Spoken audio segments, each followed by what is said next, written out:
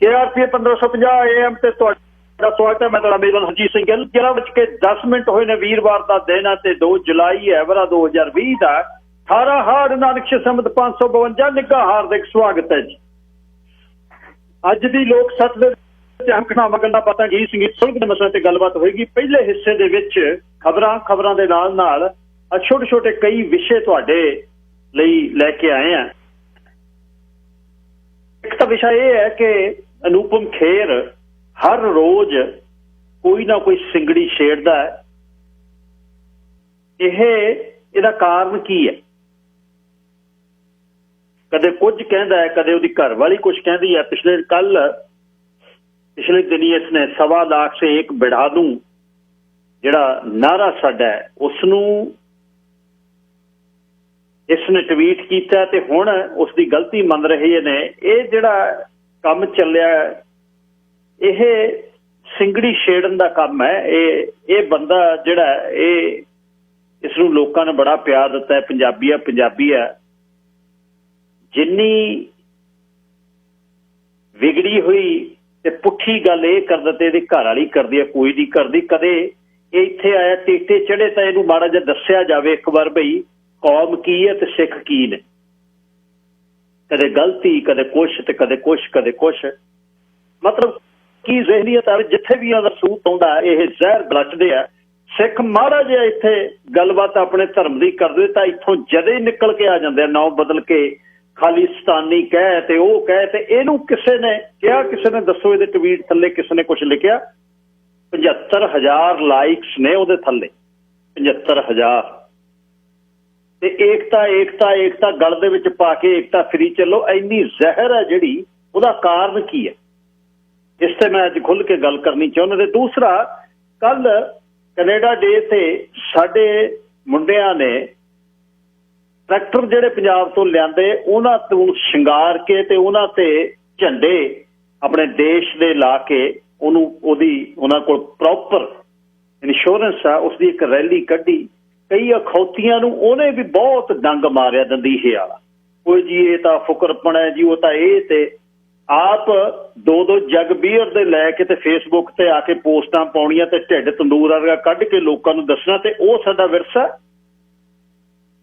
ਮਤਲਬ ਕਿਤੇ ਨਾ ਕਿਤੇ ਕੁਝ ਨਾ ਕੁਝ ਹਰ ਵਕਤ ਜਿਹੜੀ ਖੱਬੇ ਪੱਖੀਆਂ ਦੀ ਸੋਚ ਆ ਉਹ ਸਮਾਂ ਲੈ ਕੇ ਰੱਖਦੀ ਹੈ ਵੀ ਕਦ ਕੋਈ ਸਿੱਖਾਂ ਦੀ ਗੱਲ ਹੋਵੇ ਤੇ ਅਸੀਂ ਫੇਸਬੁੱਕੀ ਕਮਾਂਡੋ ਬਣੀਏ। ਇਹਦੇ ਤੇ ਵੀ ਗੱਲ ਕੀਤੀ ਜਾਏਗੀ ਅੱਜ ਵੀ ਸਾਡੀਆਂ ਪੁਰਾਣੀਆਂ ਚੀਜ਼ਾਂ ਜਿਹਨਾਂ ਨਾਲ ਸਾਡੇ ਬਜ਼ੁਰਗਾਂ ਦਾ ਇਤਿਹਾਸ ਜੋੜਿਆ, ਜਿਨ੍ਹਾਂ ਨੇ ਉੱਥੇ ਕੰਮ ਕੀਤਾ। ਅਸੀਂ ਉੱਥੋਂ ਪ੍ਰਦੇਸੀ ਹੋ ਗਏ, ਅਸੀਂ ਉਹ ਚੀਜ਼ਾਂ ਲੈ ਆਏ ਤੇ ਉਹ ਇੱਥੇ ਦੇ ਪੂਰੀ ਪਰਮਿਸ਼ਨ ਲੈ ਕੇ ਉਹਦਾ ਇੰਸ਼ੋਰੈਂਸ ਕਰਾ ਕੇ ਤੇ $25,000 ਉਹਨੂੰ ਕੰਟੇਨਰਾਂ 'ਚ ਲੱਦ ਕੇ ਮੁੰਡੇ ਲੈ ਕੇ ਆਏ ਨੇ। ਕਿਸੇ ਦੇ ਕੀ ਉਹ ਦੰਦੀ ਵਰਦ ਹੈ।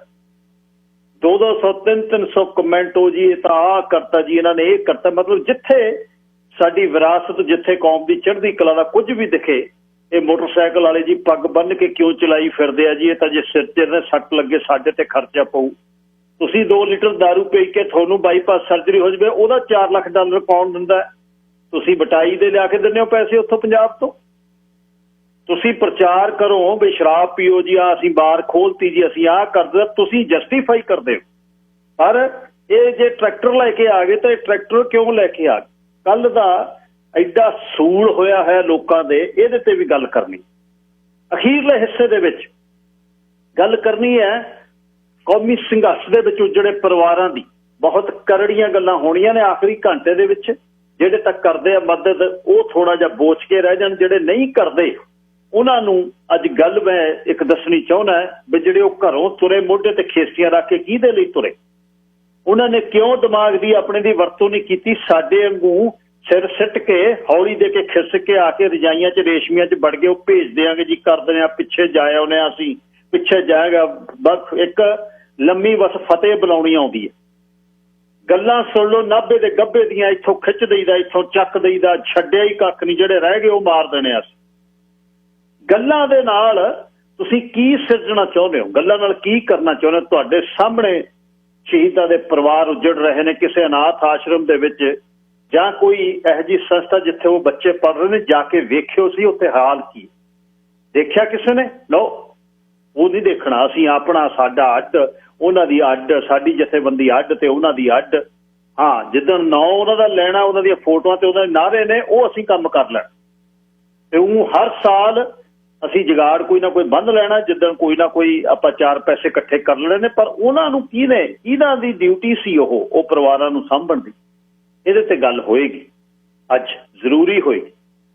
भारत की सरकार ने 9 होर 9 अज कढ़ दिते भी इन्होंने खालिस्तान की गल की है ये अतवादी ने वो भी तुहानूं खबर साझी करें। खैर वो पहले ही पाकिस्तान बैठे ने तुसीं पाओ माड़ियां जिहियां अर्जियां लै जाओ उन्होंने पाकिस्तान तो पाउंदे क्यों नहीं कहो उन्होंने हर रोज़ गल्लां करदे उन्होंने देश हवालगी की गल दाऊद इब्राहिम नूं सददे हो उन्होंने क्यों नहीं सददे उन्होंने की इहदे विच इशू की है ये कहानी होगी अज तो पंजाब दे विच जिहड़ी फड़ो फड़ी हुई है जो रेफरेंडम नेड़े आउंदा है वो परिवार जिहड़े जिन्हां दे जवाक अंदर चले गए वो तुरे फिरदे आ ठेडे खांदे फिरदे आ उन्हां नूं किहने सांभणा जे असीं कोई गल तोड़दे आ उहदी पूरी उन्हां दी साਂਭ संभाई किहने करनी है इस ते अज गलबात होनी है। कौमी मसला बड़ा संवेदनशील मसला तुसीं भी गलबात करियो क्योंकि ये एक बहुत जरूरी गल करने वाली है भी इस कौमी संघर्ष दे विच जिहड़े परिवार गए ने उन्हां परिवारां दी सेवा संभाल किहने करनी सी ना बुद्धिजीवी आए ना सिख कम्यूनिटी अगे हुई थोड़ियां नूं छड्ड के सब अपने अपने राज दे विच खुश ने बल्ले बल्ले हुई पई है किसी नूं कोई मुश्किल नहीं ते इसने विरोधियों नूं इन्ना कहना शुरू किया बहुत कायम होके क्या कर लो आ देख लो थोड़े टब्बर रोले फिरदे पुछया किसी ने 2.5 करोड़ बसदी 2.5 करोड़ चों अद्धे ला लो करोड़ इस चीज़ दे हमदर्दी होणगे 50 लाख ला लो 50 लाख दे विचों बाहर बसदे आ जिहड़े घट्टो घट्ट 2-3 मिलियन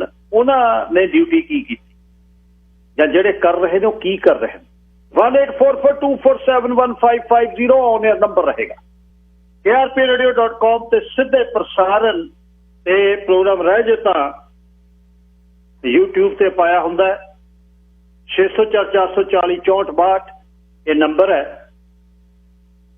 दफ्तर दा ते 604 729 1224 6047291224 harjeet.g@krpradio.com यह दफ्तर की ईमेल है सॉरी harjeet.g@krpradio.com ये मेरी ईमेल है 604 729 1224 WhatsApp ते टैक्सट लई 604 440 6462 निमी डॉला जी का नंबर है। कादे वादे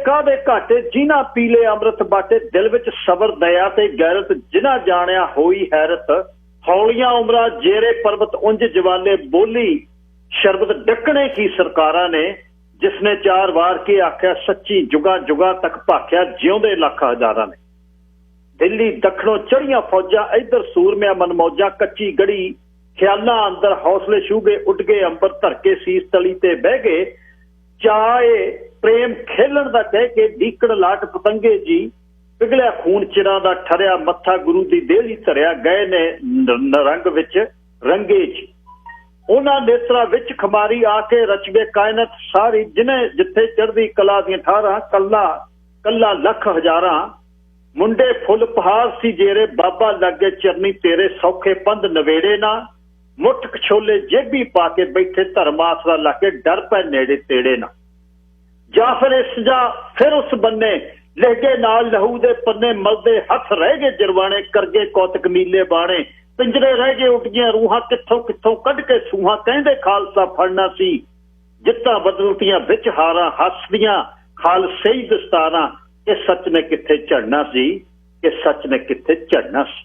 सुरिंदर सिंह दाऊ माजरा लिखदा है 11:26 होया जी। धन्नवाद तुहाडा सारिआं दा जिथे भी तुसीं बैठे हो प्रोग्राम दे विच।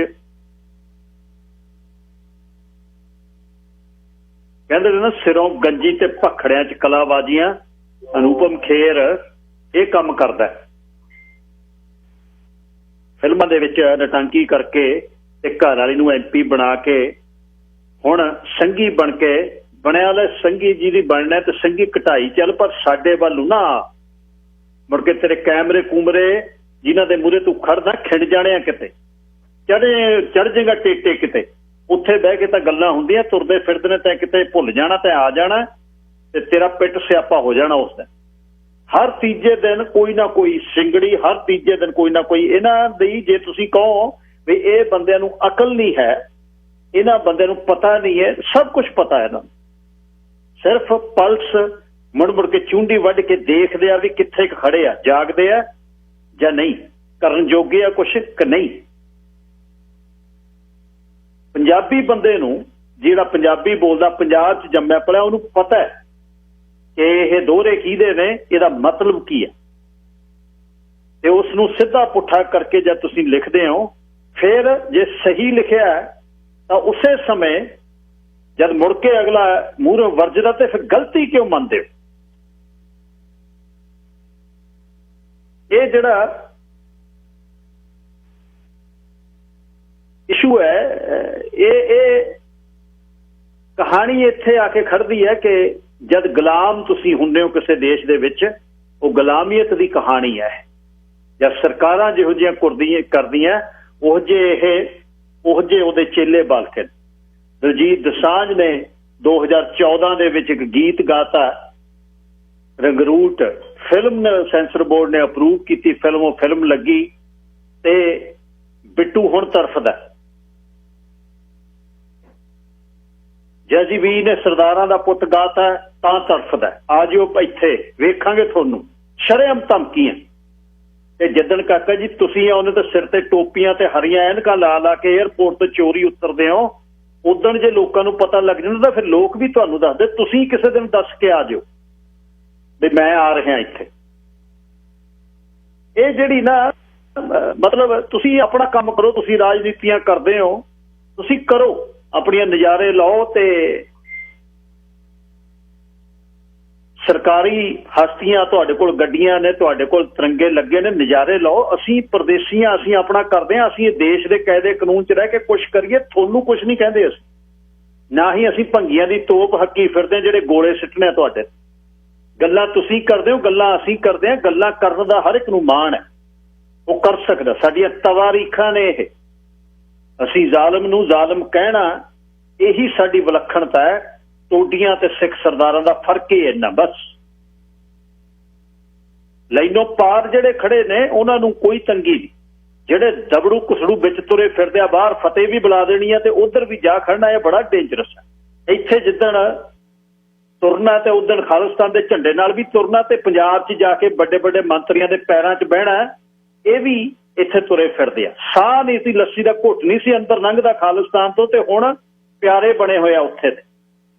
ਹੁਣ ਅਸੀਂ ਵਾਪਸ ਆ ਜੀ ਇੱਥੇ, ਫਿਰ ਅਸੀਂ ਆਹ ਬਣਾ ਦੇਂਗੇ, ਅਸੀਂ ਉਹ ਬਣਾ ਦੇਂਗੇ, ਅਸੀਂ ਇਹ ਕਰਦੇ ਹਾਂ। ਬਣਾਓ ਜਿਹੜਾ ਕੋਈ ਬਣਾਉਂਦੇ ਹੋ, ਜਾਣਦਾ ਵੀ ਨਹੀਂ ਮਿਹਣਾ, ਪਰ ਗਦਾਰੀਆਂ ਨਾ ਕਰੋ। ਜਿੱਥੇ ਜਾ ਕੇ ਬਹਿਨੇ ਹੋ, ਜਿੱਥੇ ਜਾ ਕੇ ਉੱਠਦੇ ਹੋ, ਸਭ ਲੋਕਾਂ ਨੂੰ ਪਤਾ ਲੱਗ ਜਾਂਦਾ ਕਰਦੇ ਕੀ ਫਿਰਦੇ ਹੋ ਤੁਸੀਂ। ਨਟੰਕੀ ਨਾ ਕਰੋ, ਸਿੱਧੇ ਰਹੋ, ਬਸ ਸਿੰਪਲ। ਸੋ ਇਹ ਅਨੁਪਮ ਖੇਰ ਦਾ ਜਿਹੜਾ ਇਸਨੇ ਇਹ ਇੱਕ ਵਾਰ ਨਹੀਂ ਬਹੁਤ ਵਾਰ ਇਹ ਹੋਈ ਹੈ। ਇਹਦੀ ਘਰਵਾਲੀ ਵੀ ਬੋਲਦੀ ਹੈ, ਉਹਦੀਆਂ ਵੀ ਬੜੀਆਂ ਵਿਵਾਦਗ੍ਰਸਤ ਗੱਲ ਆ ਵੀ ਸਾਡਾ ਰਾਜਧਾਨੀ ਜੇ ਸਾਡੀ ਹੁੰਦੀ, ਤੂੰ ਬੀਬਾ ਫਿਰ ਜਿੱਤ ਕੇ ਦਿਖਾਉਂਦੀ ਉੱਥੋਂ, ਫਿਰ ਤੈਨੂੰ ਦੱਸਦੇ ਵੀ ਕਿਵੇਂ ਤੂੰ ਜਿੱਤਦੀ ਆ। ਤਾਂ ਬਦਕਿਸਮਤੀ ਸਾਡੀ ਆ, ਨਾ ਸਾਡਾ ਦਾਰਾ, ਨਾ ਘਰ ਆ, ਨਾ ਸਾਡੀ ਰਾਜਧਾਨੀ, ਨਾ ਸਾਡਾ ਪਾਣੀ। ਸਾਡੇ ਨਾਲ ਗਦਾਰੀਆਂ ਹੋਈਆਂ, ਸਾਡੇ ਨਾਲ ਜ਼ੁਲਮ ਹੋਇਆ, ਅਸੀਂ ਮਰੇ। ਅਸੀਂ ਆਪਣੇ ਪੰਜਾਬੀ ਸੂਬੇ ਦੇ ਲਈ ਰੌਲਾ ਪਾਇਆ, ਕੱਖ ਨਹੀਂ ਲੱਗਿਆ, ਨਾ ਹਰਿਆਣੇ ਦਾ, ਹਿਮਾਚਲ ਦਾ, ਬੈਠੇ ਹੀ ਲੈ ਗਏ। ਰਾਜਧਾਨੀ ਸਾਡੀ ਸਾਂਝੀ ਕਰ ਲਈ, ਸਾਡੇ ਕੋਲ ਕੱਖ ਨਹੀਂ। ਸਾਡੇ ਲੀਡਰ ਜਿਹੜੇ ਨੇ ਉਹ ਗਦਾਰ ਹੋ ਗਏ, ਦਸਤਖਤ ਕਰ ਕਰਕੇ ਦਿੱਲੀ ਆ ਗਏ ਤੇ ਸਾਨੂੰ ਕੁਛ ਕਹਿੰਦੇ ਰਹੇ ਤੇ ਦਿੱਲੀ ਵਾਲਿਆਂ ਨੂੰ ਕੁਛ ਕਹਿੰਦੇ ਰਹੇ। ਲੰਮੀ ਦਾਸਤਾਨ। ਤੇ ਪਾਰਟੀ ਦਾ ਇਹ 'ਚ ਕੋਈ ਵਿਸ਼ਾ ਨਹੀਂ, ਸਾਰੀਆਂ ਪਾਰਟੀਆਂ 'ਚ ਕਮੀਓ ਕਿਸੇ ਦੀ ਨਹੀਂ ਹੈ। ਤੋ ਇਹ ਜਿਹੜੀ ਮੇਰੇ ਖਿਆਲ ਸਦਾ ਹੀ ਇੱਕ ਬੰਨੇ ਤੁਸੀਂ ਦੇਖੋ ਵੀ ਸਾਰੀ ਦੁਨੀਆ ਦੇ ਵਿੱਚ ਸਿੱਖਾਂ ਨੇ ਆ COVID-19 ਦੇ ਵਿੱਚ ਉਸ ਗੁਰੂ ਆਸ਼ੇ ਮੁਤਾਬਕ ਮਾਣ ਤੇ ਜਸ ਖੱਟਿਆ। ਜਿੱਥੇ ਤੁਰੀ ਫਿਰਦੇ ਨੇ ਨਾ ਬੱਤੀਆਂ ਲਾਈ ਦਿੱਲੀ ਦੇ ਵਿੱਚ, ਇਹਨਾਂ ਨੂੰ ਸੰਗ ਨਹੀਂ ਆਈ, ਨਾ ਸੰਘੀਆਂ ਨੂੰ, ਨਾ ਕਿਸੇ ਨੂੰ ਹੋਰ। ਵੀ ਤੁਹਾਡੇ ਸਾਹਮਣੇ 20-20 ਹਜ਼ਾਰ ਨੂੰ ਪ੍ਰਸ਼ਾਦਾ ਛਕਾਉਂਦੇ ਨੇ, ਸਵੇਰ ਤੋਂ ਆਥਣ ਤੱਕ ਭੱਠੀਆਂ ਦੇ ਮੂਹਰੇ ਜਾ ਕੇ ਭੱਠੀ ਵਰਗੇ ਹੋ ਜਾਂਦੇ ਨੇ ਰਾਤ ਤੱਕ ਤੁਹਾਡੀ ਲਾਈਨ 'ਚ ਲੱਗਿਆ ਨੂੰ। ਜਿੱਥੇ ਸਾਨੂੰ 72 ਘੰਟੇ ਕੋਇਆ, ਤੁਸੀਂ ਉੱਥੇ ਪ੍ਰਸ਼ਾਦਾ ਛਕਾਉਂਦੇ। ਤੁਹਾਨੂੰ ਸ਼ਰਮ ਨਹੀਂ ਆਉਂਦੀ? ਠੂਠੀ ਨਾਲ ਕਨਾਲ ਜਿਹੜਾ ਵੱਜਦਾ ਫਿਰਦਾ ਤੁਹਾਡੇ ਸਾਹਮਣੇ ਅਸੀਂ ਕਰਦੇ ਹਾਂ, ਫੇਰ ਵੀ ਅਨੂਪਮ ਖੇਰ ਵਰਗੇ। ਦਿੱਲੀ 'ਚ ਵੀ ਆਹੀ ਹੋ ਰਿਹਾ, ਮਹਾਰਾਸ਼ਟਰ ਦੇ ਵਿੱਚ ਵੀ ਪਿੱਛੇ ਜੇ ਸਿੱਖਾਂ ਨੇ ਕਿਹਾ ਸੀ ਵੀ ਜਿਹਨੇ ਪੈਸੇ ਲੈਣੇ ਆ ਪੈਸੇ ਵੀ ਲੈ ਜਾਓ। ਉੱਥੇ ਦੇ ਗੁਰਦੁਆਰਾ ਸਾਹਿਬ ਬੰਬੇ ਦੇ ਵਿੱਚ ਵੀ ਖੁਦਕੁਸ਼ੀ ਨਾ ਕਰਿਓ, ਜਿਸ ਨੂੰ 10-20 ਹਜ਼ਾਰ ਦੀ ਲੋੜ ਆ, 50 ਹਜ਼ਾਰ ਦੀ, ਉਹ ਵੀ ਲੈ ਜਾਓ। ਪਰ ਫਿਰ ਵੀ ਉਸਦੇ ਇਹਨਾਂ ਦਿਨਾਂ ਦੇ ਵਿੱਚ ਹਮਲੇ ਬੜੇ ਵਧੇ ਹੋਏ ਨੇ। ਤੁਸੀਂ ਵੇਖੋ, ਜੇ ਕੋਈ ਮੋਦੀ ਖਾਨੇ ਦੇ ਦਵਾਈਆਂ ਵੇਚਦਾ ਫਰੀ ਮਤਲਬ ਕਾਸਟ ਤੇ, ਉਹਨੂੰ ਕਹਿੰਦੇ ਇਹਨੂੰ ਬੰਦ ਕਰਾ ਦਿਆਂਗੇ, ਇਹਨੂੰ ਕੁਛ ਕਰ ਦੇਣਗੇ। ਸਾਰੇ ਪੰਜਾਬ 'ਚ, ਸਾਰੇ ਪੰਜਾਬ ਤੋਂ ਬਾਹਰ ਸਿੱਖਾਂ ਨੇ ਲੰਗਰ ਲਾਏ ਤੇ COVID-19 ਦੇ ਵਿੱਚ ਉਹਨਾਂ ਨੇ ਆਪਣੇ ਆਪ ਨੂੰ ਦੱਸਿਆ ਕਿ ਗੁਰੂ ਨਾਨਕ, ਗੁਰੂ ਗੋਬਿੰਦ ਸਿੰਘ ਦੀ ਇਹ ਕੌਮ ਸਰਬੱਤ ਦਾ ਭਲਾ ਮੰਗਣ ਵਾਲੀ ਕਿਸੇ ਨਾਲ ਨਹੀਂ। ਔਰ ਉਹ ਲਾਈਨ ਦੇ ਵਿੱਚ, ਦਿੱਲੀ ਵਾਲੀ ਲਾਈਨ ਦੇ ਵਿੱਚ ਇੱਕ ਵੀ ਸਿੱਖ ਨਹੀਂ ਉਸ ਲਾਈਨ 'ਚ ਬੈਠਾ ਜਿੱਥੇ ਉਹ 10-10 ਹਜ਼ਾਰ ਬੰਦਾ ਅੰਮ੍ਰਿਤ ਆਪਣੇ ਪ੍ਰਸ਼ਾਦਾ ਛਕ। ਪਰ ਫਿਰ ਵੀ ਅਨੂਪਮ ਖੇਰ ਵਰਗੇ ਕਦੇ ਜੇਬ 'ਚੋਂ ਰੁਪਈਆ ਕੱਢ ਕੇ ਦਿਖਾਓ ਤਾਂ ਸਹੀ, 5 ਦਿਨ ਕਿਸੇ ਨੂੰ ਪ੍ਰਸ਼ਾਦਾ ਛਕਾ ਕੇ ਦਿਖਾਓ ਤਾਂ ਸਹੀ। ਤੁਹਾਡੇ ਕੋਲ ਤਾਂ ਮਹਿਲ ਨੇ 2-2 ਸੈਕਟਰ ਦੇ ਵਿੱਚ, ਤੁਹਾਡੀਆਂ ਕੋਠੀਆਂ 20-20-30 ਕਰੋੜ ਦੀਆਂ ਚੰਡੀਗੜ੍ਹ, ਕਿਤੇ ਕੱਢੋ ਤਾਂ ਸਹੀ ਦੀਵਾਨੀ। ਤੇ ਤੁਸੀਂ ਉਸ ਇੰਡਸਟਰੀ ਦੇ ਵਿੱਚ ਜਿੱਥੇ ਜਾ ਕੇ ਸੈਟਲ ਹੋਏ ਹੋ, ਉੱਥੇ ਬੈਠ ਕੇ ਤੁਹਾਡੀਆਂ ਗੱਲਾਂ ਹੀ ਇਹ ਨੇ ਕਿ ਸਿੱਖਾਂ ਨੂੰ ਮਜ਼ਾਕ ਦਾ ਪਾਤਰ ਕਿਵੇਂ ਬਣਾਇਆ ਜਾਵੇ। ਤੇ ਜਿਹੜਾ ਵੀ ਆਉਂਦਾ, ਜੌਨੀ ਲੀਵਰ ਆ ਗਿਆ ਉਹ ਸਿੱਖਾਂ ਦਾ ਮਜ਼ਾਕ, ਜਿਹੜਾ ਆ ਗਿਆ ਉਹ ਸਿੱਖਾਂ ਦਾ ਮਜ਼ਾਕ, ਇੱਕ ਤੋਂ ਇੱਕ ਉੱਥੋਂ ਆਉਂਦਾ। ਤੇ ਅਸੀਂ ਬਦਕਿਸਮਤੀ ਸਾਡੀ ਇਹ ਹੈ ਕਿ ਅਸੀਂ ਲਾਈਨ ਵੀ ਨਹੀਂ, ਅਸੀਂ ਵੀ ਨਹੀਂ ਬਾਈ ਕੌਮੀਅਤ ਦੇ ਤੌਰ ਤੇ, ਅਸੀਂ ਸਾਰਿਆਂ ਨੂੰ ਇੱਕੋ ਹੀ ਰਸਤੇ ਵੇਖਿਆ, ਕਿਉਂਕਿ ਸਾਡੇ ਦਿਲ ਦੇ ਵਿੱਚ ਸਾਰਿਆਂ ਦੇ ਪਿਆਰ ਦੀ ਗੱਲ ਹੈ। ਜਿਹੜਾ ਕੋਈ ਆ ਕੇ ਬਹਿ ਗਿਆ ਤੇ ਉਹਨੂੰ ਅਸੀਂ ਧੱਕੇ ਨਹੀਂ ਮਾਰਦੇ। ਸਭ ਕੁਛ ਹੁੰਦੇ, ਬੰਦਾ ਅਨਪੜ੍ਹ ਕੋਈ ਗੱਲ ਕਰੇ, ਪੜ੍ਹਿਆ ਲਿਖਿਆ ਬੰਦਾ ਇਸ ਤਰ੍ਹਾਂ ਦੇ ਟਵੀਟ ਕਰੇ ਤੇ ਫਿਰ ਦੂਜੇ ਦਿਨ ਗਲਤੀ ਮੰਨੇ, ਤੇ ਜਾਨੂੰ ਤਾਂ ਚਲੇ ਗਈ, ਉੱਥੇ ਤੱਕ ਪਹੁੰਚਣੀ ਸੀ ਪਹੁੰਚ ਗਈ। ਉਹਨਾਂ 'ਚ ਵੀ ਤੁਸੀਂ ਚੰਗੇ ਹੋ ਗਏ, ਇੱਧਰਲਿਆਂ 'ਚ ਵੀ ਚੰਗੇ ਹੋ ਗਏ, ਤੇ ਸਾਰੇ ਪਾਸੇ ਹੀ ਚੰਗੇ। ਮਾੜੇ ਕੌਣ? ਮਾੜੇ ਜਿਹੜੇ ਨੇ ਉਹ ਸਿੱਖ। ਔਰ ਸਾਡੀ ਕੀਤੀ ਦਾ ਕਿਤੇ ਵੀ ਜਿਹੜਾ ਉਹ ਮਾਣ ਨਹੀਂ ਮਿਲਣਾ, ਉਹਦਾ ਕਾਰਨ ਇਹ ਨਾ ਪਹਿਲਾਂ ਮਿਲਿਆ ਨਾ ਮਿਲਣਾ। ਪਰ ਸਾਡੀ ਵੀ ਬਿਮਾਰੀ ਉਹ ਹੈ, ਠੂਹਾਂ ਪਾਣੀ 'ਚੋਂ ਚੱਕਣਾ, ਬੂਹੇ ਨੇ ਤੁਹਾਨੂੰ ਡੰਗ ਮਾਰਨਾ, ਅਸੀਂ ਫੇਰ ਚੱਕਾਂ। ਸੋ ਇਹ ਖਿਆਲ ਰੱਖਣਾ ਨੈਕਸਟ ਟਾਈਮ ਤੋਂ। ਇਹ ਬੰਬਈਆ ਕੋਈ ਆਇਆ ਨਾ ਲੱਕ ਹਿਲਾਉਣ ਇੱਥੇ, ਇਹ ਕੁੰਬੇ 'ਚੋਂ ਜਿਹਨੇ ਕਦੇ ਸਿੱਖਾਂ ਨਾਲ ਵਾਅਦਾ ਕੀਤਾ ਉਹਨੂੰ ਘੇਰਨਾ, ਕਹਿ ਕੇ ਘੇਰਨਾ। ਇਹਦੇ ਤੇ ਕੋਈ ਸ਼੍ਰੀ ਅਕਾਲ ਤਖਤ ਸਾਹਿਬ ਦੇ ਰਾਹੀਂ ਸਿੱਖਾਂ ਨੂੰ ਰਲ ਕੇ ਇੱਕ ਟਕਲੇ ਵਰਗੇ ਜਿਹੜੇ ਹਰ ਰੋਜ਼ ਕੋਈ ਨਾ ਕੁਛ ਕਹਿ ਕੇ ਤੇ ਉਹਦੇ ਬਾਅਦ ਮਾਫੀ ਮੰਗ ਲੈਂਦੇ, ਬੇਇੱਜ਼ਤੀ ਵੀ ਫੜ ਲੈਂਦੇ ਆ, ਦਸਤਾਰ ਨੂੰ ਹੱਥ ਪਾਉਂਦੇ ਆ ਤੇ ਮੁੜ ਕੇ ਡਾਂਗ ਤੋਂ ਡਰਦੇ ਗਲਤੀ ਵੀ ਮੰਨਦੇ।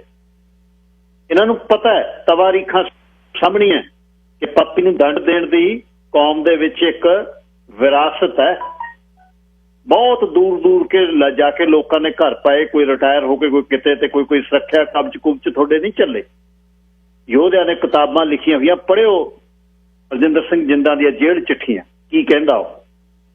ਮਤਲਬ ਗਲਤ ਗੱਲ ਤੁਸੀਂ ਕਿਉਂ ਕਰਦੇ ਹੋ? ਕਦੇ ਸਿੱਖ ਕੌਮ ਦੇ ਕਿਸੇ ਬੰਦੇ ਨੇ, ਕਿਸੇ ਬੁੱਧੀਜੀਵੀ ਨੇ ਸਿੱਖ ਕੌਮ ਦੇ ਕਿਸੇ ਐਕਟਰ ਨੇ ਇੱਕ ਵੀ ਟਵੀਟ ਕਿਸੇ ਧਰਮ ਦੇ ਖਿਲਾਫ ਕੀਤਾ? ਕਿਸੇ ਧਰਮ ਦੇ ਇੱਕ ਸ਼ਲੋਕ ਨੂੰ ਵੀ ਕਿਸੇ ਤਰ੍ਹਾਂ ਚੇਂਜ ਕਰਕੇ ਕੁਛ ਕਿਹਾ ਹੋਵੇ? ਇੱਕ ਵੀ ਕੋਈ ਜਸਟੀਫਾਈ ਕਰਿਆ ਉਹਨੇ ਆ ਕੇ? ਪਿਛਲੇ 20 ਸਾਲਾਂ ਤੋਂ, 15 ਤੋਂ ਜ਼ਿਆਦਾ ਟਵਿੱਟਰ ਜ਼ਿਆਦਾ, ਫੇਸਬੁੱਕ ਜ਼ਿਆਦਾ ਇਹ ਚੱਲਿਆ, ਕਿਤੇ ਇੱਕ ਵੀ। ਇਹ ਆਏ ਦਿਨ ਬੰਬਈਆ ਲੱਕ ਹਿਲਾਊ, ਨਚਾਰ ਲਾਣਾ, ਹਰ ਤੀਜੇ ਦਿਨ ਕੁਛ ਨਾ ਕੁਛ ਕਹਿ ਕੇ ਚੌਥੇ ਦਿਨ ਗਲਤੀ ਮੰਨ ਲੈਂਦਾ। ਇਹਨਾਂ ਦਾ ਸਿਆਪਾ ਕਰਨਾ ਚਾਹੀਦਾ ਇੱਕ ਵਾਰ, ਫੇਰ ਹਟਣਗੇ। ਰਜਤਪਾਲ ਸਿੰਘ ਨੰਬਰ 4, ਤੁਸੀਂ ਏਅਰ ਤੇ ਹੋ। ਵਾਹਿਗੁਰੂ ਜੀ ਖਾਲਸਾ, ਵਾਹਿਗੁਰੂ ਜੀ ਫਤਿਹ। ਹਾਂਜੀ ਸਿੰਘ ਸਾਹਿਬ, ਜਿੱਦਾਂ ਤੁਸੀਂ ਅਨੂਪਮ ਖੇਰ ਵਾਲੀ ਗੱਲ ਕੀਤੀ ਹੈਗੀ ਆ, ਪਿਓ ਨੇ ਟਵੀਟ ਕੀਤਾ, ਦੇਖੋ ਇਹ ਜਿਹੜੀ ਉਹਨਾਂ ਦੀ ਮਾਨਸਿਕਤਾ ਹੈਗੀ ਆ ਇਸ ਵੇਲੇ, ਜਿਹੜਾ ਹਿੰਦੁਸਤਾਨ ਹਿੰਦੂ ਰਾਜ ਵਾਲੀ ਗੱਲ ਹੈਗੀ ਆ, ਉਸ ਗੱਲ ਤੇ ਉਹ ਚੱਲਦੇ ਆ, ਤੇ ਉਹ ਉਸੇ ਤਰ੍ਹਾਂ ਸਾਨੂੰ ਜਿਹੜਾ ਟਰੀਟ ਕਰ ਰਿਹਾ। ਉਹਨਾਂ ਨੂੰ ਪਤਾ ਆ ਵੀ ਜੋ ਮਰਜ਼ੀ ਉਹ ਕਹਿ ਲੈਣ, ਜਿਹੜੀਆਂ ਉਸੇ ਦੀਆਂ ਸਰਕਾਰਾਂ ਉਹਨਾਂ ਨੂੰ ਪ੍ਰੋਟੈਕਸ਼ਨ ਦੇ ਰਹੀਆਂ। ਈਵਨ ਉਹਦੇ ਜਿਹੜੀ ਘਰ ਵਾਲੀ ਹੈਗੀ ਆ, ਹੁਣ ਤੇ ਉਹ ਬਲਾਤਕਾਰ ਬਾਰੇ ਵੀ ਦੂਜਾ ਬਿਆਨ ਦੇ ਦਿੱਤਾ ਸੀ ਵੀ ਇਹ ਜਿਹੜਾ ਹੈ ਕਿ ਸਾਡੇ ਸੱਭਿਆਚਾਰ 'ਚ ਹੈਗਾ, ਸਾਡੀ ਜਿਹੜਾ ਵੀ ਕੋਈ ਅਨੋਖੀ ਗੱਲ ਨਹੀਂ ਹੈਗੀ। ਸੋ ਇਹ ਬੇਹੂਦੀਆਂ ਗੱਲਾਂ ਕਰਕੇ ਤਾਂ ਉਹ ਇੱਥੇ ਦੇ ਲੋਕਾਂ ਤੇ ਜਿਹੜਾ ਆ ਧੱਕੇਸ਼ਾਹੀ ਕਰ ਰਿਹਾ। ਹੁਣ ਗੱਲ ਜਿਹੜੀ ਆ ਆਪਾਂ ਨੂੰ ਦੇਖਣ ਵਾਲੀ ਆ, ਜਿੰਨੀ ਦੇਰ ਅਸੀਂ ਆਪਣੇ ਰਾਜ ਦੀ ਗੱਲ ਨਹੀਂ ਕਰਦੇ, ਜੇ ਸਾਨੂੰ ਇਹਨਾਂ ਗੱਲਾਂ ਦੀ ਸਮਝ ਨਹੀਂ ਆਉਂਦੀ ਕਿ ਸਾਡੇ ਨਾਲ ਕਿਸ ਤਰ੍ਹਾਂ ਧੱਕਾ ਹੋ ਰਿਹਾ, ਤੇ ਫਿਰ ਇਹ ਸਾਡਾ ਨਿਆਣਪੁਣਾ ਆ ਜੇ ਅਸੀਂ ਇਕੱਠੇ ਨਹੀਂ ਹੁੰਦੇ। ਹੁਣ ਕਿਸੇ ਨੂੰ ਕੋਈ ਦੋਸ਼ ਦਈਏ ਜਦੋਂ ਅਸੀਂ ਆਪੋ ਵਿੱਚ ਹੀ ਇੱਕ ਇਸ ਗੱਲ ਨੂੰ ਸਮਝ ਹੀ ਨਹੀਂ ਸਕੇ, ਸਾਨੂੰ ਉਹ ਗੁਲਾਮਾਂ ਵਾਂਗੂ ਜਿਹੜਾ ਆ ਸਾਡੇ ਨਾਲ ਵਰਤਾਅ ਕੀਤਾ ਜਾ ਰਿਹਾ ਆ। ਉੱਥੇ ਦੀ ਗੱਲ ਛੱਡੋ, ਅਸੀਂ ਤਾਂ ਇੱਥੇ ਆ ਕੇ ਵੀ ਜਿਹੜੀ ਉਸ ਗੁਲਾਮੀ ਨੂੰ ਐਕਸੈਪਟ ਕਰੀ ਬੈਠੇ ਆ। ਜਿਹੜਾ ਤੁਹਾਡੇ ਜਿਹੜਾ ਸ਼ੋਅ ਦੇ ਵਿੱਚ ਕਾਫੀ ਜਿਹੜਾ ਬੀਬੀਆਂ ਨਾਲ ਜਿਹੜਾ ਧੱਕਾਸ਼ਾਹੀ ਹੋ ਰਹੀ ਆ ਤੇ ਹਾਲੇ ਤਾਈਂ ਉਹ ਬੇਅਰ ਕਰਦੇ ਰਹੇ ਆ। ਤੇ ਉਹ ਇੱਕ ਤੁਸੀਂ ਪਹਿਲੂ ਦਿਖਾ ਲਿਆ ਸੀ। ਤੋ ਹੁਣ ਜਿਹੜਾ ਈਵਨ ਭਾਰਤ ਤੇ ਚੀਨ ਵਾਲਾ ਆ, ਦੇਖੋ ਜਿਹੜਾ ਮਸਲਾ ਚੱਲ ਰਿਹਾ ਹੈ, ਇਹਦੇ ਵਿੱਚ ਸਾਡੀ ਸੋਚ ਕਿਸ ਤਰ੍ਹਾਂ ਗੁਲਾਮੀ ਦੇ ਪ੍ਰਭਾਵ ਥੱਲੇ ਆ ਗਈ ਆ। ਅਸੀਂ ਸੋਚਦੇ ਹਾਂ ਵੀ ਉਹ ਜਿਹੜਾ ਦੂਜਾ ਕਿੰਨਾ ਹਿੱਸਾ ਆ ਜਿੱਥੇ ਚਾਈਨਾ ਆ ਕੇ ਬੈਠ ਗਿਆ, ਉਹ ਹੈ ਹੀ ਦੂਜਾ ਕਿੰਨਾ ਅਸੀਂ ਚਾਈਨਾ ਦੀ ਸਪੋਰਟ ਕਰੀਏ ਤਾਂ ਉਹ ਵਧੀਆ ਆ।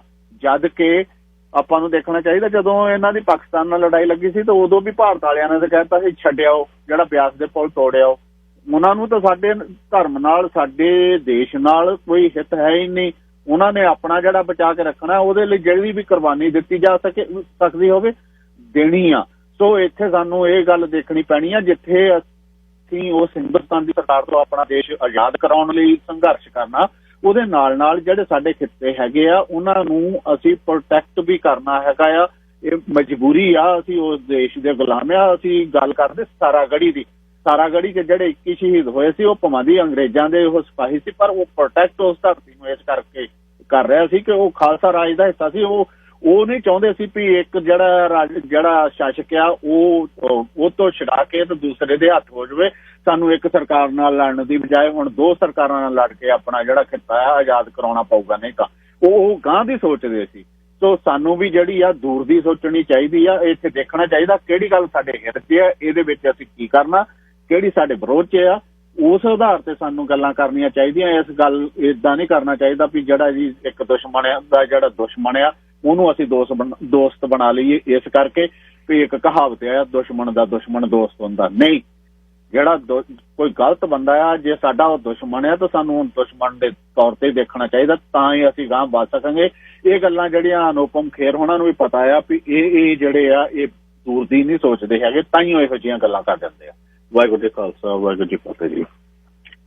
ਜੀ ਕਾ ਵਾਹਿਗੁਰੂ ਜੀ ਕੀ ਫਤਿਹ ਜੀ। Charan Singh ji, line number 5। ਸਤਿ ਸ਼੍ਰੀ ਅਕਾਲ ਜੀ। ਸਤਿ ਸ਼੍ਰੀ ਅਕਾਲ ਜੀ। ਦੇਖੋ ਜੀ, ਜੋ ਤੁਸੀਂ ਆਪਣੇ ਸ਼ੁਰੂ ਦੇ ਵਿੱਚ ਕਿਹਾ ਨਾ ਵੀ ਇਹ ਸਾਡੇ ਸਿੱਖ ਕੌਮ ਨੂੰ ਨਾ ਮਤਲਬ ਕੋਈ ਨਾ ਜਿੱਦਾਂ ਲਿਟਮਸ ਪੇਪਰ ਦਾ ਕੋਈ ਟੈਸਟ ਕੀਤਾ ਜਾਂਦਾ ਨਾ ਪਿਸ਼ਾਬ ਵਗੈਰਾ, ਇਹ ਚੂੰਡੀ ਵੱਢ ਕੇ ਵੇਖਦੇ ਆ ਵੀ ਇਹ ਕਿੰਨਾ ਕੁ ਜੇ ਤੜਫਦੇ ਆ ਸਾਡੇ ਨਾਲ, ਵੀ ਉਹਦੇ ਹਿਸਾਬ ਨਾਲ ਚੂੰਡੀ ਵੱਢਦੇ ਆ। ਸੰਤ ਬਾਬਾ ਜਰਨੈਲ ਸਿੰਘ ਨੇ ਵੀ ਆਪਣੇ ਲੈਕਚਰਾਂ ਦੇ ਵਿੱਚ ਇਹੋ ਗੱਲ ਕਹੀ ਸੀ, ਅਜੇ ਤਾਂ ਵੀ ਵੀਡੀਓ ਦੇ ਵਿੱਚ ਪਈਆਂ ਉਹਦੀਆਂ ਤਕਰੀਰਾਂ, ਵੀ ਕੋਈ ਨਾ ਕੋਈ ਇਹਨਾਂ ਨੇ ਚਿਚੜੀ ਛੇੜਦੇ ਰਹਿੰਦੇ ਸੀ। ਉਹਦੇ ਹੁੰਦਿਆਂ ਉਹਨੂੰ ਨਾ ਮਤਲਬ ਸਤਾਉਂਦੇ ਰਹਿੰਦੇ ਸੀ। ਜਿਹੜੀ ਨੌਬਤ ਇੱਥੋਂ ਤਾਈਂ ਪਹੁੰਚੀ ਸੀ, ਜਿਹੜੀ ਇਹਨਾਂ ਨੂੰ ਅੱਜ ਤਾਈਂ ਵੀ ਆਉਣ ਵਾਲੇ ਸਮੇਂ ਦੇ ਵਿੱਚ ਵੀ ਇਹਨਾਂ ਨੂੰ ਭੁਗਤਣੀ ਪੈਣੀ ਆ। ਭੁਗਤ ਰਹੇ ਆਲਰੇਡੀ ਤੇ ਭੁਗਤਣੀ ਪੈਣੀ ਆ, ਕਿਉਂਕਿ ਇਹ ਜਿਹੜੀ ਇਹਨਾਂ ਦੀ ਆਦਤ ਹੈ ਨਾ ਬਹੁਤ ਬੁਰੀ ਆ। ਮੈਂ ਤਾਂ ਦੱਸਦਾ ਵੀ ਤੁਹਾਡੇ ਹੀ ਰੇਡੀਓ ਤੋਂ ਇੱਕ ਅੰਕਰ ਨੇ ਕਿਹਾ ਸੀਗਾ ਵੀ ਤੁਸੀਂ ਨਾ ਆਪਣੀ ਪੀ ਕੇ ਮੂਵੀ ਵੇਖੋ। ਚਲੋ ਜੀ, ਮੈਂ ਮੂਵੀਆਂ ਦਾ ਸ਼ੌਕੀਨ ਨਹੀਂ, ਮੈਂ ਵੇਖੀ, ਉਹਦੇ ਵਿੱਚ ਮੂਵੀ ਬਹੁਤ ਵਧੀਆ, ਮੈਂ 3-4 ਵਾਰ ਵੇਖਣ ਨੂੰ ਜੀ ਕਰਦਾ, ਉਹ ਤਾਂ ਮੈਂ ਵੇਖ ਹਟਿਆ ਵਾ। ਉਹਦੇ ਵਿੱਚ ਇਹਨਾਂ ਨੇ ਹਿੰਦੂ ਧਰਮ ਦਾ ਆਪ ਹੀ ਬਹੁਤ ਜ਼ਿਆਦਾ ਮਜ਼ਾਕ ਉਡਾਇਆ। ਆਪਣੇ ਮੰਦਰਾਂ ਦੇ ਵਿੱਚ ਜਿਸ ਤਰ੍ਹਾਂ ਚੜਾਵਾ ਚੜ੍ਹਦਾ ਤੇ ਜਿਸ ਤਰ੍ਹਾਂ ਉਹਨਾਂ ਦਾ ਇਹ ਵਾਅਦੇ ਕਰਦੇ ਆ ਵੀ ਤੁਹਾਡੇ ਹਰ ਇੱਕ ਜਿਹੜੀ ਆ ਭਗਵਾਨ ਸੁਣੂਗਾ ਤੁਹਾਡੀ ਗੱਲ। ਬਹੁਤ ਜ਼ਿਆਦਾ ਖਿੱਦੀ ਉਡਾਈ ਹਿੰਦੂ ਮੰਦਰਾਂ ਦੀ। ਉਹਦੇ ਵਿੱਚ ਕ੍ਰਿਸਚਨ ਦੀ ਵੀ ਉਡਾਈ ਆ, ਪਰ ਇਹਨਾਂ ਨੇ ਜ਼ਰੂਰਤ ਨਹੀਂ ਕੀਤੀ ਉਹਦੇ ਵਿੱਚ ਸਿੱਖਾਂ ਦੀ ਕੋਈ ਗੱਲ ਵੀ ਨੈਗੇਟਿਵ ਕਹਿਣ ਦੀ, ਕਿਉਂਕਿ ਸਿੱਖਾਂ ਦੇ ਵਿੱਚ ਇਹੋ ਜਿਹੀ ਕੋਈ ਹੈ ਹੀ ਨਹੀਂ ਕਿ ਗੁਰਦੁਆਰਿਆਂ 'ਚ ਗੱਲ। ਪਰ ਫਿਰ ਵੀ ਇਹ ਚੂੜੀ ਵੱਢਣ ਨਹੀਂ ਹਟੀ ਉਹ ਮੂਵੀ ਦੇ ਵਿੱਚ। ਉਹਦੇ ਵਿੱਚ ਇੱਕ ਬਾਬਾ 80 ਸਾਲ ਦਾ ਮੰਗਦਾ ਵਿਖਾਇਆ ਵਾ ਤੇ ਇੱਕ ਮੁੰਡਾ 15 ਕੁ ਸਾਲ ਦਾ ਅੰਮ੍ਰਿਤਧਾਰੀ ਮੁੰਡਾ ਉਹ ਉੱਤੇ ਫਲੈਟ ਲੰਬਾ ਪੈ ਕੇ ਤੇ ਮੂਰਤੀ ਨੂੰ ਮੱਥਾ ਟੇਕਦਾ ਵਿਖਾਇਆ ਵਾ। ਹਟੇ ਨਹੀਂ ਗੇ, ਫਿਰ ਵੀ ਇਹ ਨੈਗੇਟਿਵ ਗੱਲਾਂ ਦੋ ਕਹਿ ਗਿਆ, ਜਿਹੜੀਆਂ ਦੋਵੇਂ ਚੀਜ਼ਾਂ ਸਾਡੇ ਵਿੱਚ ਨਹੀਂ ਹੈਗੀਆਂ। ਇੱਕ ਬਾਬਾ ਬਹੁਤ ਹੀ ਲੰਬੀ ਦਾੜੀ ਆ ਉਹਦੀ ਤੇ ਬੜਾ ਲੱਗਦਾ ਸਰਦਾਰ, ਪੂਰਾ ਖਾਨਦਾਨੀ ਸਰਦਾਰ ਆ, ਤੇ ਉਹਨੂੰ ਮੰਗਤਾ ਵਿਖਾਇਆ ਕਰਦਾ। ਇਹੋ ਜੀ ਇਹਨਾਂ ਮਤਲਬ ਇਹ ਚੂੰਡੀ ਵੱਢਣ ਨਾ ਕਿਤੇ ਨਾ ਕਿਤੇ ਇਹਨਾਂ ਨੇ ਜ਼ਰੂਰ ਵੱਢਣੀਆਂ, ਛੇੜਦੀਆਂ। ਮੈਨੂੰ ਨਹੀਂ ਪਤਾ ਵੀ ਇਹਨਾਂ ਨੂੰ ਕਦੋਂ ਇਹ ਖਵਾਜਾ ਭੁਗਤਣਾ ਪਊਗਾ। ਤੇ ਦਿਲ ਦੇ ਵਿੱਚ ਸਾਡੇ ਇਹ ਆ ਵੀ ਇਹੋ ਜਿਹੇ ਨੂੰ ਖਵਾਜਾ ਭੁਗਤਣਾ ਚਾਹੀਦਾ ਛੇਤੀ, ਜਿਹੜੇ ਆਪਣੇ ਸਿੰਘ ਬੜੇ ਉੱਚੀ ਕਲਾ ਵਾਲੇ ਵਾਹਿਗੁਰੂ ਜੀ ਕਾ ਖਾਲਸਾ ਵਾਹਿਗੁਰੂ ਜੀ ਕੀ ਫਤਿਹ ਬੁਲਾਉਂਦੇ ਆ, ਉਹਨਾਂ ਦਾ ਫਰਜ਼ ਬਣਦਾ ਵਾ ਵੀ ਇਹਨਾਂ ਦਾ ਮੂੰਹ ਬੰਦ ਕਰਨਾ। ਮੇਰੇ ਵਰਗੇ ਤੇ ਸਤਿ ਸ੍ਰੀ ਅਕਾਲ ਸਾਰ ਰਹਿੰਦੇ ਸਭ ਦੇ ਸਿੱਖ ਗਿੜਿਆ ਨਹੀਂ ਨਾ ਜਾਂਦਾ, ਤੇ ਉਹਨਾਂ ਦਾ ਉਹ ਕਿੱਥੇ ਸੁੱਤੇ ਆ ਇਸ ਵੇਲੇ ਜਦੋਂ ਇਹਦੀ ਚੜ੍ਹਦੀ ਕਲਾ ਦੇ ਸਿੱਖ ਹੈਗੇ ਇੱਥੇ ਹੈਗੇ ਆ। ਇਹੋ ਜਿਹਾ ਮੂੰਹ ਬੰਦ ਨਹੀਂ ਕਰ ਸਕਦੇ ਕਦੇ। ਉਹ ਮੈਗੀ ਨੇ ਇੱਕ ਦਬਕਾ ਮਾਰ ਤੇ ਇਹਦਾ ਪਿਸ਼ਾਬ ਨਿਕਲ ਜਾਣਾ ਹੈ ਬੰਦੇ ਦਾ। Thank you very much. Sir ਜ਼ਿੰਮੇਵਾਰੀ ਤਾਂ ਕੌਮ ਦੀ ਸਾਰਿਆਂ ਦੀ ਬਣਦੀ ਆ, ਇਕੱਲਿਆਂ ਦੀ ਨਹੀਂ ਹੈ ਵੀ ਇੱਕ ਬੰਦਾ ਹੀ ਜੇ ਉਹਨਾਂ ਨੇ ਅੰਮ੍ਰਿਤ ਛਕ ਲਿਆ ਤੇ ਉਹਨਾਂ ਨੇ ਜਾਣਾ। ਅਸੀਂ ਸਾਰੇ ਹੀ ਇਸ ਗੱਲ ਤੇ ਕਰੇ। ਅਸੀਂ ਨਾਲੇ ਕਿਸੇ ਲਈ ਨਹੀਂ ਕਹਿੰਦੇ, ਮੈਂ ਇਹ ਨਹੀਂ ਕਹਿੰਦਾ ਬਈ ਪੀ ਕੇ ਮੈਂ ਤਾਂ ਫਿਲਮਾਂ ਦੇਖਦਾ ਨਹੀਂ ਵੀ ਉਹ 'ਚ ਕਿਤੇ ਹਿੰਦੂ ਧਰਮ ਦਾ ਵੀ ਮਜ਼ਾਕ ਉਡਾਇਆ ਜਾਵੇ। ਬਿਲਕੁਲ ਨਹੀਂ, ਧਰਮ ਦਾ ਕੋਈ ਇਹ 'ਚ ਨਹੀਂ। ਧਰਮ ਸਾਰਿਆਂ ਦਾ ਸਤਿਕਾਰ ਹੈ ਤੇ ਜਿੰਨਾ ਸਾਨੂੰ ਆਪਣਾ ਧਰਮ ਪਿਆਰਾ ਹੈ ਓਨਾ ਹੀ ਸਤਿਕਾਰ ਹੈ। ਕੋਈ ਮੁਸਲਮਾਨ ਹੋਵੇ, ਹਿੰਦੂ ਹੋਵੇ, ਈਸਾਈ ਹੋਵੇ, ਇਹ ਨਹੀਂ। ਪਰ ਜੇ ਕੋਈ ਗਲਤ ਬੰਦਾ ਕਹਿੰਦਾ ਉਸ ਨੂੰ ਉਸ ਦੀ ਸਜ਼ਾ ਮਿਲਣੀ ਚਾਹੀਦੀ ਹੈ। ਇੱਕ ਵਾਰ ਨਹੀਂ, ਬਹੁਤ ਲੰਮਾ ਸਮਾਂ ਹੋਇਆ। ਸਰਦਾਰ ਅਵਤਾਰ ਸਿੰਘ ਜੀ, ਲਾਈਨ ਨੰਬਰ 3। ਸਤਿ ਸ਼੍ਰੀ ਅਕਾਲ ਬਾਈ ਜੀ। ਸਤਿ ਸ਼੍ਰੀ ਅਕਾਲ ਜੀ। ਬਾਕੀ ਏਦਾਂ ਪਹਿਲਾਂ ਤਾਂ ਸਿੱਖਾਂ ਨੂੰ ਆਪਾਂ ਨੂੰ ਆਪਣਾ ਵੀ ਨਹੀਂ ਵਿਧਾਨ ਬਣਾਉਣਾ ਪਊਗਾ, ਆਪਣੀਆਂ ਗਾਈਡਲਾਈਨਸ ਬਣਾਉਣੀਆਂ ਪਊਗੀਆਂ। ਜੇ ਆਪਣੀਆਂ ਗਾਈਡਲਾਈਨਸ ਬਣਨੀਆਂ ਤਾਂ ਜਾ ਕੇ ਆਪਾਂ ਸਟੈਪ ਲੈ ਸਕਦੇ ਹਾਂ। ਸਾਰੀ ਗੱਲ ਦਾ ਗੁਰੂ ਨਾਨਕ ਪਾਤਸ਼ਾਹ ਤੋਂ ਹੀ ਇਹ ਚੱਲਦਾ ਆ ਰਿਹਾ, ਆਪਣੇ ਨਾਲ ਕਿਤੇ ਨਾ ਕਿਤੇ ਸਿੰਘ ਫਸਾਉਂਦੇ ਹੀ ਰਹਿੰਦੇ ਸੀ। ਅੱਛਾ, ਸਾਰੇ ਹਿੰਦੂ ਵੀ ਮੈਂ ਮਾੜੇ ਹੈਗੇ, ਇਹ ਲੋਕ ਸਾਰੇ ਨਹੀਂ, ਇਹ ਤਾਂ ਕੁਛ ਹੈਗੇ ਜਿਹੜੇ ਛੱਡੇ ਹੋਏ ਸਾਨੂੰ ਛੇੜ ਕੇ ਦੇਖਦੇ ਨੇ। ਸਾਰਿਆਂ ਨੂੰ ਨਹੀਂ ਅਸੀਂ ਕਹਿ ਸਕਦੇ ਇਹ ਗੱਲ। ਸਿੱਖ ਆਪਣਾ ਵੀ ਭਰਾਨ ਬਣਾਓ, ਫਿਰ ਅੱਗੇ ਆਪਾਂ ਲੜਾਈ ਲੜ ਸਕਦੇ ਹਾਂ। ਥੈਂਕ ਯੂ ਜੀ। ਧੰਨਵਾਦ ਜੀ। ਸਾਰਿਆਂ ਨੂੰ ਕਿਹਾ ਨੇ ਸੁਣ ਲਓ ਪਹਿਲਾਂ ਪੂਰੀ ਗੱਲ, ਫਿਰ ਗੱਲ ਕਰੋ। ਸਰਦਾਰ ਤਰਲੋਚਨ ਸਿੰਘ ਜੀ, ਲਾਈਨ ਨੰਬਰ 4। ਹਾਂਜੀ ਗਿੱਲ ਸਾਹਿਬ, ਸਤਿ ਸ਼੍ਰੀ ਅਕਾਲ ਜੀ। ਸਤਿ ਸ਼੍ਰੀ ਅਕਾਲ ਜੀ ਜੋਲ ਸਾਹਿਬ। ਗਿੱਲ ਸਾਹਿਬ, ਇਹ ਹੈ ਕਿ ਹਾਂਜੀ ਸੋਲ ਸਾਹਿਬ। ਹੈਲੋ। ਹਾਂਜੀ ਹਾਂਜੀ, ਮੈਂ ਕਿਹਾ ਇਹ ਕੋਈ ਪਹਿਲੀ ਗੱਲ ਨਹੀਂ ਹੈ ਜੀ, ਇਹ ਪਹਿਲੀ ਵਾਰ ਨਹੀਂ ਹੈ। ਇਹ ਤਾਂ ਜਾਣ ਬੁੱਝ ਕੇ ਬਾਰ-ਬਾਰ ਛੇੜਿਆ ਜਾਂਦਾ ਹੈ। ਲੇਕਿਨ ਚੱਕਰ ਇਹ ਹੈ ਕਿ ਜਿਹੜੇ ਸਾਡੇ ਬੁੱਕਲ ਦੇ ਸੱਪ ਨੇ, ਜਿਹੜੇ ਉਹ ਲੋਕਾਂ ਨੂੰ ਪਾਲ ਰਹੇ ਨੇ, ਮੇਨ ਗੱਲ ਤਾਂ ਉਹਨਾਂ ਨੂੰ ਸਮਝਣ ਦੀ ਗੱਲ ਹੈਗੀ ਹੈ। ਸਾਡੇ ਜਿਹੜਾ ਵਿਧੀ ਵਿਧਾਨ ਹੈ, ਜਿਵੇਂ ਪਿਛਲੇ ਕਾਲਰ ਕਹਿ ਕੇ ਗਏ ਨੇ, ਕੋਈ ਵਿਧੀ ਵਿਧਾਨ ਜਾਂ ਕੋਈ ਵਾਰਨਿੰਗ, ਇਹ ਪਹਿਲਾਂ ਕੋਈ ਸਿਸਟਮ ਦੇ ਅਧੀਨ ਕੋਈ ਗੱਲ ਆਵੇ। ਜੇ ਕੋਈ ਏਦਾਂ ਦੀ ਕਰਦਾ ਹੈ, ਉਹ ਇੱਕ ਮਾਫੀ ਮੰਗ ਲਈ। ਅੱਜ ਕੱਲ੍ਹ ਇਹ ਸੋਸ਼ਲ ਮੀਡੀਆ ਤੇ ਹੋ ਗਿਆ ਜੀ। ਪਹਿਲਾਂ ਇੱਕ ਮੂਵੀ ਪਾਤੀ, ਵੀਡੀਓ ਬਣਾ ਕੇ ਉਹਦੇ 'ਚ ਸਾਰਾ ਗਲਤ ਮਲਤ ਬੋਲਤਾ। ਉਸ ਤੋਂ ਬਾਅਦ ਉਹਨਾਂ ਨੇ ਇੱਕ ਦੂਸਰੀ ਵੀਡੀਓ ਪਾਤੀ ਜਿਹਦੇ 'ਚ ਮਾਫੀ ਮੰਗ ਲਈ। ਇਹ ਇੱਕ ਆਮ ਵਰਤਾਰਾ ਹੋ ਗਿਆ ਇਹ ਉੱਥੇ। ਇਹਨੂੰ ਜੇ ਹੁਣ ਅਸੀਂ ਕਹਿੰਦੇ ਹਾਂ ਵੀ ਮਾਡਰਨ ਏਜ ਦੇ ਹਿਸਾਬ ਨਾਲ ਸਾਨੂੰ ਵੀ ਇਹਦੇ 'ਚ ਕੋਈ ਚੀਜ਼ ਵਿਧੀ ਵਿਧਾਨ ਬਣਾਉਣਾ ਚਾਹੀਦਾ ਵੀ ਜਿਹੜੇ ਏਦਾਂ ਦੇ ਲੋਕ ਕਰਦੇ ਨੇ। ਪਹਿਲੀ ਗੱਲ ਤਾਂ ਇਹ ਹੈ ਕਿ ਉਹਨਾਂ ਦੀ ਡਿਊਟੀ ਬਣਦੀ ਆ ਹੁਣ ਇਹਦੇ ਤੇ FIR ਦਰਜ ਹੋਵੇ। FIR ਦਰਜ ਹੋਏਗੀ, 2 ਵਾਰੀ ਉਹਨੂੰ ਉੱਥੇ ਬੁਲਾਇਆ ਜਾਊਗਾ, ਉੱਥੋਂ ਬੰਬੇ ਤੋਂ ਆ ਕੇ ਖੱਜਲ ਖਵਾਰ ਹੋਊਗਾ, ਫਿਰ ਉਹਨੂੰ ਪਤਾ ਚੱਲੂਗਾ ਕਿ ਮੈਂ ਕੀ ਕੀਤਾ। ਇਹ ਸਾਡੇ ਬੰਦੇ, ਇਹ ਬੜੀ ਸਾਡੇ ਦਿਆਲ ਉਹ ਹੈਗੀ ਆ, ਦਿਆਲਤਾ ਅਸੀਂ ਕਹਿੰਦੇ ਆ ਵੀ ਬੰਦੇ ਨੇ ਮਾਫੀ ਮੰਗ ਲਈ ਜੀ, ਇਹਨੂੰ ਛੱਡ ਦਿਓ। ਮਾਫੀ ਉਹ ਤਾਂ ਬਾਰ-ਬਾਰ ਕਰ ਰਹੇ ਨੇ ਤੁਹਾਡੇ ਨਾਲ, ਉਹਨਾਂ ਨੇ ਹਟਣਾ ਨਹੀਂ ਹੈਗਾ ਜਿੰਨੀ ਦੇਰ ਤੱਕ ਉਹਨਾਂ ਨੂੰ ਇਹ ਚੀਜ਼ ਦਾ ਸਬਕ ਨਹੀਂ ਮਿਲਦਾ। ਇਸ ਕਰਕੇ ਪਹਿਲੀ ਗੱਲ ਇਹ ਹੈ ਕਿ ਜੇ ਅਸੀਂ ਕਹਿੰਦੇ ਹਾਂ ਕਿ ਅਕਾਲ ਤਖਤ ਹਰੇਕ ਦੀ ਗਾਈਡਲਾਈਨਸ ਬਣਾਉਂਦਾ ਹੈ, ਉਹਨੂੰ ਇਸ ਤੇ ਵੀ ਗਾਈਡਲਾਈਨਸ ਬਣਾਉਣੀਆਂ ਚਾਹੀਦੀਆਂ ਵੀ ਭਾਈ ਜੇ ਸਾਡੇ ਨਾਲ ਕਿਸੇ ਬੰਦੇ ਨੇ ਏਦਾਂ ਕੀਤਾ ਤੇ ਉਹਦੇ ਇਹ ਹਸ਼ਰ ਹੋਣਗੇ, ਫਿਰ ਇਹ ਜਾ ਕੇ ਬੰਦ ਹੋਊਗਾ ਇਹ। ਥੈਂਕ ਯੂ ਜੀ। ਬਿਲਕੁਲ ਠੀਕ ਹੈ ਜੀ। ਸਾਹਿਬ ਗੁਰਪ੍ਰੀਤ ਸਿੰਘ ਜੀ। ਗਿੱਲ ਸਾਹਿਬ ਸਤਿ ਸ਼੍ਰੀ ਅਕਾਲ ਜੀ। ਹਾਂਜੀ ਗਿੱਲ ਸਾਹਿਬ, ਗੱਲ ਇਹ ਹੈਗੀ ਹੈ, ਤੁਸੀਂ ਮੈਨੂੰ ਕਹਿ ਦਿੱਤਾ ਹੁਣੇ ਬੋਲੇ ਨਾ ਕਿ ਮੈਂ ਫਿਲਮ ਨਹੀਂ ਦੇਖਦਾ।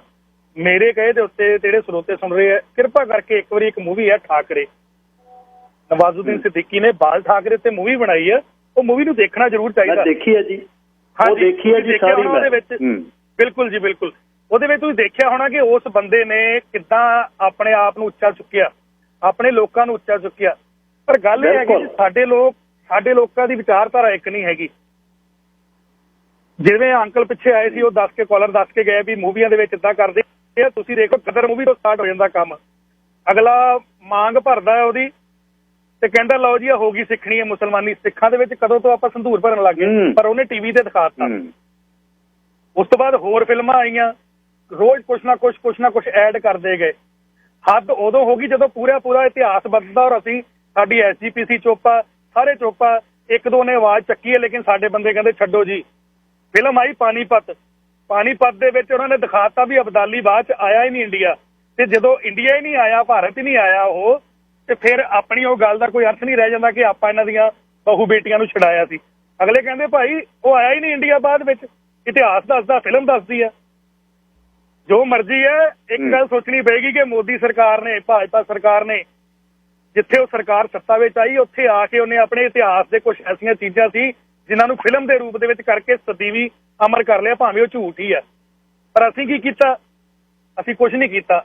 ਅਸੀਂ ਸਿਰਫ ਲੜਾਈਆਂ ਕੀਤੀਆਂ ਨੇ, ਉਹ ਸਾਨੂੰ ਆਹ ਕਹਿਤਾ, ਕਿਸੇ ਨੇ ਉਹ ਕਹਿਤਾ, ਜਾਂ ਅਸੀਂ ਲੰਗਰ ਲਾਏ ਨੇ। ਮਾਫ ਕਰਨਾ, ਕਈਆਂ ਨੂੰ ਮੇਰਾ ਵਰਡ ਦੁੱਖ ਸਕਦਾ, ਪਰ ਨਹੀਂ, ਅਸੀਂ ਸਿਰਫ ਲੰਗਰ ਲਾਏ ਨੇ। ਜਿਹੜਾ ਤਾਂ ਸਾਡਾ ਬੱਚਿਆਂ ਦਾ, ਆਉਣ ਵਾਲੀ ਪੀੜ੍ਹੀ ਦਾ ਦਿਮਾਗ ਹੋਣਾ ਚਾਹੀਦਾ ਸੀ ਤੇਜ਼ ਪੜ੍ਹਾਈ ਵਾਲੇ ਕਿਸੇ ਪਾਸੇ, ਉਹ ਲਾਤਾ ਟਿਕਟੌਕ ਤੇ, ਉਹ ਲਾਤਾ ਮੂਸੇਵਾਲ ਦੀ ਲੜਾਈ ਦੇ ਉੱਤੇ, ਉਹ ਲਾਤਾ ਕਿਸੇ ਹੋਰ ਸਿੰਗਰ ਦੀ ਲੜਾਈ ਤੇ ਉਲਝਾ ਕੇ ਰੱਖ ਦਿੱਤਾ ਤਾਂ ਕਿ ਇਹ ਸੋਚ ਹੀ ਨਾ ਸਕਣ। ਆ ਇੱਕ ਨਵੀਂ ਖਬਰ ਆਈ ਹੈ ਕਿ ਜਿਹੜਾ ਮੁੰਡਾ ਸ਼ਾਹੀਨ ਬਾਗ ਦੇ ਵਿੱਚ ਲੰਗਰ ਦੀ ਸੇਵਾ ਕਰਦਾ ਰਿਹਾ, ਸਰਦਾਰ, ਉਹਦੇ ਉੱਤੇ ਝੂਠਾ ਅੱਤਵਾਦੀ ਦਾ ਪਰਚਾ ਪਾ ਕੇ ਉਹਨੂੰ ਅੰਦਰ ਕਰ ਦਿੱਤਾ। ਹਾਂਜੀ, ਤੇ ਕੀ ਕਰ ਲੂਗਾ ਕੋਈ? ਨੌਜਵਾਨੀ ਕਿੱਥੋਂ ਆ ਜਾਏਗੀ? ਇਸੇ ਕਰਕੇ ਉਹ ਕਹਿੰਦੇ ਇਹਨਾਂ ਨੂੰ ਉਲਝਾਏ ਰੱਖੋ, ਇਹਨਾਂ ਨੂੰ ਗਾਣਿਆਂ 'ਚ ਉਲਝਾਏ ਰੱਖੋ, ਇਹਨਾਂ ਨੂੰ ਬਸ ਲੜਾਈਆਂ 'ਚ ਉਲਝਾਏ ਰੱਖੋ। ਟਿਕਟੌਕ ਤੇ ਚੁੰਮੇ ਵਾਲੀ ਭਾਬੀ ਹੋਵੇ ਤੇ ਭਾਵੇਂ ਕੋਈ ਹੋਰ ਹੋਵੇ, ਬਸ ਏਦਾਂ ਦੀ ਇਹਨਾਂ ਦੇ ਸੋਚ ਦਾ ਪੱਧਰ ਇੰਨਾ ਕੁ ਨੀਵਾਂ ਕਰ ਦੋ, ਨਾ ਤਾਂ ਇਹ ਆਪਣੇ ਇਤਿਹਾਸ ਦੀਆਂ ਕਿਤਾਬਾਂ ਪੜ੍ਹ ਸਕਣ, ਤੇ ਜਿਹੜੇ ਕੋਈ ਪੜ੍ਹ ਵੀ ਲੈਣਗੇ ਉਹ ਇੱਕਾ ਦੁੱਕਾ ਹੋਣਗੇ, ਉਹਨਾਂ ਦੇ ਕਰਕੇ ਬਹੁਤਾ ਕੁਝ ਹੋਣ ਨਹੀਂ ਲੱਗਾ। ਤੇ ਮੈਂ ਇੱਕ ਗੱਲ ਦੇਖਦਾ ਜੀ, ਤੁਹਾਨੂੰ ਸ਼ਾਇਦ ਬਸ ਇੱਕ ਗੱਲ ਕਹਿ ਕੇ ਸਮਾਪਤੀ ਕਰ ਦੇਣੀ ਹੈ। ਰਾਜ ਠਾਕਰੇ ਦੇ ਮੁੰਡੇ ਨੇ ਇਹ ਗੱਲ ਕਹਿ ਦਿੱਤੀ ਸੀਗੀ, ਰਾਜ ਠਾਕਰੇ ਨੇ, ਕਿ ਅੱਜ ਤੋਂ ਬਾਅਦ ਮਰਾਠੀ ਮਾਨਸ ਦੀ ਜੇ ਕਿਸੇ ਨੇ ਇੱਕ ਬੇਇੱਜ਼ਤੀ ਕੀਤੀ ਫਿਲਮਾਂ ਦੇ ਵਿੱਚ, ਜਿਵੇਂ ਅੱਗੇ ਉਹਨਾਂ ਨੂੰ ਨੌਕਰ ਦਿਖਾਇਆ ਜਾਂਦਾ ਸੀ, ਤੇ ਸਾਡੇ ਤੋਂ ਬੁਰਾ ਕੋਈ ਨਹੀਂ ਹੋਊਗਾ। ਉਹ ਦਿਨ ਗਿਆ ਤੇ ਅੱਜ ਦਾ ਦਿਨ, ਕਿਸੇ ਨੇ ਵੀ ਕਿਸੇ ਨੌਕਰਾਣੀ ਦਾ, ਮਹਾਰਾਸ਼ਟਰੀਅਨ ਲੇਡੀ ਦਾ ਰੋਲ ਗਲਤ ਤਰੀਕੇ ਨਾਲ ਪੇਸ਼ ਨਹੀਂ ਕੀਤਾ। ਡਾਂਗ ਦੇ ਨਾਲ ਹੀ ਗੱਲ ਬਣਦੀ ਹੈ ਜੀ, ਇਕੱਲੇ ਵਿਚਾਰਾਂ ਨਾਲ ਵੀ ਨਹੀਂ ਬਣਦੀ, ਡਾਂਗ ਨਾਲ ਹੀ ਬਣਦੀ ਹੈ। ਅਸੀਂ ਜਦੋਂ ਡਾਂਗ ਫੇਰਦੇ ਉਦੋਂ ਕਹਿੰਦੇ ਦੇਖੋ ਜੀ ਸਾਡੇ ਬੰਦੇ ਟੋ ਕੁੱਟਦੇ ਆ। ਜਿਨ੍ਹਾਂ ਨੇ ਦਰਬਾਰ ਸਾਹਿਬ ਟਿਕਟੌਕ ਬਣਾਈਆਂ, ਬੀਬੀਆਂ ਵੀ ਸੀ ਵਿੱਚੇ, ਭਾਵੇਂ ਬੀਬੀਆਂ ਫੜ ਲੈਂਦੀਆਂ ਡਾਂਗਾ, ਛਤਰੌਲ ਫੇਰੀ ਹੁੰਦੀ ਚੰਗੀ, ਕਿਤੇ ਮਜਾਲ ਆ, ਕਿਤੇ ਬਣਾ ਜਾਂਦੀਆਂ ਦੁਬਾਰਾ ਉਹ।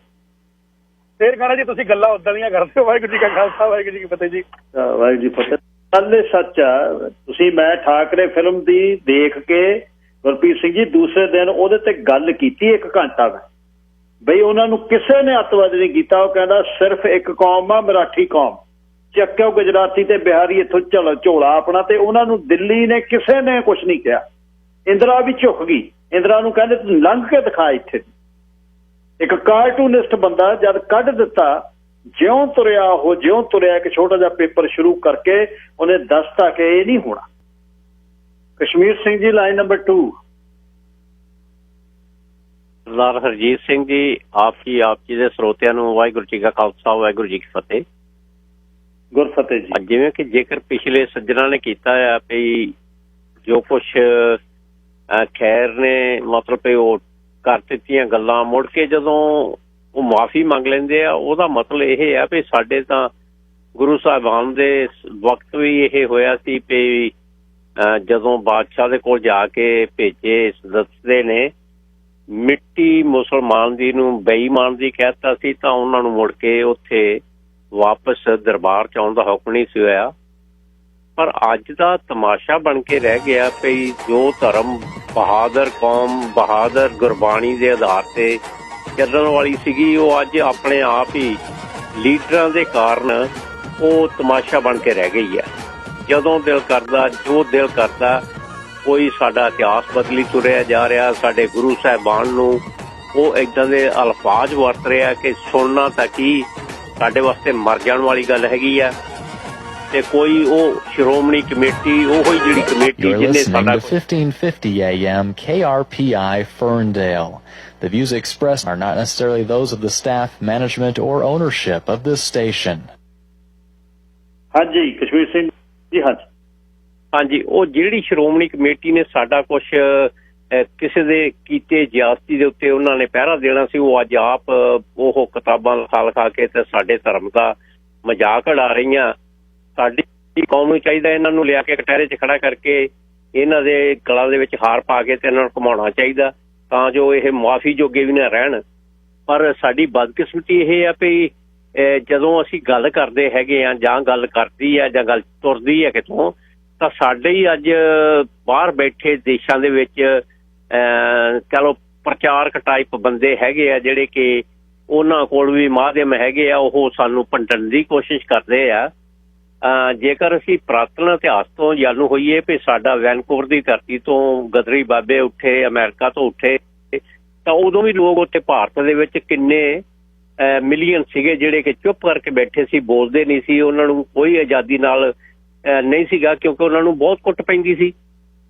ਪਰ ਹੁਣ ਜੇਕਰ ਇੱਥੋਂ ਕੋਈ ਬਾਹਰੋਂ ਗੱਲ ਕਰਦਾ ਤੇ ਇੱਥੇ ਸਾਡੇ ਲੋਕ ਕਹੀ ਜਾਂਦੇ ਆ ਜੀ ਇਹ ਗਦਾਰ ਆ, ਪੁਰਾਣੇ ਆ, ਤਿਮਕੜੇ ਆ।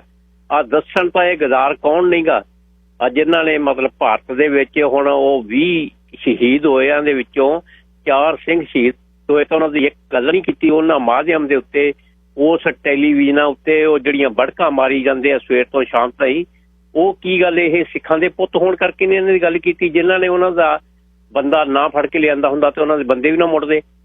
ਸਾਨੂੰ ਇਹ ਚੀਜ਼ਾਂ ਸੋਚਣ ਦੀ ਜ਼ਰੂਰਤ ਹੈਗੀ ਆ। ਸਾਡੇ ਵਾਸਤੇ ਜਿਹੜੇ ਆ ਪਿੱਛੇ ਉੱਥੋਂ ਕਹਿੰਦੇ ਜੀ ਇੱਥੋਂ ਲੋਕਾਂ ਨੂੰ ਉਠਾਲਿਆ ਜਾ ਰਿਹਾ ਯੂਪੀ ਦੇ ਵਿੱਚੋਂ ਕਿਉਂਕਿ ਇੱਥੇ ਲੋਕੀ ਬੋਲਦੇ ਆ ਕਰਕੇ, ਨਹੀਂ ਜੀ ਉਹ ਗੁਜਰਾਤ ਵਿੱਚੋਂ ਵੀ ਕੱਢੇ ਗਏ ਸੀ, ਉਦੋਂ ਵੀ ਕੋਈ ਨਹੀਂ ਸੀ ਬੋਲਦਾ, ਉਹ ਰਾਜਸਥਾਨ ਵਿੱਚੋਂ ਵੀ ਉਹਨਾਂ ਨੂੰ ਕਰਦੇ ਆ।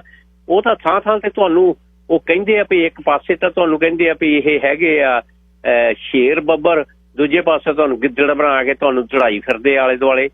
ਅਸੀਂ ਕਿੱਥੇ ਖੜੇ ਆ? ਸਾਡੀ ਤਾਂ ਸੋਚ ਦੇ ਉੱਤੇ ਸਾਨੂੰ ਸਮਝ ਨਹੀਂ ਆ ਰਹੀ ਕਿ ਅਸੀਂ ਬਣਨਾ ਕੀ ਚਾਹੁੰਦੇ ਤੇ ਕਰਨਾ ਕੀ ਚਾਹੁੰਦੇ ਆ। ਅਸੀਂ ਅਯਾਸ਼ੀ ਵਿੱਚ ਪੈ ਚੁੱਕੇ ਹਾਂ ਜਾਂ ਮਤਲਬ ਅਸੀਂ ਆਪਣੀ ਕਮਾਈ ਦੇ, ਆਪਣੇ ਹੱਕ ਦੀ ਕਮਾਈ ਖਾਣ ਦੇ ਆਕੀ ਹੋ ਚੁੱਕੇ ਹਾਂ। ਸਾਡੇ ਸਿੰਗਰਾਂ ਨੂੰ ਜੇ ਇਹਨਾਂ ਨੇ ਬਰਬਾਦ ਵੀ ਕੀਤਾ ਨਾ ਸਾਡੀ ਕੌਮ ਦੇ, ਸਾਨੂੰ ਉਹ ਢੋਲ ਵਜਾਉਣੇ, ਨਚਾਰ ਬਣਾਉਣਾ, ਇਹ ਸਾਨੂੰ ਬਦਲ ਵੀ ਸਕਦੇ ਆ। ਜੇ ਹੁਣ ਦਲਜੀਤ ਤੇ ਇਹ ਜੈਜ਼ੀ ਬੀ ਦੇ ਉੱਤੇ ਗੱਲ ਆਈ ਆ, ਇਹਨਾਂ ਨੂੰ ਵੀ ਅਣਖ 'ਚ ਆਉਣਾ ਚਾਹੀਦਾ, ਇਹਨਾਂ ਨੂੰ ਵੀ ਹੋਣਾ ਚਾਹੀਦਾ ਵੀ ਹਾਂ ਅਸੀਂ ਮੁੜ ਕੇ ਆਪਣੀ ਉਹ ਸੂਰਬੀਰ ਕੌਮ ਨੂੰ ਮੁੜ ਕੇ ਸੂਰਬੀਰਤਾ ਵੱਲ ਲਿਜਾਈਏ। ਜੇ ਸਾਨੂੰ ਉਹ ਕਹਿੰਦੇ ਆ ਉਹ ਤੁਹਾਨੂੰ ਪੰਜਾਬ ਦੇ ਵਿੱਚ ਵਾੜਾਂਗੇ, ਉਹ ਕਰਾਂਗੇ, ਆਹ ਕਰਾਂਗੇ, ਕੀ ਉਹਨਾਂ ਦੇ ਵਿੱਚੋਂ ਅੱਜ ਤੱਕ ਮੈਨੂੰ ਦੱਸ ਦੇਣ ਵੀ ਕੋਈ ਵੀ ਹਿੰਦੂਆਂ ਨੇ ਜਿੰਨੇ ਬੰਬ ਚਲਾਏ ਜਾਂ ਇਹਨਾਂ ਨੇ ਜੋ ਕੁਛ ਕੀਤਾ ਭਾਰਤ ਦੇ ਵਿੱਚ ਕਿਸੇ ਉੱਤੇ ਮੁਕੱਦਮਾ ਚੱਲਿਆ? ਜੇ ਕੋਈ 2% ਕਹਿਣ ਵਾਲਾ ਉਹਦੇ ਪਿੱਛੇ ਪੁਲਿਸ ਵਾਲੇ ਨਾਲ ਖੜੇ ਆ, ਕੀ ਉਹਨਾਂ ਨੇ ਫੜਿਆ? ਕੀ ਉਹਨਾਂ ਨੇ ਮਤਲਬ ਕਿ ਸਾਡੇ ਜਿਹੜੇ ਸਿੱਖ ਨੌਜਵਾਨਾਂ ਨੂੰ ਬਗੈਰ ਕਿਸੇ ਗੱਲ ਤੋਂ ਅੱਤਵਾਦੀ ਬਣਾ ਅੰਦਰ ਸਿੱਟੀ ਜਾਂਦੇ ਆ, ਉਹਨਾਂ ਨੂੰ ਕਿਸੇ ਨੇ ਕੁਛ ਕਿਹਾ?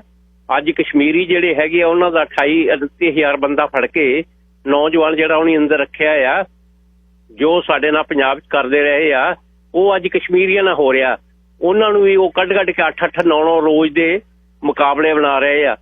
ਪਰ ਜਿੱਥੇ ਮੁਕਾਬਲਾ ਇੱਕ ਰਾਤੀ ਹੋਇਆ ਉੱਥੇ ਉਹਨਾਂ ਦੇ ਨਾਲ ਪੁਲਿਸ ਵਾਲੇ ਵੀ ਝਾੜੇ ਆ, ਜਿਹੜੇ ਉਹ ਅੰਦਰੋਂ ਕੱਢ ਕੇ ਉਹਨਾਂ ਨੂੰ ਝਾੜੀ ਜਾਂਦੇ ਆ, ਉਹਨਾਂ ਨੂੰ ਖਤਮ ਕਰੀ ਜਾਂਦੇ ਆ। ਇਹ ਦੁਖਦਾਈ ਹੈਗੀ ਆ ਉਸ ਦੇਸ਼ ਦੇ ਵਿੱਚ ਜਿਹਨੂੰ ਦੂਸਰਿਆਂ ਨੇ ਬਚਾਇਆ ਹਮੇਸ਼ਾ। ਆਹ ਜਿਹੜਾ ਬਾਣੀਆਂ ਜਿਹੜਾ ਕਹਿੰਦਾ ਚਮੜੀ ਤੋਂ ਜਾਏ ਦਮੜੀ ਨਾ ਜਾਏ, ਉਹਨਾਂ ਦਾ ਇੱਕ ਪੁੱਤ ਵੀ ਦਿਖਾ ਦੇਣ ਬਾਰਡਰ ਦੇ ਉੱਤੇ ਖੜਾ। ਇਹ ਗੱਲਾਂ ਤਾਂ ਕਰੀ ਜਾਂਦੇ ਸਾਰੇ ਹੀ ਇੱਥੇ, ਪਰ ਜਦੋਂ ਦੇਸ਼ ਦੀ ਰਾਖੀ ਲਈ ਇੱਕ ਸਾਡੀ ਇੱਕੋ ਹੀ ਕੌਮ ਦਾ ਇਹ ਕੰਮ ਹੈਗਾ, ਉਹਨੇ ਰਾਖੀ ਕਰਨੀ ਆ, ਨਹੀਂ ਬਾਕੀ ਦਿਆਂ ਦਾ ਵੀ ਕੰਮ ਹੈਗਾ। ਪਰ ਜੇ ਉਹਨਾਂ ਨੂੰ ਸੂਰਬੀਰਤਾ ਦੇ ਟਾਈਮ ਦੇ ਉੱਤੇ ਉਹਨਾਂ ਨੂੰ ਆਪਣੇ ਪੰਜਾਬ ਦੇ ਵਿੱਚ, ਹੁਣ ਜੇ ਪੰਜਾਬੀ ਸੂਬਾ ਬਣਾ ਹੀ ਲਿਆ ਸੀ, ਉਹ ਇਸ ਵਾਸਤੇ ਬਣਾਇਆ ਸੀ ਵੀ ਸਾਨੂੰ ਇੱਥੇ ਸਾਡੇ ਸਰਦਾਰਾਂ ਦੇ ਪੁੱਤਾਂ ਨੂੰ ਜੋਬਾਂ ਮਿਲਣਗੀਆਂ, ਇਹਨਾਂ ਦੀ ਵੀ ਕੋਈ ਸੇ ਹੋਊਗੀ। ਇਹ ਜਦੋਂ ਬਾਹਰ ਜਾ ਕੇ ਕੋਈ ਸਰਦਾਰ ਬੱਚਾ ਖੜਾ ਹੋਊਗਾ, ਉਹਦੇ ਕੋਲ ਮੁਕੱਦਮਾ ਹੋਊਗਾ, ਕੁਛ ਹੋਊਗਾ ਤਾਂ ਉਹ ਆਪ ਕਰੂਗੇ। ਪਰ ਹੁਣ ਉਹ ਲਿਆ ਕੇ 8-9 ਜਿਹੜੇ ਬਾਹਰੋਂ ਲਿਆ ਕੇ ਲਾਤੇ ਆ, ਕੀ ਗੱਲ ਉਹ ਸਿੱਖਾਂ ਦੇ ਪੁੱਤ ਉੱਥੇ ਕੰਮ ਕਰਨ ਯੋਗ ਨੇਗੇ? ਉੱਥੇ ਉਹਨਾਂ ਕੋਲ ਪੜ੍ਹਾਈ ਹੈ ਨਹੀਂ, ਉਹਨਾਂ ਦੇ ਕੋਲ ਕੀ ਗੱਲ ਹੈਗੀ ਆ? ਬਿਹਾਰ ਤੋਂ ਲਿਆ ਕੇ ਇੱਥੇ ਸਾਡੇ ਕੈਪਟਨ ਸਾਹਿਬ ਲਾਈ ਜਾਂਦੇ ਆ, ਜਿਨ੍ਹਾਂ ਨੇ ਹਮੇਸ਼ਾ ਇਹਨਾਂ ਦੇ ਫੈਮਿਲੀ ਇਤਿਹਾਸ ਹੈਗਾ, ਜਿਨ੍ਹਾਂ ਨੇ ਹਮੇਸ਼ਾ ਗਦਾਰੀ ਕੀਤੀ ਆ ਸਿੱਖ ਕੌਮ ਦੇ ਨਾਲ, ਸਿੱਖ ਰਾਜ ਦੇ ਨਾਲ। ਅੱਜ ਉਹ ਕਾਬਜ ਹੋਏ ਬੈਠੇ ਆ। ਤੁਹਾਡਾ ਵਕਤ ਦੇਣ ਦਾ ਬਹੁਤ ਬਹੁਤ ਧੰਨਵਾਦ ਜੀ। ਵਾਹਿਗੁਰੂ ਜੀ ਕਾ ਖਾਲਸਾ, ਵਾਹਿਗੁਰੂ ਜੀ ਕੀ ਫਤਿਹ। ਵਾਹਿਗੁਰੂ ਜੀ ਫਤਿਹ। ਧਾਲੀਵਾਲ ਜੀ, ਲਾਈਨ ਨੰਬਰ 3। ਹੈਲੋ ਜੀ, ਹਰਜੀਤ ਸਿੰਘ ਗੱਲ ਤੇ ਸਾਰੇ ਸਰੋਤਿਆਂ ਨੂੰ ਪਿਆਰ ਭਰੀ ਸਤਿ ਸ੍ਰੀ ਅਕਾਲ ਜੀ। ਦੇਖੋ ਜੀ, ਪਹਿਲਾਂ ਤਾਂ ਮੈਂ ਉਹਨਾਂ ਨੂੰ ਕਹਿਣਾ ਜਿਨ੍ਹਾਂ ਨੇ ਗੱਲ ਕਹੀ ਆ ਵੀ ਬਹੁਤ ਮਾੜੀ ਗੱਲ ਆ ਉਹਨਾਂ ਵਾਸਤੇ। ਕੁਛ ਬੰਦੇ ਹੈਗੇ ਇਹਦੇ 'ਚ ਤੇ ਬਾਕੀ ਹਰੇਕ ਧਰਮ 'ਚ ਚੰਗੇ ਵੀ ਬੰਦੇ ਬਹੁਤ ਆ, ਉਹ ਥੋੜਾ ਜਿਹਾ ਛੇੜਦੇ ਆ, ਆਦਤ ਹੁੰਦੀ ਆ ਕਿਸੇ ਦੀ ਗੱਲ। ਬਈ ਪਹਿਲਾਂ ਤੁਸੀਂ ਇਹ ਤਾਂ ਗੱਲ ਸੋਚੋ ਬਈ ਜਿਹੜੇ ਬੰਦੇ ਦੇ ਨਾਲ ਮੈਂ ਇਹਦੀ ਤੁਲਨਾ ਕਰਦਾ ਉਹਦੇ ਨਾਲ ਤੇ ਇਹਦਾ ਕੋਈ ਮੇਲ ਹੀ ਨਹੀਂ। ਕਿੰਨੀ ਕੁਰਬਾਨੀ ਉਹਨਾਂ ਦੀ, ਕੋਈ ਪਰਵਾਹ ਹੀ ਨਹੀਂ ਕੀਤੀ। ਜ਼ੁਲਮ ਦੇ ਖਿਲਾਫ ਟੱਕਰ ਲਈ ਆ। ਅੱਜ ਜਿਹੜੇ ਇਹ ਗੱਦੀਆਂ ਮਾਣਦੇ ਆ, ਇਹ ਉਹਨਾਂ ਦੀ ਦੇਣ ਆ, ਗੁਰੂ ਗੋਬਿੰਦ ਸਿੰਘ ਦੀ, ਜਿਨ੍ਹਾਂ ਨੇ ਕੋਈ ਪਰਵਾਹ ਨਹੀਂ ਕੀਤੀ, ਜ਼ੁਲਮ ਦੇ ਖਿਲਾਫ ਲੜੇ ਇਕੱਲੇ। ਕਿੱਥੇ ਤਾਂ ਉਦੋਂ ਮੁਸਲਮਾਨ ਭਾਈਚਾਰਾ ਸੀਗਾ। ਫਿਰ ਨਾ ਉਹ ਚਮਕੌਰ ਸਾਹਿਬ ਸ਼ਹੀਦ ਹੋ ਜਾਂਦੇ, ਵੱਡੇ ਸਾਹਿਬਜ਼ਾਦੇ, ਚੁੱਪ ਕਰਕੇ ਉਹਨਾਂ ਦੇ ਕੋਲ ਦੀ ਲੰਘ ਜਾਣਾ। ਅੱਜ ਮੈਨੂੰ ਕੋਈ ਬਾਬਾ ਦਿਖਾਓ ਪੰਜਾਬ 'ਚ, ਕਿਤੇ ਵੀ ਹੋਵੇ ਦੁਨੀਆ 'ਚ, ਬਈ ਇੰਨਾ ਜਿਹਨੇ ਕੁਰਬਾਨੀ ਕੀਤੀ ਆ, ਉਹਦਾ ਨਾਂ ਨਹੀਂ ਲੈਣਾ ਚਾਹੀਦਾ। ਬਾਕੀ ਉਹਨਾਂ ਦਾ ਨਾਂ ਨਹੀਂ ਲੈਣਾ ਚਾਹੀਦਾ, ਉਹਨਾਂ ਦਾ ਸਤਿਕਾਰ ਕਰਨਾ ਚਾਹੀਦਾ। ਦੇਖੋ ਜੀ, ਦੂਜੀ ਗੱਲ ਇਹ ਆ, ਸ਼੍ਰੋਮਣੀ ਕਮੇਟੀ ਤੋਂ ਸਾਨੂੰ ਕੋਈ ਆਸ ਨਹੀਂ। ਉਹਨਾਂ ਨੇ ਕਮੇਟੀਆਂ ਬਣਾ ਦੇਣੀਆਂ।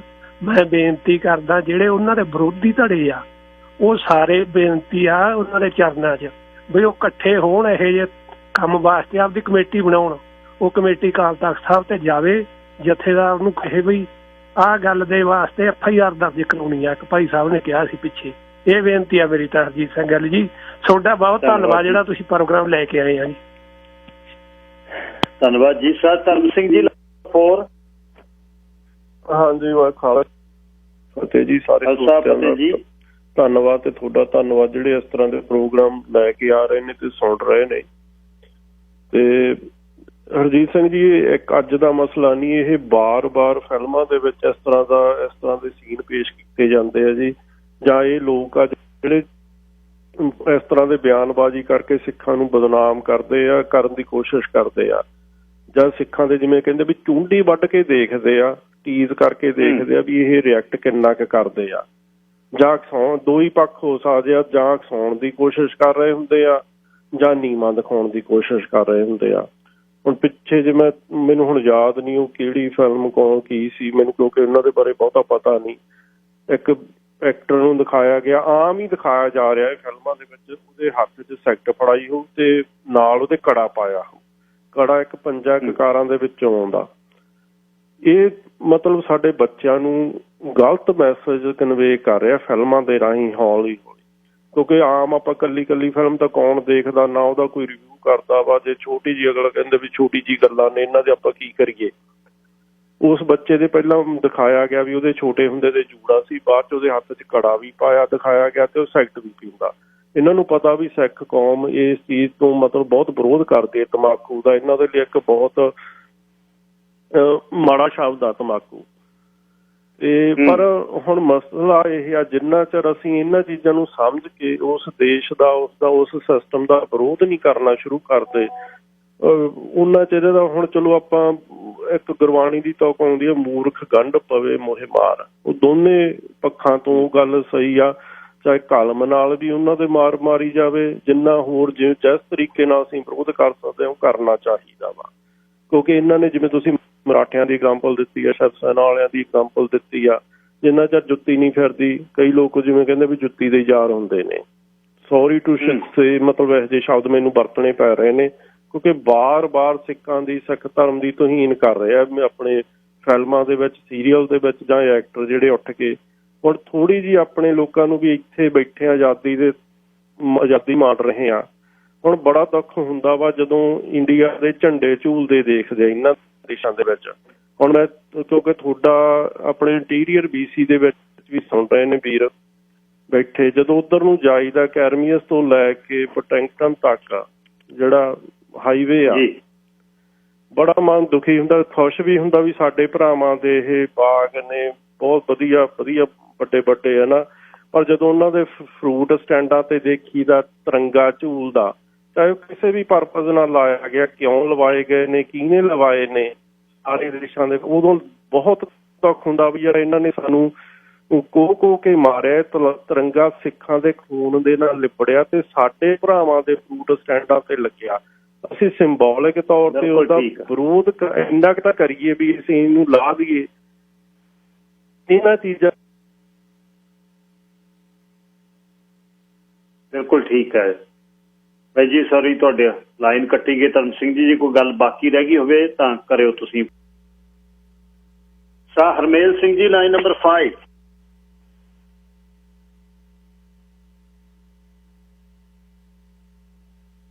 ਸ਼ਾਹ ਹਰਮੇਲ ਸਿੰਘ ਜੀ। ਸ਼ਾਹ ਮਹਿੰਦਰ ਸਿੰਘ ਜੀ, ਲਾਈਨ ਨੰਬਰ 2। ਹਾਂਜੀ, ਵਾਹਿਗੁਰੂ ਜੀ ਕਾ ਖਾਲਸਾ, ਵਾਹਿਗੁਰੂ ਜੀ ਕੀ ਫਤਿਹ। ਵਾਹਿਗੁਰੂ ਜੀ ਕਾ ਖਾਲਸਾ, ਵਾਹਿਗੁਰੂ ਜੀ ਫਤਿਹ ਜੀ।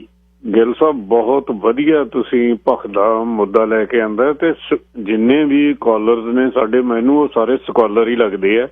ਬਹੁਤ ਵਧੀਆ ਇਹਦੇ ਤੇ ਵਿਚਾਰ ਹੋਈ ਆ, ਬੜੇ ਸ਼ਾਨਦਾਰ ਜਿਹੜੇ ਉਹਨਾਂ ਦੇ ਪੱਖ ਲੈ ਕੇ ਆਏ ਆ ਸਾਹਮਣੇ। ਤੇ ਮੈਂ ਤੁਹਾਨੂੰ ਇੱਕ ਨਾ ਬਿਲਕੁਲ ਆਪਣੇ ਅੱਖੀਂ ਵੇਖੀ ਤੇ ਕੰਨੀ ਸੁਣੀ ਘਟਨਾ ਦੱਸਣ ਲੱਗਾ। ਮੈਨੂੰ ਲੱਗਦਾ ਵੀ ਇਹ ਉਹ ਪੱਖ ਵੀ ਇਹਨਾਂ ਲੋਕਾਂ ਨੇ ਲੈ ਆਂਦਾ ਹੁਣ ਸਾਡੀ ਕੌਮ ਨੂੰ ਪੂਰੀ ਤਰ੍ਹਾਂ ਨਾਲ ਡਿਰੇਲ ਕਰਨ ਵਾਸਤੇ। ਪਿੱਛੇ ਜੇ ਜਦੋਂ ਇਹਨਾਂ ਨੇ ਬਹੁਤ ਸਾਰੇ ਬੰਦੇ ਕਾਲੇ ਦੌਰ ਵੇਲੇ ਆਪਣੇ ਆਪ ਨੂੰ ਅਗਾਂਹ ਵਧੂ ਤੇ ਜਿਹੜੇ ਆਪਣੇ ਆਪ ਨੂੰ ਵਿਗਿਆਨਕ ਸੋਚ ਵਾਲੇ ਉਹ ਮੁਖਬਰੀਆਂ ਕਰਨ ਵਾਸਤੇ ਭਰਤੀ ਕੀਤੇ ਯੂਨੀਵਰਸਿਟੀਆਂ ਵਿੱਚ, ਕਲੈਰੀਕਲ ਲਾਈਨ ਦੇ ਵਿੱਚ, ਜਾਂ ਕਈ ਇਹੋ ਜਿਹੇ ਬੰਦੇ ਲਿਆਂਦੇ ਜਿਨ੍ਹਾਂ ਨੂੰ ਇਹਨਾਂ ਨੇ ਉੱਥੇ ਡਿਗਰੀਆਂ PhD ਤੱਕ ਕਰਾ ਕੇ ਅੱਜ ਉਹ ਪ੍ਰੋਫੈਸਰ ਤੇ ਰੀਡਰ ਬਣੇ ਬੈਠੇ ਆ। ਇੱਕ ਨਵਾਂ ਸਕਾਲਰ ਮੁੰਡਾ, ਬਹੁਤ ਕਮਾਲ ਦਾ ਸਕਾਲਰ ਹੈ, ਜਿਹੜਾ ਉਹ ਇਹਨਾਂ ਕੋਲ ਉਹਦਾ ਜਵਾਬ ਹੀ ਹੈ ਨਹੀਂ ਕੋਈ। ਉਹ ਕਿਸੇ ਯੂਨੀਵਰਸਿਟੀ ਦੇ ਬੋਲ ਰਿਹਾ ਸੀ ਤੇ ਮੈਂ ਉਹ ਸਾਰਾ ਕੁਝ ਅੱਖੀਂ ਵੇਖਿਆ, ਕੰਨੀ ਸੁਣਿਆ। ਉਸ ਬੱਚੇ ਦਾ, ਉਸ ਸਕਾਲਰ ਦਾ ਇਹਨਾਂ ਕੋਲੇ ਕਿਸੇ ਕੋਲੇ ਜਵਾਬ ਨਹੀਂ। ਉਹ ਜਿਹੜੇ ਖੱਬੇ ਪੱਖੀ ਗੱਲ ਕਰਦੇ ਸੀ, ਜਾਂ ਜਿਹੜੇ ਪੰਜਾਬ ਯੂਨੀਵਰਸਿਟੀ ਵਾਲੇ ਆ, ਜਿਹੜੇ RSS ਦੇ ਆ, ਉਹਨਾਂ ਦੇ ਉਹ ਐਡੇ ਬਾਕਮਾਲ ਜਵਾਬ ਉਹਨੇ ਦਿੱਤੇ ਸਾਰੇ ਪੁਰਾਣੇ ਲਿਟਰੇਚਰ 'ਚ, ਇਤਿਹਾਸ ਚੋਂ ਵੀ ਇਹਨਾਂ ਕੋਲ ਕੋਈ ਜਵਾਬ ਨਹੀਂ, ਉਹਦਾ ਸਾਹਮਣਾ ਨਹੀਂ ਕਰ ਸਕਦੇ। ਫਿਜ਼ੀਕਲੀ ਉਹਦੇ ਨਾਲ ਇਸ ਕਿਸਮ ਦੇ ਬੰਦੇ ਰਹਿੰਦੇ ਆ ਜਿਹੜੇ ਉਹਦੇ ਪ੍ਰੋਟੈਕਟਰਸ ਨੇ, ਖਾਸ ਕਰਕੇ ਆਪਣੇ ਕੌਮ ਦੇ ਹੀਰੇ, ਉਹਦੇ ਵੱਲ ਤਾਂ ਵੀ ਨਹੀਂ ਝਾਕ ਸਕਦੇ। ਤੇ ਮੈਂ ਉਹ ਗੱਲ ਆਪ ਸੁਣੀ ਆ। ਇੱਕ ਬੰਦਾ ਉਹਨਾਂ ਚੋਂ ਕਹਿੰਦਾ, ਜਿਹੜੇ 3-4 ਬੈਠੇ ਸੀ ਉਸ ਕਿਸਮ ਦੇ, ਜਿਹਨੂੰ ਅਸੀਂ ਕਹਿੰਦੇ ਮੁਖਬਰ ਜਿਹੜੇ ਪ੍ਰੋਫੈਸਰ ਬਣੇ ਬੈਠੇ ਸੀ, ਉਹ ਕਹਿੰਦੇ ਯਾਰ ਇਹ ਐਂ ਲੱਗਦਾ ਹੈ ਕਿ ਫਲਾਨੇ ਬੰਦੇ ਵਾਂਗੂ ਬੋਲਦਾ। ਕਿਸੇ ਪੁਰਾਣੇ ਇੱਕ ਆਪਦੇ ਵੇਲੇ ਦੇ ਕਿਸੇ ਬੰਦੇ ਦਾ ਉਹਨਾਂ ਨੇ ਨਾਂ ਲਿਆ, ਕਹਿੰਦੇ ਐਂ ਲੱਗਦਾ ਵੀ ਉਹਦੇ ਵਾਂਗੂ ਬੋਲਦਾ, ਉਵੇਂ ਸਾਰਾ ਕੁਝ ਕੱਢ ਕੇ ਲਿਆਉਂਦਾ ਹੈ ਤੇ ਕਹਿੰਦਾ ਉਵੇਂ ਹੀ ਪੈਂਦਾ। ਇਹ ਤਾਂ ਕਹਿੰਦਾ ਡੰਡਲਾ ਹੀ ਆਉਂਦਾ। ਇਹੋ ਜਿਹਾ ਬੰਦਾ ਕਹਿੰਦੇ ਇਹ ਤਾਂ ਬਹੁਤ ਖਤਰਨਾਕ ਸਾਬਤ ਹੋਊਗਾ। ਆਪਾਂ ਜਿਹੜੀ ਚੀਜ਼ ਕਰ ਰਹੇ ਹਾਂ ਇਹਨੇ ਨੇੜੇ ਨਹੀਂ ਲੱਗਣ ਦੇਣੀ। ਤੇ ਉਹਨਾਂ ਚੋਂ ਇੱਕ ਬੰਦਾ ਕਹਿੰਦਾ ਇਹ ਹੈ ਹੀ ਉਹਦਾ ਮੁੰਡਾ। ਕਹਿੰਦੇ ਹੈ, ਜੇ ਉਹਦਾ ਮੁੰਡਾ ਹੈ ਤੇ ਫਿਰ ਇਹ ਤੁਹਾਨੂੰ ਜਦੋਂ ਪਤਾ ਸੀ ਵੀ ਇਹ ਗ੍ਰੈਜੂਏਸ਼ਨ ਲੈਵਲ ਤੋਂ ਇਹ ਕੁਛ ਇੰਨਾ ਇੰਟੈਲੀਜੈਂਟ, ਇੰਨਾ ਅੰਦਰੋਂ ਕੱਢ ਕੇ ਲਿਆ ਰਿਹਾ, ਤੇ ਉੱਥੇ ਹੀ ਠੱਪ ਦੇਣਾ ਸੀ, ਅੱਗੇ ਹੀ ਨਾ ਆਉਂਦਾ। ਉਹ ਕਹਿੰਦੇ ਆ ਗਿਆ ਹੁਣ ਤਾਂ ਪੋਸਟ ਗ੍ਰੈਜੂਏਟ 'ਚੋਂ ਵੀ ਇੰਨਾ ਅੱਗੇ ਆ ਗਿਆ ਤੇ ਹੁਣ ਇਹ ਰਿਸਰਚ ਵਿੱਚ ਵੀ ਆ ਗਿਆ। ਕਹਿੰਦੇ ਰਿਸਰਚ 'ਚ ਕਿਵੇਂ ਆ ਗਿਆ, ਇੱਥੇ ਐਡਮਿਸ਼ਨ ਕਿਵੇਂ ਮਿਲ ਗਈ? ਉਹ ਕਹਿੰਦੇ ਜੀ ਇਹ ਨਹੀਂ ਪਤਾ। ਉਹਨਾਂ ਨੇ ਇੱਕ ਬੰਦੇ ਨੇ ਗੱਲ ਕੀਤੀ ਕਿ ਜੀ ਇਹ ਫਲਾਣੇ ਜਿਹੜੇ ਸਕਾਲਰਸ ਹੈ ਨਾ, ਪੁਰਾਣੇ ਬੈਠੇ ਆ ਬੰਦੇ, ਉਹ ਕਹਿੰਦੇ ਇਹਦੇ ਪਿਓ ਨੂੰ ਵੀ ਜਾਣਦੇ ਆ ਤੇ ਇਹਦੇ ਨਾਲ ਉਹ ਸਾਰੇ ਇਹਦੀ ਸਾਈਡ ਕਰ ਰਹੇ ਆ। ਤੇ ਫਿਰ ਉਹ ਸਲਾਹ ਬਣਾਉਂਦੇ ਆ ਜੀ, ਜਿਹੜੀ ਮੈਂ ਗੱਲ ਸੁਣੀ ਆ। ਉਹ ਕਹਿੰਦੇ ਫਿਰ ਇਹਦਾ ਹੱਲ ਕੀ ਹੈ? ਹੋਰ ਕਿਸੇ ਢੰਗ ਨਾਲ ਤਾਂ ਇਹ ਰੁਕਦੇ। ਕਹਿੰਦੇ ਜੀ ਢੰਗ ਇਹਦਾ ਇਹ ਹੀ ਹੈ ਵੀ 3-4 ਮਹੀਨਿਆਂ ਬਾਅਦ ਇੱਕ ਕੋਈ ਛੋਟਾ ਜਿਹਾ ਕੰਟਰੋਵਰਸ਼ੀਅਲ ਲੇਖ ਛਾਪ ਦਿਓ। ਇਹਦੀ ਸਾਰੀ એનર્ਜੀ ਉਹਦਾ ਜਵਾਬ ਦੇਣ ਤੇ ਲੱਗੀ ਰਹੂਗੀ। ਇਹ ਜਿਹੜਾ ਇਹਦਾ ਅਸਲ ਕੰਮ ਆ ਉਹ ਤੋਂ ਇਹਨੂੰ ਤਿਲਕਾ ਦਿਓ। ਮੈਨੂੰ ਲੱਗਦਾ ਇਹ ਸਾਰੇ ਦੇ ਸਾਰੇ ਨਾ ਇੱਕ ਇਹ ਰਾਹ ਵੀ ਹੁਣ ਚੁਣੀ ਬੈਠੇ ਆ। ਸਾਨੂੰ ਇਸ ਤੋਂ ਵੀ ਸੁਚੇਤ ਹੋਣਾ ਪਊਗਾ। ਇਹ ਯੂਨੀਵਰਸਿਟੀਜ਼ ਵਿੱਚ ਵੀ ਵੜ ਗਏ ਤੇ ਹੋਰ ਥਾਵਾਂ ਤੇ ਤਾਂ ਬੈਠੇ ਆ। ਬਹੁਤ ਸੁਚੇਤ ਹੋਣ ਦੀ ਲੋੜ ਹੈ। ਤੁਸੀਂ ਇਹੋ ਜਿਹਾ ਵਧੀਆ ਟੌਪਿਕ ਲਿਆਂਦਾ, ਇਹ ਉਸ ਪਾਸੇ ਵੱਲ ਇੱਕ ਤੁਹਾਡਾ ਕਦਮ ਹੈ। ਸਾਨੂੰ ਇਹ ਜਿਹੜੇ ਲੋਕ ਆ, ਸਾਡੇ ਜਿਹੜੇ ਸਕਾਲਰਸ ਦੀ એનર્ਜੀ ਵੀ ਇਹ ਵੇਸਟ ਕਰਨੀ ਚਾਹੁੰਦੇ ਆ, ਉਸ ਤੋਂ ਵੀ ਸਾਨੂੰ ਸੁਚੇਤ ਹੋਣ ਦੀ ਲੋੜ ਹੈ। ਤੁਹਾਡਾ ਬਹੁਤ ਧੰਨਵਾਦ, ਤੁਸੀਂ ਵਧੀਆ ਟੌਪਿਕ ਲਿਆ। ਵਾਹਿਗੁਰੂ ਜੀ ਕਾ ਖਾਲਸਾ, ਵਾਹਿਗੁਰੂ ਜੀ ਕੀ ਫਤਿਹ। ਸਤਚੰਦ ਸਿੰਘ ਜੀ, ਵਾਹਿਗੁਰੂ ਜੀ ਖਾਲਸਾ, ਵਾਹਿਗੁਰੂ ਜੀ ਫਤਿਹ। ਸਤਚੰਦ ਸਿੰਘ ਜੀ। ਹੈਲੋ ਜੀ, ਸਰਦਾਰ ਜੀਤ ਸਿੰਘ ਜੀ, ਮਾਫ ਕਰਨਾ ਮੈਂ ਦੂਜੀ ਵਾਰ ਆਇਆ ਵਾਂ ਜੀ। ਮਿੰਟ ਮੈਂ 3 ਰਹਿਣੇ ਆ, 3 ਤੇ ਜੇ ਵੱਧ ਅੱਧਾ ਮਿੰਟ ਲੱਗ ਜਾਵੇ ਤੇ ਮਾਫ ਕਰ ਦਿਓ। ਮੈਂ 3-4 ਗੱਲਾਂ ਦੱਸਣੀਆਂ ਚਾਹੁੰਦਾ ਵਾਂ ਜੋ ਮੈਨੂੰ ਬਾਅਦ ਵਿੱਚ ਪਤਾ ਲੱਗਾ। ਜਦੋਂ ਪਹਿਲੀ ਕਾਲ ਕੀਤੀ ਉਦੋਂ ਨਹੀਂ ਪਤਾ ਵੀ ਖੇਰ ਬੰਦੇ ਨੇ ਕੀ ਕਿਹਾ ਵਾ।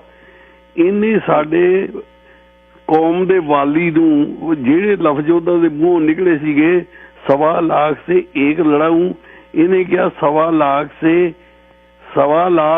ਸੇ ਏਕ ਭਜਾਊ। ਇਹੋ ਇਸ ਤਰ੍ਹਾਂ ਵਰਤੇ ਸ਼ਾਇਦ ਲਫ਼ਜ਼ ਨੇ। ਇਹਨੇ ਬਹੁਤ ਘੋਰ ਪਾਪ ਕੀਤਾ ਵਾ। ਇਹ ਸਾਡੇ ਕੌਮ ਦੇ ਵਾਲੀ ਦੇ, ਸਾਡਾ ਜਿਹੜਾ ਪਿਓ ਆ, ਉਹਦੀ ਇਹਨੇ ਇਨਸਲਟ ਕੀਤੀ ਆ। ਇਹਦਾ ਮੈਂ ਜਵਾਬ ਦੇਣਾ ਚਾਹੁੰਦਾ ਮੈਂ 2-3 ਘਟਨਾ ਦੇ ਵਿੱਚ 3 ਮਿੰਟ ਦਿਓ। ਪਹਿਲੀ ਘਟਨਾ ਵਾ, ਇਹ ਤਾਜ਼ੀਆਂ ਘਟਨਾ ਹੋਈਆਂ ਵਾ।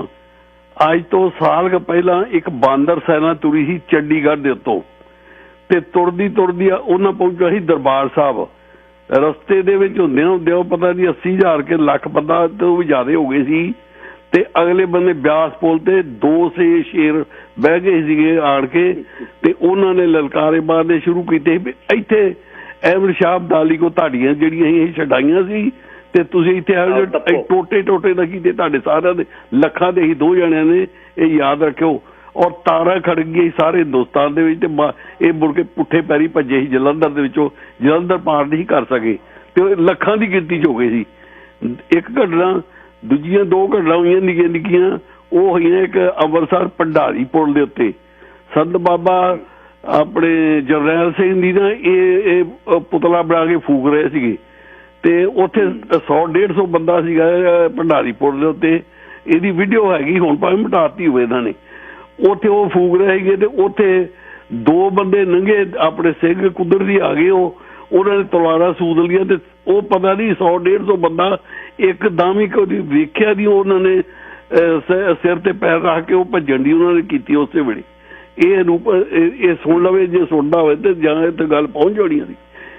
ਤੀਜੀ ਘਟਨਾ ਹੋਈ ਆ ਜਿਹੜੀ ਉੱਚਾ ਪੁਲ ਹੈ, ਉੱਥੇ ਸੇਮ ਗੱਲ ਹੋਈ। ਉੱਥੇ ਵੀ ਸੰਤ ਬਾਬਾ ਜਰਨੈਲ ਸਿੰਘ ਦੀ ਇਹ ਪੁਤਲੇ ਸਾਡੇ ਸੀ ਬਣਾ ਕੇ, ਤੇ ਉੱਥੇ ਵੀ 2 ਮੁੰਡੇ ਕਿਰਪਾਨਧਾਰੀ ਲੰਘੇ, ਪੁਲਿਸ ਉੱਥੇ ਸ਼ਾਮਲ ਸੀਗੀ। ਉਹਨਾਂ 2 ਨੇ ਤਲਵਾਰਾਂ ਸੂਦ ਲੀਆਂ ਤੇ ਇਹ 100 ਦੇ 100 ਪਤਾ ਨਹੀਂ ਲੱਗਾ ਸ਼ਾਹੀ ਮਈ ਕਿੱਧਰ ਹੋ ਗਏ। ਇਹ 1.25 ਲੱਖ ਸੇ ਲੜਾਊ, ਇਹ ਪੁਰਾਣੀ ਗੱਲ ਨਹੀਂ, ਅੱਜ ਤਾਈਂ ਵੀ ਸਿੱਖ ਜਿੱਥੇ ਆ ਉਹ ਪੂਰੀ ਕਰ ਰਿਹਾ। ਔਰ ਇਹਨੂੰ ਇੰਨੀ ਸਜ਼ਾ ਮਿਲਣੀ ਚਾਹੀਦੀ ਇਸ ਬੰਦੇ ਨੂੰ, ਜੇ ਇਹਨੇ ਮਾਫੀ ਮੰਗੇ ਨਾ ਅਕਾਲ ਤਖਤ ਦੇ ਉੱਤੇ ਤੇ ਬਾਦਲਾਂ ਦੀ ਤਰ੍ਹਾਂ ਆਣ ਕੇ ਉੱਥੇ ਜੁੱਤੀਆਂ ਸਾਫ਼ ਕਰੇ, ਫਿਰ ਇਹਨੂੰ ਮਾਫ ਕਰ ਦੇਣਾ ਚਾਹੀਦਾ। ਉਸ ਤਰ੍ਹਾਂ ਇਹਨੂੰ ਕਿਸੇ ਹਾਲਤ ਦੇ ਵਿੱਚ ਮਾਫੀ ਨਹੀਂ ਦੇਣੀ ਚਾਹੀਦੀ, ਕਿਉਂਕਿ ਸਾਡੇ ਕੌਮ ਦੇ ਪਿਤਾ ਨੇ ਇਹ ਪਿਤਾ ਦੀ ਇਹਨੇ ਬੇਇੱਜ਼ਤੀ ਕੀਤੀ ਆ। Thank you very much. ਧੰਨਵਾਦ ਜੀ।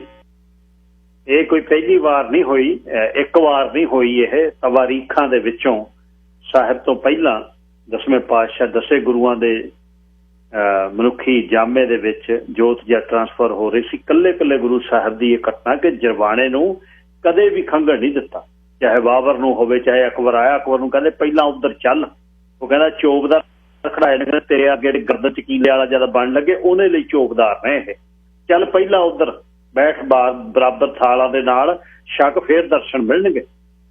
ਹਰੜਾ ਗੁਰੂ ਦੇ ਘਰ ਦੇ ਵਿੱਚੋਂ ਮਿੰਤਾਂ ਨਾਲ ਲੈ ਕੇ ਗਏ, ਜਦ ਜਾਮ ਹੋ ਗਿਆ ਸਾਰਾ ਕੁਛ। ਜਿਹੜਾ ਬਾਜ ਲਾਉਣ ਦੀ ਗੱਲ ਸੀ, ਬਾਜ ਵੀ ਸਿੰਬੋਲਿਕ ਸੀ, ਬਾਜ ਨੇ ਕੁਛ ਨਹੀਂ ਸੀ ਕਰਨਾ।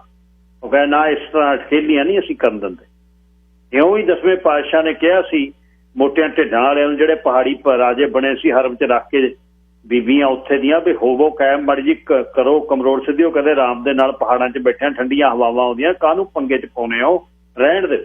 ਅਸੀਂ ਨਹੀਂ ਪ੍ਰਸਾਦੀ ਹਾਥੀ, ਅਸੀਂ ਨਹੀਂ ਸੋਨਾ ਮੜਨਾ, ਤੇ ਅਸੀਂ ਨਹੀਂ ਨਗਾਰੇ ਤੇ ਚੋਟ ਲਾਉਣੀ। ਉਹ ਕਹਿੰਦੇ ਚੰਗਾ, ਫਿਰ ਜੇ ਨਹੀਂ ਚੋਟ ਲਾਉਣੀ, ਭਗੌਰ ਸਾਹਿਬ ਕੀਤੀ ਮੀਟਿੰਗ, ਉਹਦੇ ਬਾਅਦ ਖੜਕਾ ਦਿੱਤੇ, ਮੜ ਲਿਆ ਆਪੇ ਫਿਰ ਤੇ ਕਰਕੇ ਦਿਖਾਈ।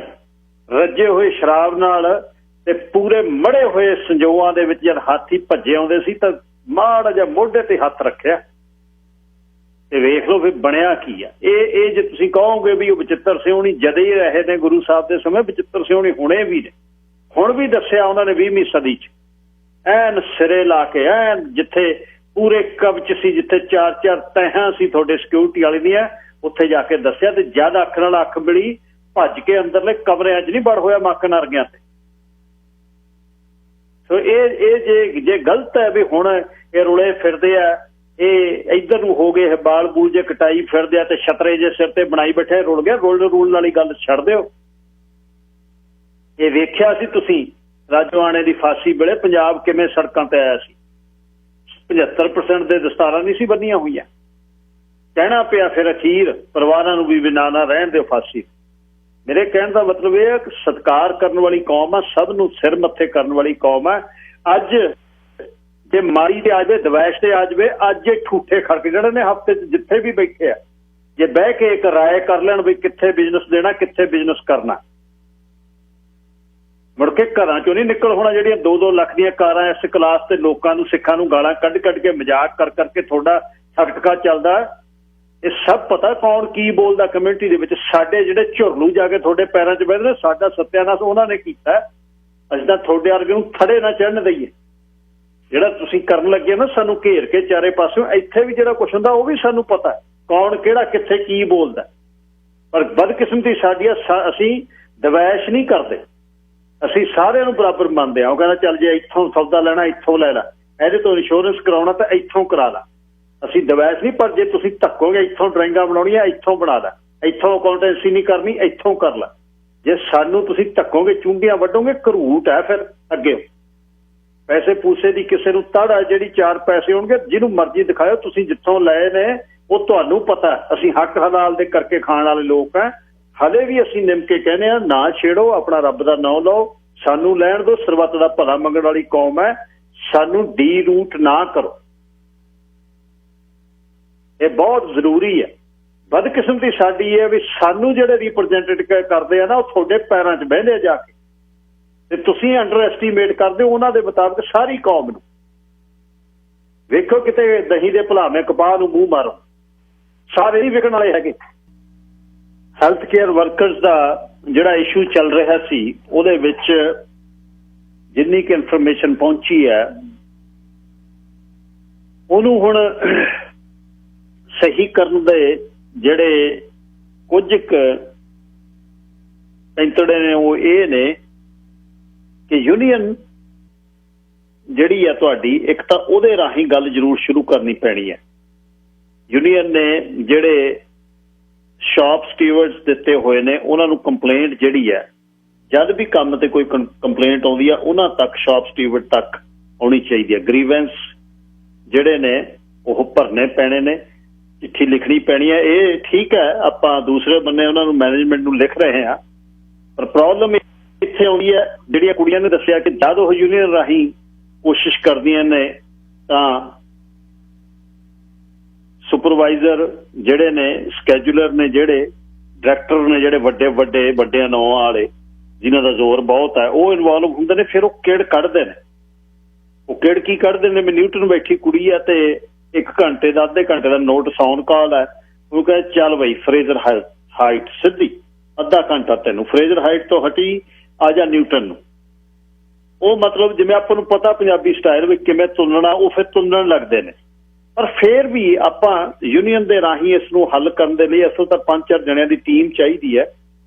ਕੋਈ ਵੀ ਵਲੰਟੀਅਰਲੀ ਅੱਗੇ ਇਹਦੇ ਵਿੱਚ ਆਵੇ ਤਾਂ ਐਟਲੀਸਟ ਇਸ ਨੂੰ ਸ਼ੁਰੂ ਕੀਤਾ ਜਾਵੇ। ਨਾਲ ਮੈਂ ਰਹਾਂਗਾ, ਨਾਲ ਆਪਾਂ ਇੱਕ ਵਕੀਲ ਸਾਹਿਬ ਨੇ ਉਹਨਾਂ ਦੀ ਮਦਦ ਲਵਾਂਗੇ, ਕਿਉਂਕਿ ਦਸਤਖਤ ਕੀਤੇ ਨੇ, ਕੰਟਰੈਕਟ ਸਾਈਨ ਕੀਤਾ ਹੋਇਆ ਅਵੇਲੇਬਿਲਿਟੀ ਦਾ, ਉਹ ਤੋਂ ਆਪਾਂ ਮੁੱਕਰ ਤਾਂ ਸਕਦੇ ਨਹੀਂ। ਪਰ ਇਸੇ ਕੰਮ ਦੇ ਲਈ ਇਹ ਫਾਈਨ ਅੱਖਰਾਂ ਦੇ ਵਿੱਚ ਲਿਖੀਆਂ ਚੀਜ਼ਾਂ ਨੂੰ ਯੂਨੀਅਨ ਸਾਂਭ ਸਕਦੀ ਹੈ।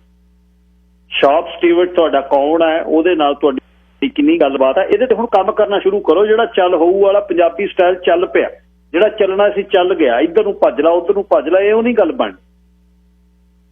ਜਿੰਨੇ ਐਮਪਲਾਈਜ਼ ਨੇ ਜਿਨ੍ਹਾਂ ਨੇ ਦੇ ਨਾਲ ਐਗਰੀਮੈਂਟ ਹੋਇਆ ਤੇ ਤੁਸੀਂ ਜਿੱਥੇ ਵੀ ਤੁਹਾਨੂੰ ਫੈਡਰਲ ਪ੍ਰੋਵਿੰਸ਼ੀਅਲ ਲਾ, ਜਿੱਥੇ ਵਾਇਲੇਸ਼ਨ ਕਿਤੇ ਵੀ ਹੁੰਦੀ ਹੈ ਕੰਮ ਤੇ, ਕਿਤੇ ਕੋਈ ਗਲਤ ਬੋਲਦਾ, ਮਿਸਬਿਹੇਵ ਕਰਦਾ, ਗਲਤ ਭਾਸ਼ਾ ਬੋਲਦਾ, ਤਾਂ ਗਰੀਵੈਂਸ ਫਾਰਮ ਦੇ ਵਿੱਚ ਇਨਵੋਲਵ ਕੌਣ ਹੈ, ਸਟੋਰੀ ਕੀ ਹੈ, ਕਿੱਥੇ ਹੋਈ, ਕਦੋਂ ਹੋਈ, ਕਿਉਂ ਹੋਈ, ਤੇ ਉਹ 'ਚ ਸਾਰੀ ਐਕਸਪਲੇਨੇਸ਼ਨ। ਉਹਦਾ ਨੋਟ ਬਣਾਓ ਘਰੇ ਜਾ ਕੇ, ਸਿੰਪਲ, ਦੱਸਣ ਦੀ ਲੋੜ ਨਹੀਂ।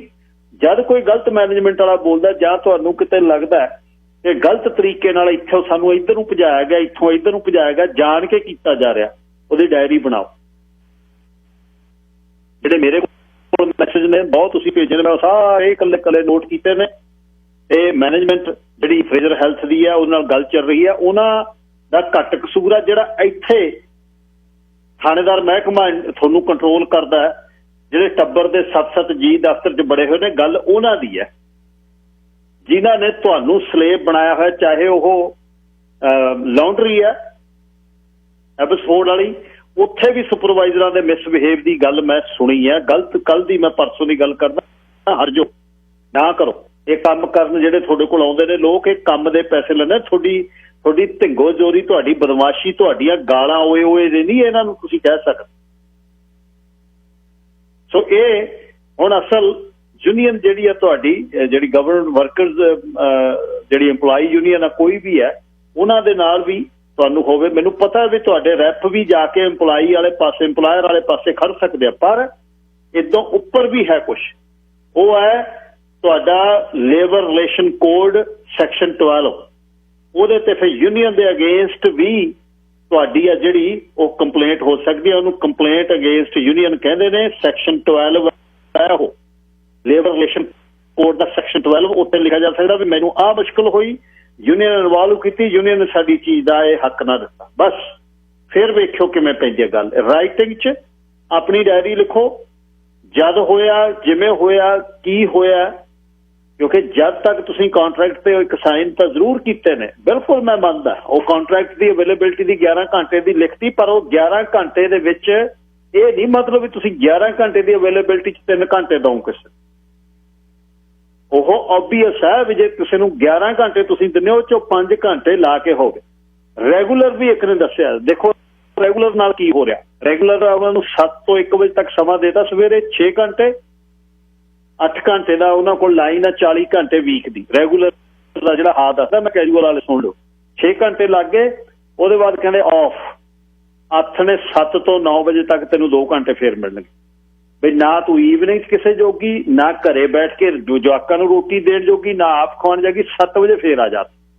ਹੁਣ ਉਹ ਕੀ ਕੀਤਾ ਜਾ ਸਕਦਾ ਹੈ? 7 ਤੋਂ ਜੇ ਚਲੋ 30 ਘੰਟੇ ਵੀ ਤੁਸੀਂ ਦਿੰਦੇ ਹੋ ਕਿਸੇ ਰੈਗੂਲਰ EMPLOYEE ਨੂੰ, 7 ਤੋਂ 6 ਤੱਕ ਦੇਤਾ, 7 ਤੋਂ 1 ਵਜੇ ਤੱਕ 6 ਘੰਟੇ ਹੋ ਗਏ। ਈਵਨਿੰਗ ਵਾਲੇ 2 ਘੰਟੇ ਕਿਸੇ ਕੈਜੂਅਲ ਨੂੰ ਦੇ ਦਿਓ, ਐਟਲੀਸਟ ਉਹਨੂੰ ਤਾਂ ਆਫ ਹੁੱਕ ਤੋਂ ਕਰੋ। ਉਹ ਤਾਂ ਈਵਨਿੰਗ ਆਪਣੇ ਪਰਿਵਾਰ 'ਚ ਬੈਠ ਕੇ, ਜਾਂ ਈਵਨਿੰਗ ਕੋਈ ਹੋਰ ਜੌਬ ਕਰਨ ਵਾਲੀ ਹੋਵੇ, ਪਰ ਨਹੀਂ ਉਹ ਫਸਾਉਣੀ ਇਸ ਤਰ੍ਹਾਂ ਵੀ ਈਵਨਿੰਗ 'ਚ ਵੀ। ਇਹ ਹੈ ਜਿਹੜੀ ਇਹ ਮੈਨੇਜਮੈਂਟ ਦੇ ਵਿੱਚ ਜਾਣ ਕੇ ਕੀਤੀ ਬੁਰਸ਼ਾਗਰਦੀ ਹੈ, ਇਹਨੂੰ ਬੁਲੀ ਕਹਿੰਦੇ। ਠੀਕ ਆ, ਕੁੜੀਆਂ ਨੇ ਸਾਈਨ ਕਰ ਦਿੱਤੇ ਅਵੇਲੇਬਿਲਿਟੀ ਦੇ, ਪਰ ਕੀ ਜਿਹੜਾ ਮੂਹਰੇ ਵਰਕਸ਼ੀਟ ਬਣਾ ਰਿਹਾ, ਜਿਹੜਾ ਵਰਕਸ਼ੀਟ ਤੇ ਕਰ ਰਿਹਾ, ਉਹਦੇ ਦਿਮਾਗ 'ਚ ਇਹ ਗੱਲ ਨਹੀਂ ਆਉਂਦੀ ਵੀ ਮੈਂ ਈਵਨਿੰਗ 'ਚ 6 ਵਜੇ ਸਫ਼ਰ ਤੇ ਆਪਣੇ ਪਰਿਵਾਰ 'ਚ ਬੈਠੀ ਆ, ਜਾਂ ਮੈਂ ਬੈਠਾ, ਜਿਹੜੀਆਂ ਸਾਡੇ ਲਈ ਕੰਮ ਕਰਦੀਆਂ ਫਿਰਦੀਆਂ ਉਹਨਾਂ ਕੋਲ ਕੋਈ ਹੱਕ ਨਹੀਂ ਉਹ ਪਰਿਵਾਰ 'ਚ ਬੈਠ ਸਕਣ। ਨੋ, ਕਿਉਂਕਿ ਉਹਨਾਂ ਨੂੰ ਤੁੰਨਣਾ। ਉਹ 6 ਘੰਟੇ ਪਹਿਲਾਂ ਲਾਉਣ, ਉਹਦੇ ਬਾਅਦ 7 ਤੋਂ 9 ਤੱਕ ਫੇਰ ਆਉਣ, ਕੁਛ ਨਾ ਕਰਨ। ਅਸੀਂ ਲਾ ਕੇ 8 ਘੰਟੇ ਆਪਣੀ ਆਰਾਮ ਨਾਲ ਪਾਰਟੀ ਸ਼ਾਰਟੀ ਕਰਕੇ, ਦਫ਼ਤੇ ਸਮੋਸੇ ਤੇ ਗੁਲਾਬ ਜਾਮਣਾ ਛਕ ਕੇ, ਅੱਜ ਕਿਸੇ ਦਾ ਵਿਆਹ, ਕਿਸੇ ਦਾ ਮੰਗਣਾ, ਕਿਸੇ ਦਾ ਬਰਥਡੇ, ਇੱਧਰ ਬਲੂਨ ਲਾਓ, ਉੱਧਰ ਬਲੂਨ ਲਾਓ, ਤੇ ਉਹਦੇ ਬਾਅਦ ਮੌਜਾਂ।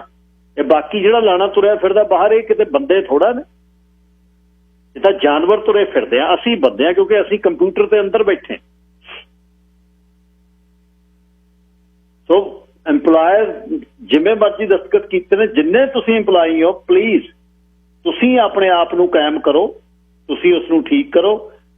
ਇਸ ਦੇ ਨਾਲ ਤੁਸੀਂ ਹੁਣ ਉਸ ਨੂੰ ਅੱਗੇ ਰੈਡੀ ਕਰੋ। ਦੇਖੋ, ਇਹ ਮੈਨੂੰ 10 ਦਿਨ ਹੋ ਗਏ ਆਪਾਂ ਗੱਲ ਕਰ ਰਹੇ ਹਾਂ। ਤੁਸੀਂ ਵੇਖਿਆ ਹੋਊਗਾ ਦੂਜੇ ਸਟੇਸ਼ਨਾਂ ਤੇ ਪ੍ਰੀਮੀਅਰ ਆਉਂਦਾ, ਕੋਈ ਮਿਨਿਸਟਰ ਆਉਂਦਾ, ਤੁਹਾਡੀ ਗੱਲ ਨਹੀਂ ਕੋਈ ਕਰਦਾ, ਗੱਲ ਨਹੀਂ ਕਰਨੀ ਚਾਹੁੰਦੇ। ਗੱਲ ਚੱਲਦੀ ਤੇ ਜੇ ਕੋਈ ਸਿਗਨੇਚਰ ਅਸੀਂ ਮਿਨਿਸਟਰਾਂ ਦੀ ਰਿਕੁਐਸਟ ਕਰਦੇ, ਸਾਨੂੰ ਦਿੱਤੇ ਨਹੀਂ ਜਾਂਦੇ। ਉਹ ਖਾਸ ਸਟੇਸ਼ਨਾਂ ਤੇ ਖਾਸ ਹੋਸਟਾਂ ਨੂੰ ਦਿੱਤੇ ਜਾਂਦੇ। ਉਹਦੇ ਬਾਅਦ ਜੇ ਸਾਡੇ ਕੋਲ ਕੋਈ ਆਵੇ, ਅਸੀਂ ਗੱਲ ਕਰੀਏ। 10 ਦਿਨ ਹੋ ਗਏ ਮੈਨੂੰ, ਮੈਂ ਕਹੇ ਜਿਹੜਾ ਦਫ਼ਤਰ ਆ ਵੀ ਮਿਨਿਸਟਰ ਡਿਕਸ ਦੇ ਨਾਲ ਜਾਂ ਮਿਨਿਸਟਰ ਮੇਜ਼ ਦੇ ਨਾਲ ਗੱਲ ਕਰਾਓ। ਨੋ, ਪ੍ਰੀਮੀਅਰ ਆ ਕੇ ਬੋਲ ਕੇ ਜਾਂਦਾ। ਤੇ ਪ੍ਰੀਮੀਅਰ ਨੂੰ ਜਦ ਤੁਸੀਂ ਕਮਿਊਨਿਟੀ ਨੂੰ ਰਿਪਰੈਜ਼ੈਂਟੇਟਿਵ ਕਰਦੇ ਰੇਡੀਓ ਸਟੇਸ਼ਨ ਹੋ, ਤੇ ਤੁਸੀਂ ਚਾਹੁੰਦੇ ਹੋ ਅਸੀਂ ਫਰਲੇ ਵਾਲੇ ਹੋਸਟ ਆ, ਤੇ ਤੁਹਾਨੂੰ ਪਤਾ 10 ਦਿਨਾਂ ਦਾ ਕਮਿਊਨਿਟੀ 'ਚ ਕੀ ਕਰਲਾਹਟ ਪਿਆ, ਗੱਲ ਹੁੰਦੀ ਆ, ਨਹੀਂ ਕੀਤੀ ਜਾਂਦੀ, ਕਿਉਂਕਿ ਉੱਥੇ 9 ਫਿਰ ਦੂਸਰੇ ਹੋਸਟ ਦਾ ਹੋ ਜਾਵੇਗਾ। ਇਹ ਰੌਲਾ ਹੈ ਬਸ ਉੱਥੇ। ਆਹ ਕੁਛ ਜਿਹੜਾ ਅਸੀਂ ਕਾਲੋਂ ਲੈ ਕੇ ਤੁਰੇ ਫਿਰਦੇ ਆ ਨਾ, ਤੇ ਮੁੜ ਕੇ ਅਸੀਂ ਚਾਹੁੰਦੇ ਆ ਵੀ ਅਸੀਂ ਬਹੁਤ ਵੱਡੇ ਇਹਦੇ ਸਟਾਰ ਆ ਇਸ ਮੀਡੀਆ ਦੇ। ਉੱਥੇ ਇਹ ਪਾਪ ਹੈ, ਇਹਨੂੰ ਸ਼ਰਮ ਪਾਪ ਕਹਿੰਦੇ। ਵੀ ਜਿੱਦਣ ਸਾਡੀ ਛਤਰੀ ਤੇ ਬਹਿਣਾ ਤਾਂ ਅਸੀਂ ਗੱਲ ਕਰਨੀ ਹੈ, ਦੂਜੇ ਦੀ ਛਤਰੀ ਤੇ ਨਹੀਂ ਅਸੀਂ ਗੱਲ ਕਰਨੀ। ਚਾਹੇ ਕੋਈ ਵੀ ਸਾਂਝਾ ਕੰਮ ਹੋਵੇ, ਕਦੇ ਫਲਾਈਟਾਂ ਦਾ ਕੰਮ ਹੋਵੇ, ਕਦੇ ਕੁਛ ਹੋਵੇ, ਮੂਹਰੇ ਖੜਦੇ ਆ ਬਿਨਾਂ ਨਾ ਇਹ ਕਿਵੇਂ ਹੋ ਜੂ। ਅਸੀਂ ਵੈਟਰਨ 25 ਸਾਲ ਵਾਲੇ, 8-10 ਸਾਲ ਵਾਲਾ ਬੰਦਾ ਕਿਵੇਂ ਗੱਲ ਕਰ ਲੂ। ਪਰ ਇਹਦੇ ਨਾਲ ਡੱਕਿਆਂ ਕੁਛ ਨਹੀਂ ਹੋਣਾ, ਪੱਖ ਨਹੀਂ ਹੋਣਾ, ਜਿੰਨਾ ਮਰਜ਼ੀ ਕੁਛ ਕਰ ਲਓ। ਪਰ ਤੁਸੀਂ ਲੋਕਾਂ ਨੂੰ ਹੀ ਮੈਂ ਮੁੜ ਕਹਿ ਰਿਹਾ ਵੀ ਆਪਣੇ ਹੱਕਾਂ ਦੇ ਜਾਗਰੂਕ ਹੋਵੋ, ਹੱਕਾਂ ਲਈ। ਕੱਲ ਸਰੀ ਮੋਰੀਅਲ ਹਸਪੀਟਲ ਦੇ ਵਿੱਚ ਜਿਹੜੀਆਂ ਹਾਊਸ ਕੀਪਿੰਗ ਵਾਲੀ ਕੰਪਨੀਆਂ, ਉਹ 'ਚ ਜਿਹੜੀਆਂ ਸਾਡੀਆਂ ਕੁੜੀਆਂ ਕੰਮ ਕਰਦੀਆਂ, ਉਹ ਕਹਿੰਦੇ ਸਾਡੀ ਇੱਕ ਸੁਪਰਵਾਈਜ਼ਰ ਆ ਫਿਲਪੀਨੋ, ਸਾਡੀ ਜਾਨ ਉਹਨੇ ਕੱਢੀ ਪਈ। ਮੂਰਲੀ ਕਿੱਲੀ ਸਾਨੂੰ ਉਹ ਪਾ ਕੇ ਰੱਖਦੀ ਆ, ਸਾਹ ਉਹ ਨਹੀਂ ਲੈਣ ਦਿੰਦੀ। ਇੱਕ ਪੰਗਾ ਥੋੜਾ ਉਹ ਕਹਿੰਦੇ ਵੀ ਤੁਸੀਂ ਇੱਕ ਵਾਰ ਦਸਤਖਤ ਕਰ ਲਏ, ਤੁਸੀਂ ਲਾਗੇ ਕੰਮ ਕਰ ਲਓ, ਹੁਣ ਅਸੀਂ ਤੁਹਾਨੂੰ ਸਲੇਵਰੀ ਕਰਾਵਾਂਗੇ, ਵੇਚਾਂਗੇ ਤੁਹਾਨੂੰ, ਇਕੱਠ ਜਿਵੇਂ ਨਾ ਕਾਲਿਆਂ ਨੂੰ ਲਿਆ ਕੇ ਵੇਚਦੇ ਹੁੰਦੇ ਸੀ। ਤੋ ਸ਼ਾਪ ਸਟੀਵਰਡ ਤੁਹਾਡੇ ਨੇ, ਯੂਨੀਅਨ ਹੈ, ਯੂਨੀਅਨ ਦੇ ਵਿੱਚ ਤੁਹਾਡਾ ਰੈਪ ਨਹੀਂ ਸੁਣਦਾ ਤਾਂ ਉਸ ਦੇ ਬਾਅਦ ਸੈਕਸ਼ਨ 12 ਹੈ ਲੇਬਰ ਰਿਲੇਸ਼ਨ ਬੋਰਡ ਦਾ, ਲੇਬਰ ਰਿਲੇਸ਼ਨ ਕੋਡ ਹੈ, ਸੈਕਸ਼ਨ 12 ਦੇ ਥੱਲੇ ਯੂਨੀਅਨ ਦੀ ਵੀ ਕੰਪਲੇਂਟ ਹੋਊ। ਫਿਰ ਦੇਖਿਓ ਕਿਵੇਂ ਭੱਜਦੇ ਆ ਸਾਰੇ। ਪਹਿਲਾਂ ਆਪਣੇ ਨੋਟ ਬਣਾਓ, ਜਿੱਥੇ ਵੀ ਹਰ ਰੋਜ਼ ਕੁਝ ਹੁੰਦਾ, ਜਿਹੜਾ ਤੁਹਾਡਾ ਗ੍ਰੀਵੈਂਸਸ ਨੇ ਉਹਨਾਂ ਦੀ ਜੇ ਗੱਲ ਨਹੀਂ ਹੁੰਦੀ ਵੀ ਇਹ ਮੈਨੂੰ ਗਲਤ ਲੱਗ ਰਿਹਾ, ਮੈਂ ਨਿਊਟਨ 'ਚ ਬੈਠੀ ਹਾਂ, ਮੈਨੂੰ ਅੱਧੇ ਘੰਟੇ ਦੇ ਨੋਟਿਸ ਤੇ 30 ਕਿਲੋਮੀਟਰ ਦੂਰ ਭੇਜਿਆ ਜਾ ਰਿਹਾ, ਗੱਡੀ ਦਾ ਕਿੰਨਾ ਖਰਚਾ, ਅਸੀਂ ਕਿਵੇਂ ਜਾਣਾ, ਜਾਂ ਅਸੀਂ ਠੰਡ 'ਚ ਬੈਠੀਆਂ, ਸਾਡੇ ਗੋਡੇ ਦੁਖਣ ਲੱਗ ਗਏ, ਅਸੀਂ 5-5 ਘੰਟੇ ਕਾਰਾਂ 'ਚ ਬੈਠੀਆਂ, ਨਾ ਅਸੀਂ ਉੱਧਰ ਜੋਗੇ ਨਾ ਉੱਧਰ ਜੋਗੇ। ਗਰਮੀ 'ਚ ਅਸੀਂ ਦਰਖਤਾਂ ਦੀਆਂ ਛਾਵਾਂ ਲੱਭਦੀਆਂ ਫਿਰਦੀਆਂ, ਕਦੇ ਅਸੀਂ ਕਿਤੇ ਖੜਦੀਆਂ ਕਦੇ ਕਿਤੇ ਖੜਦੀਆਂ। ਸਾਡੇ ਇਸ ਵੱਡੀ ਕਮਿਊਨਿਟੀ ਜਿੱਥੇ ਸਾਡਾ ਭਾਈਚਾਰਾ ਦਾ, ਇਸਤਰੀਆਂ ਨੂੰ ਐ ਸੜਕਾਂ ਤੇ ਖੜੀਆਂ ਚੰਗਾ ਨਹੀਂ ਮੰਨਦੇ, ਇਸ ਤਰ੍ਹਾਂ ਉਹਦਾ ਕੋਈ ਬੇਸ ਹੋ। ਬਾਕੀ ਜਿੰਨਾ ਵਿੱਤ ਹੁੰਦਾ ਇਸ ਤੇ ਕੰਮ ਕਰ ਰਹੇ ਹਾਂ, ਮੈਨੂੰ ਆਸ ਹੈ ਇਹਦਾ ਹੱਲ ਹੋਊ। ਨਹੀਂ ਹੱਲ ਹੋਊ ਕੋਈ ਨਾ, ਇੱਥੇ ਹੀ ਵੋਟਾਂ ਨੇ, ਇੱਥੇ ਹੀ ਵੋਟਾਂ ਮੰਗਣ ਵਾਲਿਆਂ ਨੇ ਆਉਣਾ, ਫਿਰ ਦੂਜੇ ਲੋੜ ਸਹੀ, ਫਿਰ ਇਹਨਾਂ ਨੂੰ ਦੂਜੇ ਲੋੜ ਆਪਾਂ ਸਮਝਾਵਾਂਗੇ ਵੀ ਚੰਗਾ ਜੇ ਤੁਸੀਂ ਇਸ ਤਰ੍ਹਾਂ ਕਰਦੇ ਹੋ। ਤੇ ਨਾਲ ਜਿਹੜਾ ਤੁਹਾਡੇ ਇਸ ਹੱਕ ਦੀ ਨਹੀਂ ਗੱਲ ਕਰਦਾ, ਜਿਹਨੂੰ ਤੁਸੀਂ ਕਿਹਾ, ਜਿਨ੍ਹਾਂ ਨੇ ਨਹੀਂ ਗੱਲ ਕੀਤੀ, ਉਹਨਾਂ ਦਾ ਸਮਾਜਿਕ ਬਾਈਕਾਟ ਕਰੋ ਔਰ ਸਪਰੈਡ ਕਰੋ ਸਾਰਿਆਂ ਨੂੰ ਵੀ ਅਸੀਂ ਫਲਾਣੇ ਨੂੰ ਕਿਹਾ, ਫਲਾਣੇ ਨੂੰ ਸਾਡੀ ਗੱਲ ਨਹੀਂ ਉਹਨੇ ਕੀਤੀ। ਬਸ ਸਿੰਪਲ। ਇਹ ਜਿਹੜਾ ਸਾਡੇ ਕੰਮ ਜਿਹੜੇ ਨੇ ਉਹ ਇਹ ਹੈ ਵੀ ਅਸੀਂ ਕਮਿਊਨਿਟੀ ਦੀ ਮੁਸ਼ਕਲਾਂ ਦੀ ਗੱਲ ਕਰਨੀ।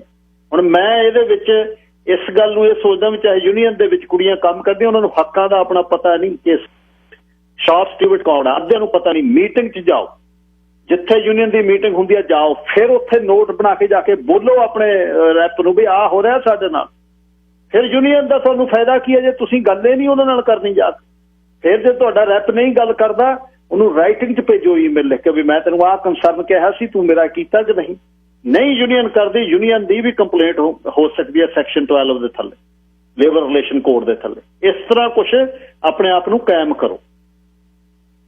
ਬਾਕੀ ਇਹ ਮੁਸ਼ਕਲ ਪਤਾ ਲੱਗ ਰਹੀ ਹੈ ਕਮਿਊਨਿਟੀ 'ਚ, ਸਭ ਮਿਨਿਸਟਰਾਂ ਨੂੰ ਇਹ ਪਤਾ, ਹੁਣ ਸਾਰਾ ਕੁਝ ਸੁਣਦੇ ਨੇ, ਸਾਰਾ ਕੁਝ ਉਹਨਾਂ ਦੇ ਟੇਬਲਾਂ ਤੇ ਜਾਂਦਾ। ਮਿਸਟਰ ਬੈਂਸ ਨੇ, ਹੈਰੀ ਬੈਂਸ ਨੇ ਵੀਕਐਂਡ ਤੇ ਮੇਰੇ ਨਾਲ ਅਫੀਸ਼ੀਅਲੀ ਗੱਲ ਕਰਦੇ, ਸਾਡੀ ਗੱਲ ਚੱਲ ਰਹੀ ਹੈ ਉੱਪਰ, ਅਸੀਂ ਮਿਨਿਸਟਰ ਡਿਕਸ ਦੀ ਮਿਨਿਸਟਰੀ ਸਾਰਾ ਕੁਝ ਲੱਭ ਰਿਹਾ। ਕੰਮ ਕਰਾਓ, ਤੁਸੀਂ ਜਿੰਨਾ ਮਰਜ਼ੀ ਕੰਮ ਕਰਾਓ, ਕੰਮ ਕਰਨਾ, ਉਹਦੇ ਪੈਸੇ ਲੈਣੇ ਨੇ, ਪਰ ਮਿਸਬਿਹੇਵ ਮੈਨੇਜਮੈਂਟ ਨਹੀਂ ਕਰ ਸਕਦੇ। ਸੁਪਰਵਾਈਜ਼ਰ, ਸਕੈਜੂਲਰ ਜਾਂ ਕੋਆਰਡੀਨੇਟਰ ਕੋਈ ਡਾਇਰੈਕਟਰ ਆ, ਉਹਦੇ ਕੋਲ ਇੱਕ ਜਗ੍ਹਾ ਹੈ ਕੰਮ ਕਰਾਉਣ ਦੀ। ਜੇ ਤੁਸੀਂ ਕਹੋ ਵੀ ਤੁਸੀਂ ਸਾਡੇ ਮਾਸਟਰ ਹੋ, ਸਾਡੇ ਓਨਰ ਹੋ, ਇਹ ਨਹੀਂ ਹੋ ਸਕਦੀ ਕਦੇ। ਇਹ ਬਹੁਤ ਡੇਂਜਰਸ ਕਨਸੈਪਟ ਹੈ। ਤੁਸੀਂ ਕਿਉਂ ਸ਼ੁਰੂ ਕੀਤਾ ਹੈ?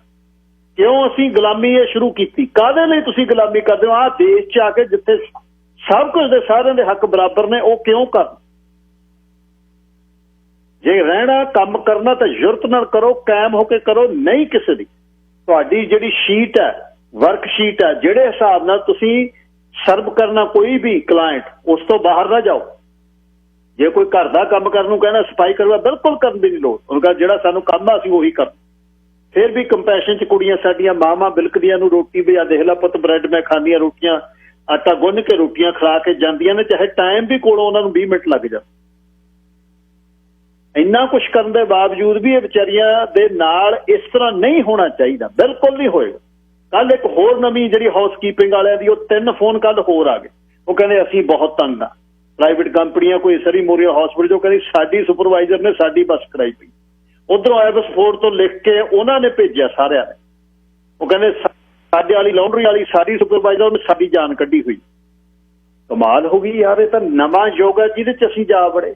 ਕਿਹੜੀਆਂ ਤੜਾਂ ਅਸੀਂ ਮਾਰਦੇ ਹਾਂ ਇਹਨਾਂ ਰੇਡੀਓ ਸਟੇਸ਼ਨਾਂ ਦੀਆਂ ਤੇ ਪੇਪਰਾਂ ਦੀਆਂ, ਤੇ 10-10, 15-15 MP MLA ਨੇ, ਸਾਡੇ ਪੱਲੇ ਕੱਖ ਨਹੀਂ। ਕੋਈ ਵੀ ਕਮਿਊਨਿਟੀ 'ਚ ਇਸ ਤਰ੍ਹਾਂ ਦੀ ਹੁੰਦਾ ਕਿਸੇ, ਕਾਹਦੇ ਲਈ ਗੁਲਾਮੀ ਅਸੀਂ ਕਰਦੇ? ਬਲਵੰਤ ਸਿੰਘ ਜੀ, ਲਾਈਨ ਨੰਬਰ 2, ਤੁਸੀਂ ਏਅਰ ਤੇ ਹੋ।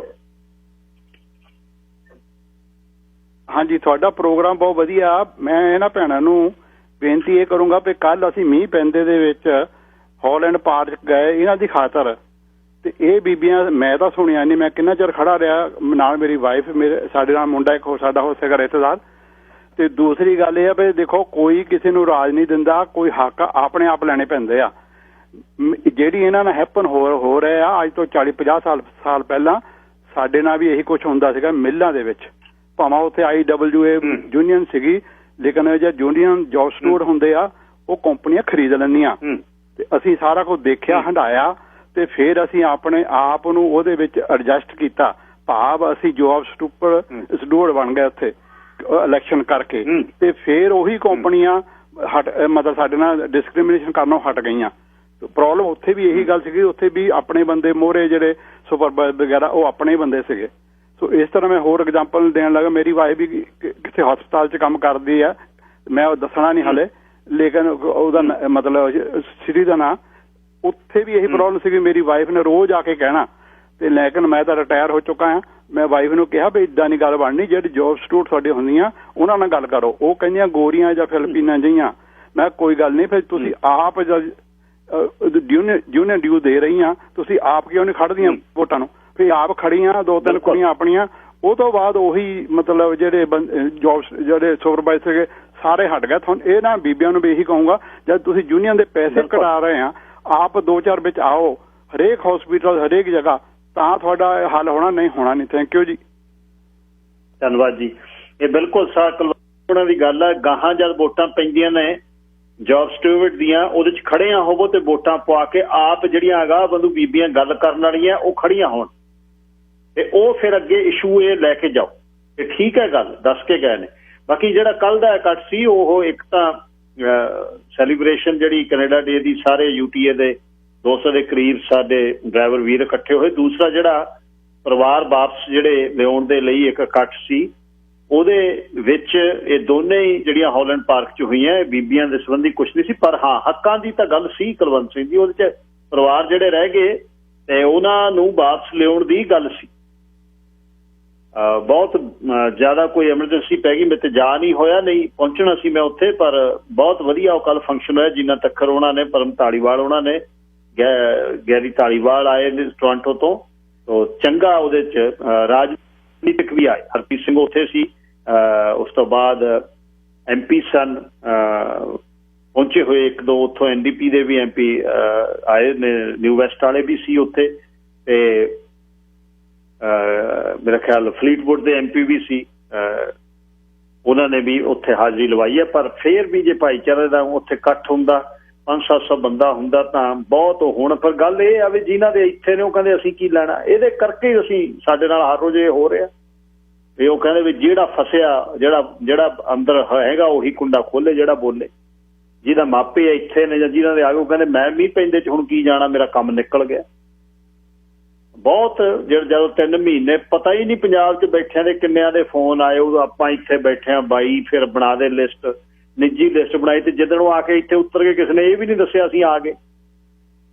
ਜਦ ਆਪਣਾ ਸਮਾਂ ਨਿਕਲ ਗਿਆ ਤੇ ਬਸ ਸਾਧ ਚੱਲਦੇ ਭਰੇ ਨਗਰੀ ਵਸਦੀ ਭਲੀ। ਇਹੀ ਸਾਡੀ ਪ੍ਰੋਬਲਮ ਹੈ। ਬਸ ਜਦ ਸਾਡਾ ਕੰਮ ਹੋ ਗਿਆ, ਅਸੀਂ ਪਿੱਛੇ ਮੁੜ ਕੇ ਵੀ ਨਹੀਂ ਝਾਕਦੇ। ਕੌਮੀਅਤ ਸਾਡੇ 'ਚੋਂ ਭਾਈਚਾਰਕ ਸਾਂਝ ਖਤਮ ਹੋ ਗਈ, ਫਸੇ ਫਿਰਦੇ ਹਾਂ ਅਸੀਂ ਬਸ। Charan Singh ji, line number 3। ਜੀ ਸਰਾਜੀਤ ਸਿੰਘ ਜੀ, ਸਤਿ ਸ੍ਰੀ ਅਕਾਲ ਜੀ। ਦੇਖੋ ਜੀ, ਮੈਂ ਯੂਨੀਅਨ ਦੇ ਵਿੱਚ ਕੰਮ ਕੀਤਾ ਵਾ, ਤੇ ਬੀਬੀਆਂ ਦੀ ਕਹਾਣੀ ਵੀ ਜਿਹੜੀ ਮੈਂ ਸੁਣੀ ਆ ਨਾ, ਬਿਲਕੁਲ ਹੀ ਹਰ ਤਰ੍ਹਾਂ ਯੂਨੀਅਨ ਦੇ ਵਿੱਚ ਬਹੁਤ ਜ਼ਿਆਦਾ ਤਕਲੀਫ ਆਉਂਦੀ ਕਈ ਵਾਰ। ਤੇ ਮੈਂ ਇਹਨਾਂ ਨੂੰ ਆਪਣੀ ਐਗਜ਼ਾਮਪਲ ਦੇਣਾ ਚਾਹੁੰਦਾ, ਜੇ ਸੁਣਨੀਆਂ ਹੁਣ ਬੀਬੀਆਂ, ਤੇ ਅਸੀਂ ਜੋ ਕੀਤਾ ਹੈ ਤੇ ਇਹਦਾ ਹੱਲ ਉਹ 2 ਮਿੰਟ ਤੇ ਦੱਸਦਾ ਵਾ। ਮੈਂ ਵੈਲਡਰ ਸੀ ਤੇ ਅਸੀਂ ਪਾਈਪਲਾਈਨ ਤੇ ਕੰਮ ਕਰਦੇ ਸੀ ਸਿਨਕਰੂਡ ਦੇ ਵਿੱਚ। ਤੁਸੀਂ ਸਿਨਕਰੂਡ ਵੇਖਿਆ ਹੀ ਆ, ਬਹੁਤ ਵੱਡਾ ਪਲਾਂਟ ਆ ਦੁਨੀਆ ਦਾ, ਤੇ ਉਹਦੇ ਵਿੱਚ ਪਾਈਪਾਂ ਹੀ ਕੱਟਣੀਆਂ ਸੀ ਜਿਹੜੀਆਂ ਬਹੁਤ ਹੀ ਜ਼ਿਆਦਾ ਹਾਈ ਟੈਂਪਰੇਚਰ, ਜਿਹਦਾ ਦੇ ਵਿੱਚ ਉਹਨਾਂ ਅੱਗ ਦੇ ਵਿੱਚ ਉਹ ਖੜੀਆਂ ਹੁੰਦੀਆਂ ਸੀਗੀਆਂ। ਤੇ ਉਹ ਇੱਕ ਲੋਹਾ ਉਹਨਾਂ ਦਾ ਸਟੀਲ ਦੇ ਜਿਹੜੀਆਂ ਬੜੀਆਂ ਸੀ, ਉਹ ਆਰਡਨਰੀ ਲੋਹਾ ਨਹੀਂ ਸੀ ਹੈਗਾ, ਨਾ ਸਟੀਲ ਹੀ ਸੀ। ਉਹਦਾ ਸਾਨੂੰ ਦੱਸਿਆ ਗਿਆ ਵੀ ਇਹ ਜਿੰਨੀ ਆਪਣੀ ਇਹਦੀ ਕੀਮਤ ਉਨੀ ਆ ਤੋਲੇ ਦੀ, ਜਿੰਨੀ ਚਾਂਦੀ ਦੀ ਬੁੱਲਦੀਆਂ ਵਾ। ਇਹੋ ਜਿਹੇ ਕੋਈ ਸਟੀਲ ਸੀ, ਮੈਨੂੰ ਨਾ ਭੁੱਲ ਗਿਆ। ਅੱਛਾ, ਉਹ ਅਸੀਂ ਕੱਟ ਕੇ ਤਾਂ ਪੁਰਾਣੀਆਂ ਤੇ ਨਵੀਆਂ ਲਾਉਣੀਆਂ ਸੀ ਇਕੱਠੀਆਂ। 50 ਅਸੀਂ 10-11 ਜਾਣੇ ਸੀਗੇ, ਤੇ ਅਸੀਂ ਉਹ ਕੱਟ ਕੇ ਨਾ ਮਤਲਬ ਕੱਟਣੀਆਂ ਸੌਖੀਆਂ ਹੀ ਆ, ਤੇ ਉਹਨਾਂ ਨੂੰ ਅਸੀਂ ਚੁੱਕਣਾ ਔਖਾ ਵਾ ਕੱਟ ਕੇ। ਤੇ ਉਹ ਅਸੀਂ ਢੇਰ ਲਾਈ ਗਏ, 50 ਟਨ ਦਾ ਢੇਰ ਲੱਗ ਗਿਆ ਇੱਕ ਥਾਂ। ਹੁਣ ਉਹ ਕੰਮ ਤੇ ਮੁੱਕ ਗਿਆ ਸਾਡਾ, ਤੇ ਅਗਲੇ ਬੰਦੇ ਨਵਾਂ ਕੰਮ ਜਿਹੜਾ ਆਉਣਾ ਸੀ ਨਾ, 11 ਬੰਦਿਆਂ ਨੂੰ ਲਾਉਣਾ ਸੀ ਫੋਰਮੈਨ ਨੇ, ਉਹ ਅਜੇ ਤਿਆਰ ਨਹੀਂ। ਇੰਜੀਨੀਅਰ ਉਹਦੀ ਆਪਣੀ ਨਾ ਪ੍ਰੋਗਰਾਮ ਬਣਾ ਰਹੇ ਸੀ ਵੀ ਕੀ ਕਰਨਾ ਤੇ ਕਿੰਨਾ ਰਹਿੰਦਾ, ਕਿਉਂ ਕਰ ਰਿਹਾ, ਕਿਸ ਤਰ੍ਹਾਂ ਕਰਨਾ ਵਾ। ਤੇ ਉਹ ਅਸੀਂ ਵਿਹਲੇ ਹੋ ਗਏ ਸਾਰੇ, ਉਹ ਇਹ ਵਿਹਲੇ ਨਹੀਂ ਬਹਿਣ ਦਿੰਦੇ। ਇੱਥੇ ਸਿਆਪਾ ਇਹ ਦੇਸ਼ ਦੇ ਵਿੱਚ ਨਾ ਬਹੁਤ, ਇਹ ਗੱਲੋਂ ਬਹੁਤ ਮਾੜੀ ਗੱਲ ਆ ਵੀ ਜੇ ਵਰਕਰ ਦੇ ਕਿ ਸੱਦ ਲੈਣ, ਜੇ ਉੱਥੇ ਕੰਮ ਨਹੀਂ ਹੈਗਾ ਤਾਂ ਵਿਹਲੇ ਨਹੀਂ ਰੱਖਣਾ। ਅੱਛਾ, ਉਹ ਨਾ ਸਾਨੂੰ ਕਹਿਣ ਲੱਗਾ ਵੀ ਇੱਕ ਥਾਂ ਤੇ ਹੀ ਜੋ 50 ਟਨ ਦੀਆਂ ਪਾਈਪਾਂ ਸੀ ਨਾ, ਤੇ ਤੂੰ ਇੱਕ ਇਹਦਾ ਵੀ ਬਿਲਡਿੰਗ ਦੇ ਵਿੱਚ ਨਾ 50 ਗਜ ਤੇ ਅਗਲੇ ਬੰਦੇ ਨੇ ਅਗਲੀ ਕਾਰਨਰ ਤੇ ਜਾ ਕੇ ਨਾ ਚੁੱਕੋ ਇੱਥੋਂ ਤੇ ਉੱਥੇ ਲਾਓ। ਅੱਛਾ, ਅਸੀਂ ਨਾ ਭੱਜ ਕੇ ਨਾ ਸਾਡਾ ਬੁੜਕੋ ਬੁੜਕੀ ਹੋ ਗਏ। ਇੱਕ ਪਾਈਪ ਜਿਹੜੀ ਸੀ 5-7 ਜਣੇ ਉੱਧਰ ਲੱਗਦੇ, 5-7 ਉੱਧਰ ਥਰਦੇ ਰਹੀ ਚੁੱਕ ਕੇ ਤੇ ਅਸੀਂ ਉੱਥੇ ਲਾਈਆਂ। ਅੱਛਾ, ਉਹ ਵੀ ਬੋਗੀਆਂ ਜੇ ਦੂਜਾ ਸਾਨੂੰ ਕੋਈ ਨਹੀਂ ਕੰਮ ਤਿਆਰ, ਤੇ ਉਹਨੇ ਜਦੋਂ ਫੋਰਮੈਨ ਚੜ੍ਹ ਕੇ ਫੇਰ ਆ ਗਿਆ। ਸਾਨੂੰ ਫਿਰ ਪਤਾ ਲੱਗ ਗਿਆ ਵੀ ਇਹ ਜਿਹੜੀ ਵਿੱਚੋਂ ਗੱਲ ਆ, ਇਹ ਕੋਈ ਲੋੜ ਇਵੇਂ ਕਰ ਰਿਹਾ ਬਕਵਾਸ। ਅਸੀਂ ਇਹਨਾਂ ਚੁੱਕਣੀਆਂ ਬੰਦ ਕਰਤੀ, ਜੇ ਉਹ ਚਲੇ ਜਾਣਾ ਅਸੀਂ ਚੁੱਪ ਕਰਕੇ ਬਹਿ ਜਾਣਾ। ਉਹਨੇ ਆਉਣਾ ਨੇਰੀਆਂ ਨੂੰ ਆਉਣਾ, ਇਟਾਲੀਅਨ ਫੋਰਮੈਨ ਸੀ, ਨੇਰੀਆਂ ਨੂੰ ਆਉਣਾ ਸਾਡੇ ਛਾਪਾ ਮਾਰਨ, ਤੁਸੀਂ ਕਿਉਂ ਬੈਠੇ ਜੇ ਤਾਂ ਉਹ ਕਰਨਾ, ਉਹ ਕਰੋ। ਉਹ ਅਸੀਂ ਫੇਰ ਲੱਗ ਪੈਣਾ। ਉਹ ਫੇਰ ਕਹਿੰਦਾ ਉਹ ਉੱਥੇ ਉਠਫਾੜ ਵਾਲੀ ਕਾਰਨਰ ਤੇ ਰੱਖੋ ਇਹਨਾਂ ਚੁੱਕ ਕੇ।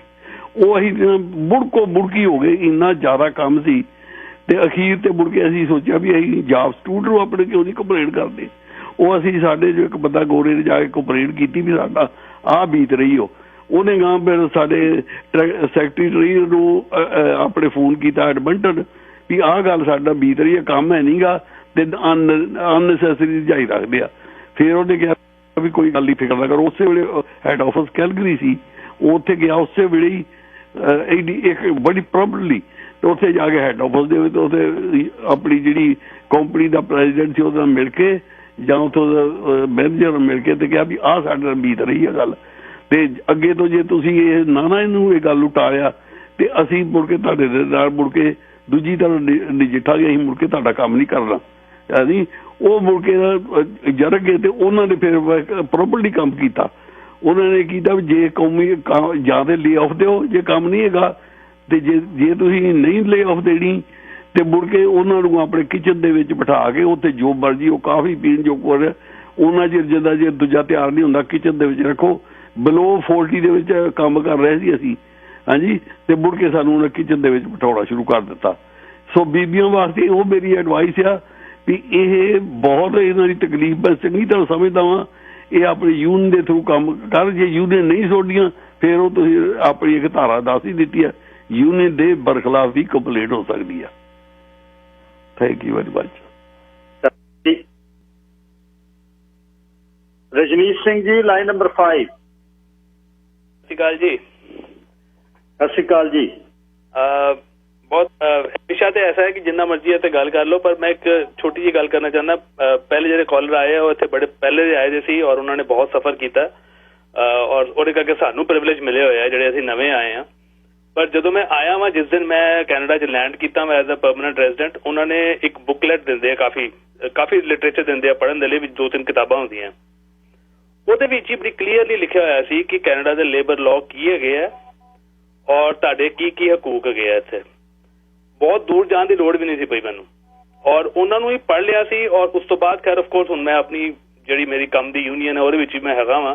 ਤਾਂ ਕਹਿਣ ਦਾ ਮਤਲਬ ਇਹ ਹੈ ਕਿ ਜੋ ਸਾਡੇ ਕੋਲ ਅਵੇਲੇਬਲ ਹੁੰਦਾ ਵਾ, ਰਿਸੋਰਸਿਸ ਦੀ ਕੋਈ ਕਮੀ ਨਹੀਂ ਹੈਗੀ, ਸਿਰਫ ਅਸੀਂ ਉਹਨੂੰ ਪੜ੍ਹ ਕੇ ਔਰ ਥੋੜਾ ਜਿਹਾ ਲਿਖਣ ਦੀ ਆਦਤ ਪਾ ਲਈਏ, ਲਿਖ ਕੇ ਜੇ ਭੇਜ ਸਕੀਏ ਆਪਣੀਆਂ ਗੱਲਾਂ ਨੂੰ, ਤੇ ਮੇਰਾ ਪਰਸਨਲ ਐਕਸਪੀਰੀਅੰਸ ਕਹਿੰਦਾ ਹੈ ਕਿ ਬੜੀ ਜਲਦੀ ਉਹਦਾ ਅਸਰ ਹੁੰਦਾ ਵਾ। ਸਿਰਫ ਅਸੀਂ ਝਿਜਕਦੇ ਹਾਂ ਲਿਖਣ ਤੋਂ ਔਰ ਅਸੀਂ ਡਿਟੇਲ 'ਚ ਜਾਂਦੇ ਨਹੀਂ ਕਿ ਸਾਨੂੰ ਉਹਦੇ ਵਿੱਚ ਕੀ ਚਾਹੀਦਾ ਵਾ। ਮੋਟੀ ਜਿਹੀ ਕਿਤਾਬ ਹੁੰਦੀ ਹੈ ਲੇਕਿਨ ਆਪਣੇ ਮਤਲਬ ਦੇ ਵਿੱਚ 10-15 ਪੇਜ ਹੀ ਹੁੰਦੇ ਆ, ਉਹਨੂੰ ਹੀ ਪੜ੍ਹ ਲਿਆ ਜਾਵੇ ਕਾਫੀ ਹੱਦ ਤੱਕ ਜਿਹੜੀ ਹੈ ਤੁਹਾਨੂੰ ਨੌਲੇਜ ਹੋ ਜਾਂਦੀ ਹੈ ਕਿ ਮੇਰੇ ਹੱਕ ਹੈਗੇ ਕੀ ਹੈ ਔਰ ਜਿਹੜਾ ਸਾਹਮਣੇ ਵਾਲਾ ਵਾ ਉਹਦੀ ਖਿਲਾਫਵਰਜ਼ੀ ਕਰ ਰਿਹਾ ਕਿ ਨਹੀਂ ਕਰ ਰਿਹਾ। Thank you sir. ਧਰਮ ਸਿੰਘ ਜੀ, ਲਾਈਨ ਨੰਬਰ 2। ਹਾਂਜੀ, ਵਾਹਿ ਖਾਲਸਾ ਫਤਿਹ ਜੀ। ਖਾਲਸਾ ਫਤਿਹ ਜੀ। ਹਾਂਜੀ ਹਰਜੀਤ, ਆ ਵੀ ਇੱਕ ਮੁੱਦਾ ਜੀ ਬਹੁਤ ਬੜਾ ਧਰਮ ਸਿੰਘ ਜੀ, ਇਹਦੇ ਬਾਰੇ ਵੀ ਸੋਚੀਏ, ਇਹ ਧੁਨ ਛਬਾਣ ਚੱਕਣੇ ਪੈਣੇ ਨੇ। ਨਹੀਂ ਵੀਰ ਜੀ, ਮੈਂ ਉਹੀ ਗੱਲ ਕਰ ਰਿਹਾ, ਵਿਸ਼ਾ ਬਹੁਤ ਵਧੀਆ। ਮੈਂ ਇੱਕ ਮੇਰੀ ਵੀ ਪ੍ਰੋਬਲਮ ਹੈ, ਮੈਂ ਬਹੁਤ ਵਧੀਆ ਬੁਲਾਰਾ ਤਾਂ ਨਹੀਂ, ਪਰ ਜਦੋਂ ਕੰਮ ਕਰੀਦਾ ਦਿਲੋਂ ਕਰੀਦਾ, ਜਿੱਥੇ ਵੀ ਕਰੀਦਾ ਦਿਲੋਂ ਕੰਮ ਕਰੀਦਾ ਜੀ। ਬਿਲਕੁਲ। ਤੇ ਇਹਦੇ ਬਾਰੇ ਸਾਨੂੰ ਇਹ ਪਤਾ ਨਹੀਂ ਵੀ ਸਾਡੇ ਹੱਕ ਹਕੂਕ, ਜਿਵੇਂ ਪਹਿਲਾਂ ਭਾਈ ਸਾਹਿਬ ਕਹਿ ਕੇ ਗਏ ਨੇ ਕਿ ਸਪੈਸ਼ਲੀ ਮੈਨੂੰ ਦੁੱਖ ਉਦੋਂ ਹੁੰਦਾ ਜਦੋਂ ਸਾਡੀਆਂ ਬੱਚੀਆਂ, ਸਾਡੀਆਂ ਬੀਬੀਆਂ ਨੂੰ ਆਪਦੇ ਹੱਕਾਂ ਦਾ ਨਹੀਂ ਪਤਾ ਹੁੰਦਾ। ਕੰਮ ਦੇ ਉੱਪਰ ਜਦੋਂ ਕੋਈ ਜਿਵੇਂ ਗੰਦੀਆਂ ਫੋਟੋਆਂ ਦਿਖਾਉਣੀਆਂ, ਨੰਗੀਆਂ ਫੋਟੋਆਂ ਦਿਖਾਉਣੀਆਂ, ਗੰਦੇ ਮਖੌਲ ਕਰਨੇ, ਜੋਕ ਕਰਨੇ, ਇਹ ਵੀ ਇੱਕ ਸੈਕਸ਼ੂਅਲ ਹਰਾਸਮੈਂਟ ਦੇ ਵਿੱਚ ਆਉਂਦਾ ਵਾ। ਇਹਦੀ ਕੰਪਲੇਂਟ ਹੋ ਸਕਦੀ ਹੈ। ਬਹੁਤ ਸੀਰੀਅਸ ਮਸਲਾ ਵਾ ਇਹ। ਕਿਸੇ ਨੂੰ ਈਵਨ ਕਿ ਆਪਣੇ ਕੰਮ ਦੇ ਉੱਪਰ ਆਪਣੇ ਸੁਪਰਵਾਈਜ਼ਰ ਵੱਲੋਂ, ਫੋਰਮੈਨ ਵੱਲੋਂ ਜਾਂ ਓਨਰ ਵੱਲੋਂ ਇਹ ਕਹਿਣਾ ਵੀ ਮੇਰੇ ਨਾਲ ਲੰਚ ਕਰੋ, ਡਿਨਰ ਕਰੋ, ਉਹ ਵੀ ਧੱਕੇ ਦੇ ਨਾਲ, ਉਹ ਵੀ ਸੈਕਸ਼ੂਅਲ ਹਰਾਸਮੈਂਟ ਦੇ ਵਿੱਚ ਆਉਂਦਾ ਵਾ। ਸੈਕਸ਼ੂਅਲ ਹਰਾਸਮੈਂਟ ਦਾ ਕੇਸ ਪੈ ਸਕਦਾ ਵਾ। ਸਾਡੀਆਂ ਬੱਚੀਆਂ ਨੂੰ, ਸਾਡੀਆਂ ਭੈਣਾਂ ਨੂੰ ਇਸ ਗੱਲ ਦਾ ਕੁਛ ਨਹੀਂ ਹੁੰਦਾ। ਜਿਹੜਾ ਇੱਥੇ ਲਿਆ ਆ, ਜਿਹਨੇ ਪੈਦਾ ਕੀਤਾ, ਉਹਨੇ ਰੋਟੀ ਵੀ ਆਪ ਹੀ ਦੇਣੀ ਆ। ਸੈਲ ਪੱਥਰ ਮੈਂ ਜੰਤੋਂ ਪਾਏ ਤਾਂ ਕਾਰਜ ਕਾਗੇ ਕਰ ਧਰਿਆ। ਤੇ ਇਸ ਤੋਂ ਨਾ ਆਪਾਂ ਡਰਿਆ ਕਰੀਏ ਵੀ ਸਾਡਾ ਕੰਮ ਚਲਿਆ ਜਾਊ, ਸਾਡੇ ਬੱਚੇ ਨਹੀਂ ਪਾਲਣੇ, ਆਪੇ ਪਾਲਣ ਵਾਲੇ ਨੇ ਪਾਲ ਲੈਣੇ ਆ। ਕਿਉਂਕਿ ਅਸੀਂ ਆਜ਼ਾਦ ਫਿਜ਼ਾ ਦੇ ਵਿੱਚ ਰਹਿਣਾ ਨਹੀਂ ਸਿੱਖਿਆ। ਆਜ਼ਾਦੀ ਦੇ ਵਿੱਚ ਸਾਡੇ ਕੀ ਹੱਕ ਹੁੰਦੇ ਨੇ, ਸਾਨੂੰ ਉਹਨਾਂ ਗੱਲਾਂ ਦਾ ਪਤਾ ਨਹੀਂ। ਸੋ ਜਿਵੇਂ ਪਹਿਲਾਂ ਭਾਈ ਸਾਹਿਬ ਕਹਿੰਦੇ, ਸਾਨੂੰ ਜਿਹੜਾ ਲਿਟਰੇਚਰ ਮਿਲਦਾ ਵਾ, ਸਾਡੇ ਕੀ ਹੱਕ ਨੇ, ਕੀ ਰਾਈਟ ਨੇ, ਕਿਸ ਤਰ੍ਹਾਂ ਸਾਡੇ ਇੰਪਲਾਇਰ ਨੂੰ ਸਾਡੇ ਨਾਲ ਗੱਲ ਕਰਨੀ ਚਾਹੀਦੀ ਆ, ਉਹ ਪਲੀਜ਼ ਲਿਖਿਆ ਕਰੋ, ਪੜ੍ਹਿਆ ਕਰੋ ਸਾਰਾ ਕੁਛ। ਤੇ ਜਿੱਥੇ ਵੀ ਕਿਤੇ ਮੁਸ਼ਕਲ ਆਉਂਦੀ ਆ, ਦੱਸੋ, ਆਪਦਾ ਲੁਕੋਇਆ ਨਾ ਕਰੋ। ਕਿਉਂਕਿ ਜਿਵੇਂ ਕਹਿੰਦੇ ਵੀ ਛਿੱਤਰੋ ਜੇ ਨਾ ਗੰਢੀਏ, ਕਹਿੰਦਾ ਟੁੱਟੇ ਵੱਧਦੇ ਜਾਂਦੇ। ਜਿਵੇਂ ਤੁਸੀਂ ਵੀ ਗੱਲ, ਬਹੁਤ ਪ੍ਰੋਬਲਮਾਂ ਨੇ। ਚਾਹੇ ਫਿਲਪੀਨੋ ਆ ਕੇ ਕੋਈ ਕਰ ਰਿਹਾ, ਚਾਹੇ ਸੌਰੀ ਆਪਾਂ ਨੂੰ ਸ਼ਬਦ ਵਰਤਣੇ ਪੈ ਰਹੇ ਨੇ, ਫਿਜ਼ੀ ਵਾਲਾ ਕਰ ਰਿਹਾ ਜਾਂ ਪੰਜਾਬੀ ਕਰ ਰਿਹਾ, ਕੋਈ ਜਿਹੜਾ ਕੋਈ ਵੀ ਕਮਿਊਨਿਟੀ ਨਾਲ ਤੁਹਾਡੇ ਨਾਲ, ਚਾਹੇ ਗੋਰਾ ਵਾ, ਗੋਰੇ ਲੋਕ ਵੈਸੇ ਘੱਟ ਡਿਸਕ੍ਰਿਮੀਨੇਸ਼ਨ ਕਰਦੇ ਸੀ, ਉਹਨਾਂ ਦਾ ਘਟਿਆ ਹੋਇਆ। ਜਿਹੜੇ ਸੈਕਸ਼ੂਅਲ ਜੋਕਸ ਹੋਰ ਇਸ ਤਰ੍ਹਾਂ ਦੀ ਗੱਲ ਕਰਦੇ ਆ, ਇਹ ਬਹੁਤੇ ਵੀਰ ਜੀ ਆਪਣੇ ਕਰਦੇ ਨੇ ਇਸ ਤਰ੍ਹਾਂ ਦੇ ਮਸਲੇ। ਤੇ ਚਲੋ ਉਹਨੂੰ ਆਪਾਂ ਇਹ ਵੀ ਨਹੀਂ ਕਹਿ ਸਕਦੇ, ਕੋਈ ਬਲੈਂਕਟ ਸਟੇਟਮੈਂਟ ਨਹੀਂ ਦੇ ਸਕਦੇ, ਪਰ ਸਾਨੂੰ ਅਵੇਅਰ ਹੋਣਾ ਪੈਣਾ, ਇਹ ਹੱਕ ਲੈਣੇ ਪੈਣੇ ਆ ਜੀ। ਧੰਨਵਾਦ। ਬਿਲਕੁਲ। ਸੋ ਇਹ ਇਸ਼ੂ ਦੀ ਜਿਹੜੀ ਮੈਂ ਇਹੀ ਗੱਲ ਕਰਦਾ, ਇਹਦੇ ਤੇ ਆਪਾਂ ਕੰਮ ਕਰਾਂਗੇ।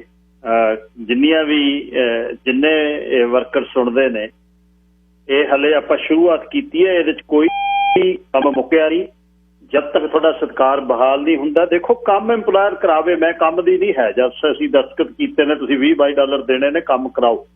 ਪਰ ਕੋਈ ਕਾਨੂੰਨ ਇਹਨਾਂ ਤੇ ਲਾਗੂ ਹੁੰਦਾ ਕਿ 1800 ਜਾਂ 2000 ਘੰਟੇ ਲਾਉਣ ਤੋਂ ਬਾਅਦ ਇਹਨਾਂ ਨੂੰ ਰੈਗੂਲਰ ਕਰਨਾ, ਜਾਂ 18000 ਤੇ 8-8 ਸਾਲਾਂ ਬਾਅਦ ਵੀ ਤੁਸੀਂ ਇਹਨਾਂ ਨੂੰ ਕੈਜੂਅਲ ਰੱਖਣਾ। ਰੈਗੂਲਰ ਨੂੰ ਠੀਕ ਹੈ, ਕੋਈ ਫਿਕਸ ਲਾਈਨ ਮਿਲ ਜਾਂਦੀ ਹੈ, 30-40 ਘੰਟੇ ਫਿਕਸ ਹੋ ਜਾਂਦੇ ਨੇ। ਉਹ 40 ਘੰਟਿਆਂ ਦੇ ਬੇਸ ਤੇ ਉਹ ਕੋਈ ਸਟੈਪ ਲੈ ਸਕਦੀ ਹੈ।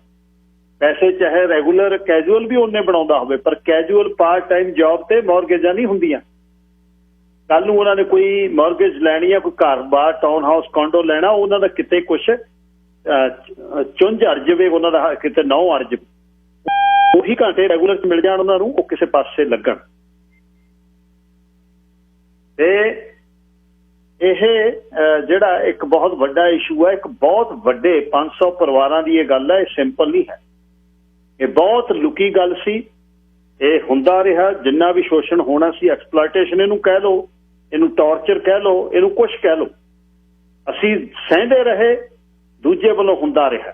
4 ਸ਼ਬਦ ਅੰਗਰੇਜ਼ੀ ਦੇ ਆ ਗਏ, ਜੇ ਕੋਈ 10 ਸਾਲ ਪਹਿਲਾਂ ਇੱਥੇ ਆ ਗਿਆ, ਕਿਤੇ ਉਹ ਰੱਬ ਨਹੀਂ ਬਣ ਜਾਂਦਾ। ਜੇ ਮਾੜੀ ਜਿਹੀ ਮੂੰਹ 'ਚ ਘੁਮਾ ਕੇ ਯੂ ਨੋ ਕਹਿਤੀ, ਇਹਦਾ ਇਹ ਨਹੀਂ ਮਤਲਬ ਵੀ ਤੁਸੀਂ ਸਿਕੰਦਰ ਹੋ। ਸਾਰੇ ਬੋਲਦੇ ਆ।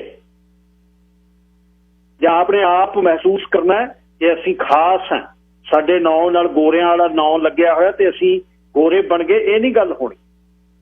ਔਰ ਇਹ ਸਾਰੀ ਜਾਂਚ ਹੋਣੀ ਚਾਹੀਦੀ ਆ ਵੀ ਦਫ਼ਤਰ ਦੇ ਵਿੱਚ ਕਿੰਨੇ ਬੰਦੇ, ਕਿਹਦੇ ਰਿਸ਼ਤੇਦਾਰ ਕਿਵੇਂ ਹੈ, ਕਿਹੜਾ ਬੰਦਾ ਰੈਗੂਲਰ, ਕਿਹੜਾ ਕੈਜੂਅਲ ਤੋਂ ਕਿਹੜਾ ਰੈਗੂਲਰ ਬਣਿਆ, ਕਿੰਨੇ ਘੰਟੇ ਕਿਹਨੂੰ ਲੱਗੇ, ਉਹ ਕਿਵੇਂ ਲੱਗੇ। ਪਰ ਇਹ ਸਭ ਕੁਝ ਤਾਂ ਹੀ ਉਹ ਧਰਮ ਸਿੰਘ ਹੋਣਾ ਨੇ ਕਿਹਾ, ਪਹਿਲਾਂ ਆਪ ਕਾਇਮ ਹੋਵੋ ਤੁਸੀਂ।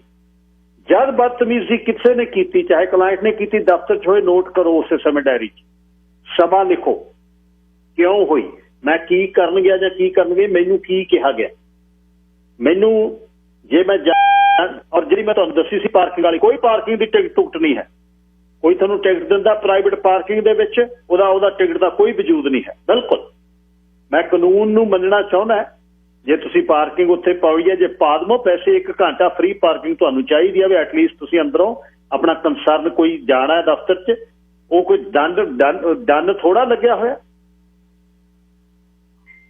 ਤੇ ਫਿਰ ਜੋ ਟਿਕਟ ਲਿਖਦੇ ਆ ਉਹ ਟਿਕਟ ਕੋਈ ਨਹੀਂ ਹੈ, ਉਹ ਕੁਛ ਨਹੀਂ ਹੋ ਸਕਦਾ, ਨਾ ਉਹ ਤੁਹਾਡੇ ਹੱਥ ਪਿੱਛੇ ਆ ਸਕਦੇ, ਨਾ ਕੋਈ ਕ੍ਰੈਡਿਟ ਖਰਾਬ ਕਰਦੇ, ਪਾੜ ਕੇ ਸਿੱਟੋ ਉਹਨੂੰ। ਬਥੇਰੀਆਂ ਖਬਰਾਂ ਲੱਗੀਆਂ ਹੋਈਆਂ, ਬਥੇਰੇ ਵਕੀਲਾਂ ਦੀਆਂ ਰਾਏ ਮੈਂ ਤੁਹਾਨੂੰ ਕੱਲ ਪੜ੍ਹ ਕੇ ਸੁਣਾਈ।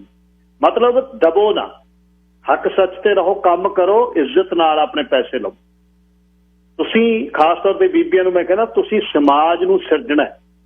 ਕੱਲ ਨੂੰ ਤੁਹਾਡੇ, ਤੁਸੀਂ ਜੇ ਕੋਈ ਵਿਆਹ ਹੋਇਆ, ਤੁਹਾਡੇ ਬੱਚੇ ਨੇ, ਤੁਸੀਂ ਬੱਚੇ ਵੱਡੇ ਕਰਨੇ ਨੇ, ਉਹਨਾਂ ਦੇ ਸਮਾਜ ਦਾ ਹਿੱਸਾ ਬਣਨਾ। ਤੁਸੀਂ ਕੱਲ ਨੂੰ ਆਪਣੀ ਜ਼ਿੰਦਗੀ ਅੱਗੇ ਲੈ ਕੇ ਜਾਣੀ ਹੈ, ਤੁਹਾਡੀ ਜ਼ਿੰਦਗੀ 'ਚ ਕਿਸੇ ਨੇ ਆਉਣਾ, ਤੁਸੀਂ ਵਿਆਹ ਕਰਾਉਣੇ ਨੇ, ਜਿਨ੍ਹਾਂ ਨੇ ਕਰਾ ਲਏ ਤਾਂ ਠੀਕ ਹੈ, ਨਹੀਂ ਕਰਾਏ ਤਾਂ ਤੁਸੀਂ ਇੱਕ ਸਮਾਜ ਨੂੰ ਸਿਰਜਣਾ। ਜਦ ਤੁਸੀਂ ਉਸੇ ਭੈ 'ਚ ਰਹਿਣਾ, ਕੱਲ ਨੂੰ ਤੁਹਾਡੀ ਜ਼ਿੰਦਗੀ 'ਚ ਵੀ ਭੈ, ਉਹ ਤੁਹਾਡਾ ਖਹਿੜਾ ਨਹੀਂ ਛੱਡਣਾ, ਭੈ ਨਹੀਂ ਲੈਣਾ, ਬਿਲਕੁਲ ਨਾ ਭੈ ਦੇਣਾ, ਨਾ ਭੈ ਕਿਸ ਤੋਂ ਲੈਣਾ। ਹੱਕ ਸੱਚ ਤੇ ਖੜਨਾ ਆਪਣੇ ਤੇ, ਬਸ ਧੱਕਾ ਕਰਨਾ ਨਹੀਂ, ਧੱਕਾ ਹੋਣ ਨਹੀਂ ਦੇਣਾ।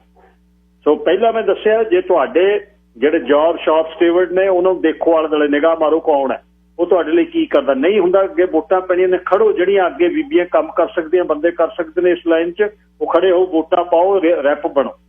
ਯੂਨੀਅਨ ਦੇ ਰੈਪ ਕੀ ਨੇ ਉਹਨਾਂ ਨੂੰ ਲਿਖੋ, ਆਹ ਤਰੀਕ ਨੂੰ ਮੈਂ ਆਹ ਰਿਪਰੈਜ਼ੈਂਟੇਟਿਵ ਨੂੰ ਦੱਸਿਆ, ਮੇਰਾ ਇਹ ਕੰਮ ਨਹੀਂ ਹੋਇਆ। ਇਹਦੇ ਬਾਅਦ ਜੇ ਯੂਨੀਅਨ ਨਹੀਂ ਸੁਣਦੀ, ਸੈਕਸ਼ਨ 12 ਦੇ ਵਿੱਚ ਕੰਪਲੇਂਟ ਕਰਾਂਗੇ, ਬਿਲਕੁਲ।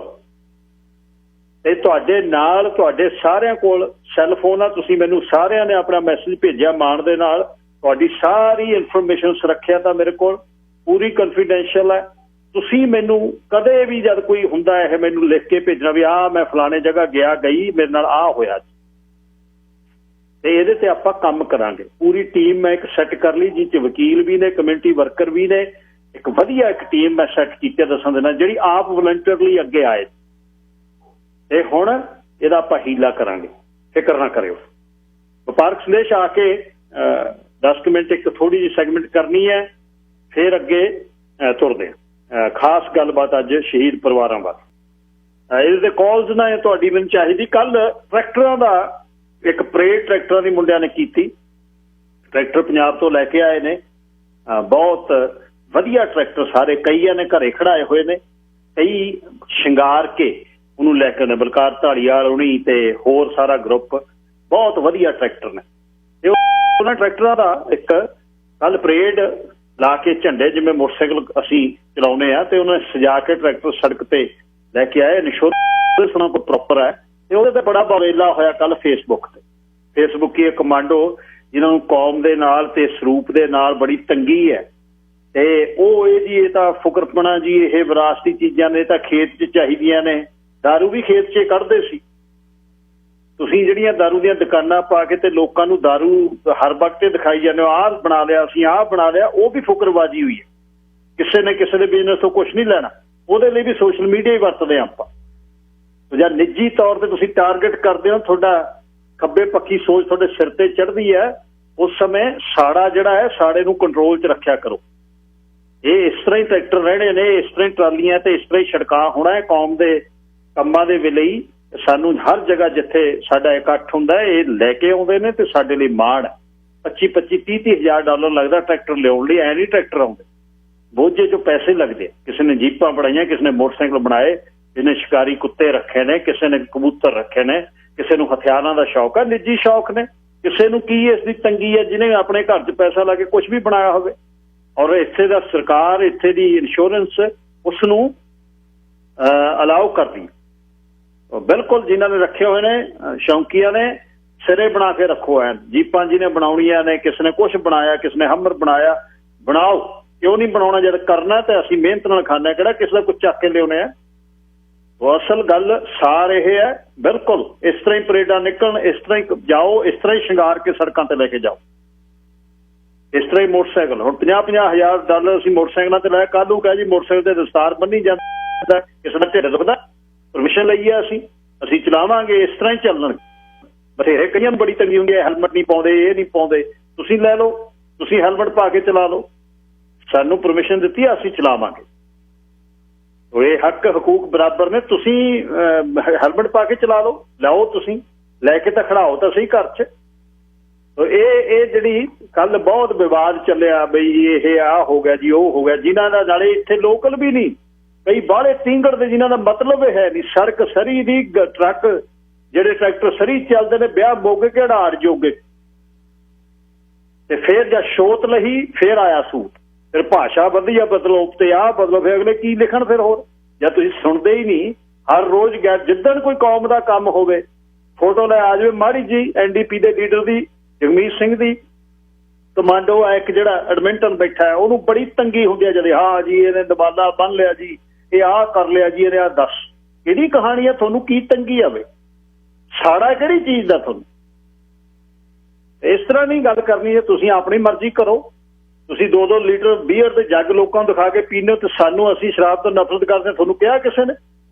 ਇਸ ਤਰ੍ਹਾਂ ਇਹਨਾਂ ਮੁੰਡਿਆਂ ਨੂੰ ਟਰੈਕਟਰ ਵਧੀਆ ਲੱਗਦੇ ਆ, ਟਰੈਕਟਰ ਚਲਾਉਂਦੇ ਆ। ਆਹ ਹਿੱਸੇ 'ਚ ਆਪਾਂ ਗੱਲ ਕਰਦੇ ਹਾਂ ਕਿ ਇੱਕ ਮੈਂ ਵਪਾਰਕ ਸੰਦੇਸ਼ ਲੈਣਾ ਆ ਕੇ ਇਹ ਗੱਲ ਦਾ ਬੜਾ ਸੰਵੇਦਨਸ਼ੀਲ ਮਸਲਾ, ਤੇ ਪਲੀਜ਼ ਜੁਆਇਨ ਕਰਿਓ ਮੇਰੇ ਨਾਲ। ਅੱਜ ਜਿਹੜੀ ਮੈਂ ਗੱਲ ਕਰਨੀ ਹੈ ਬੜਾ ਸੰਵੇਦਨਸ਼ੀਲ ਮਸਲਾ ਹੈ।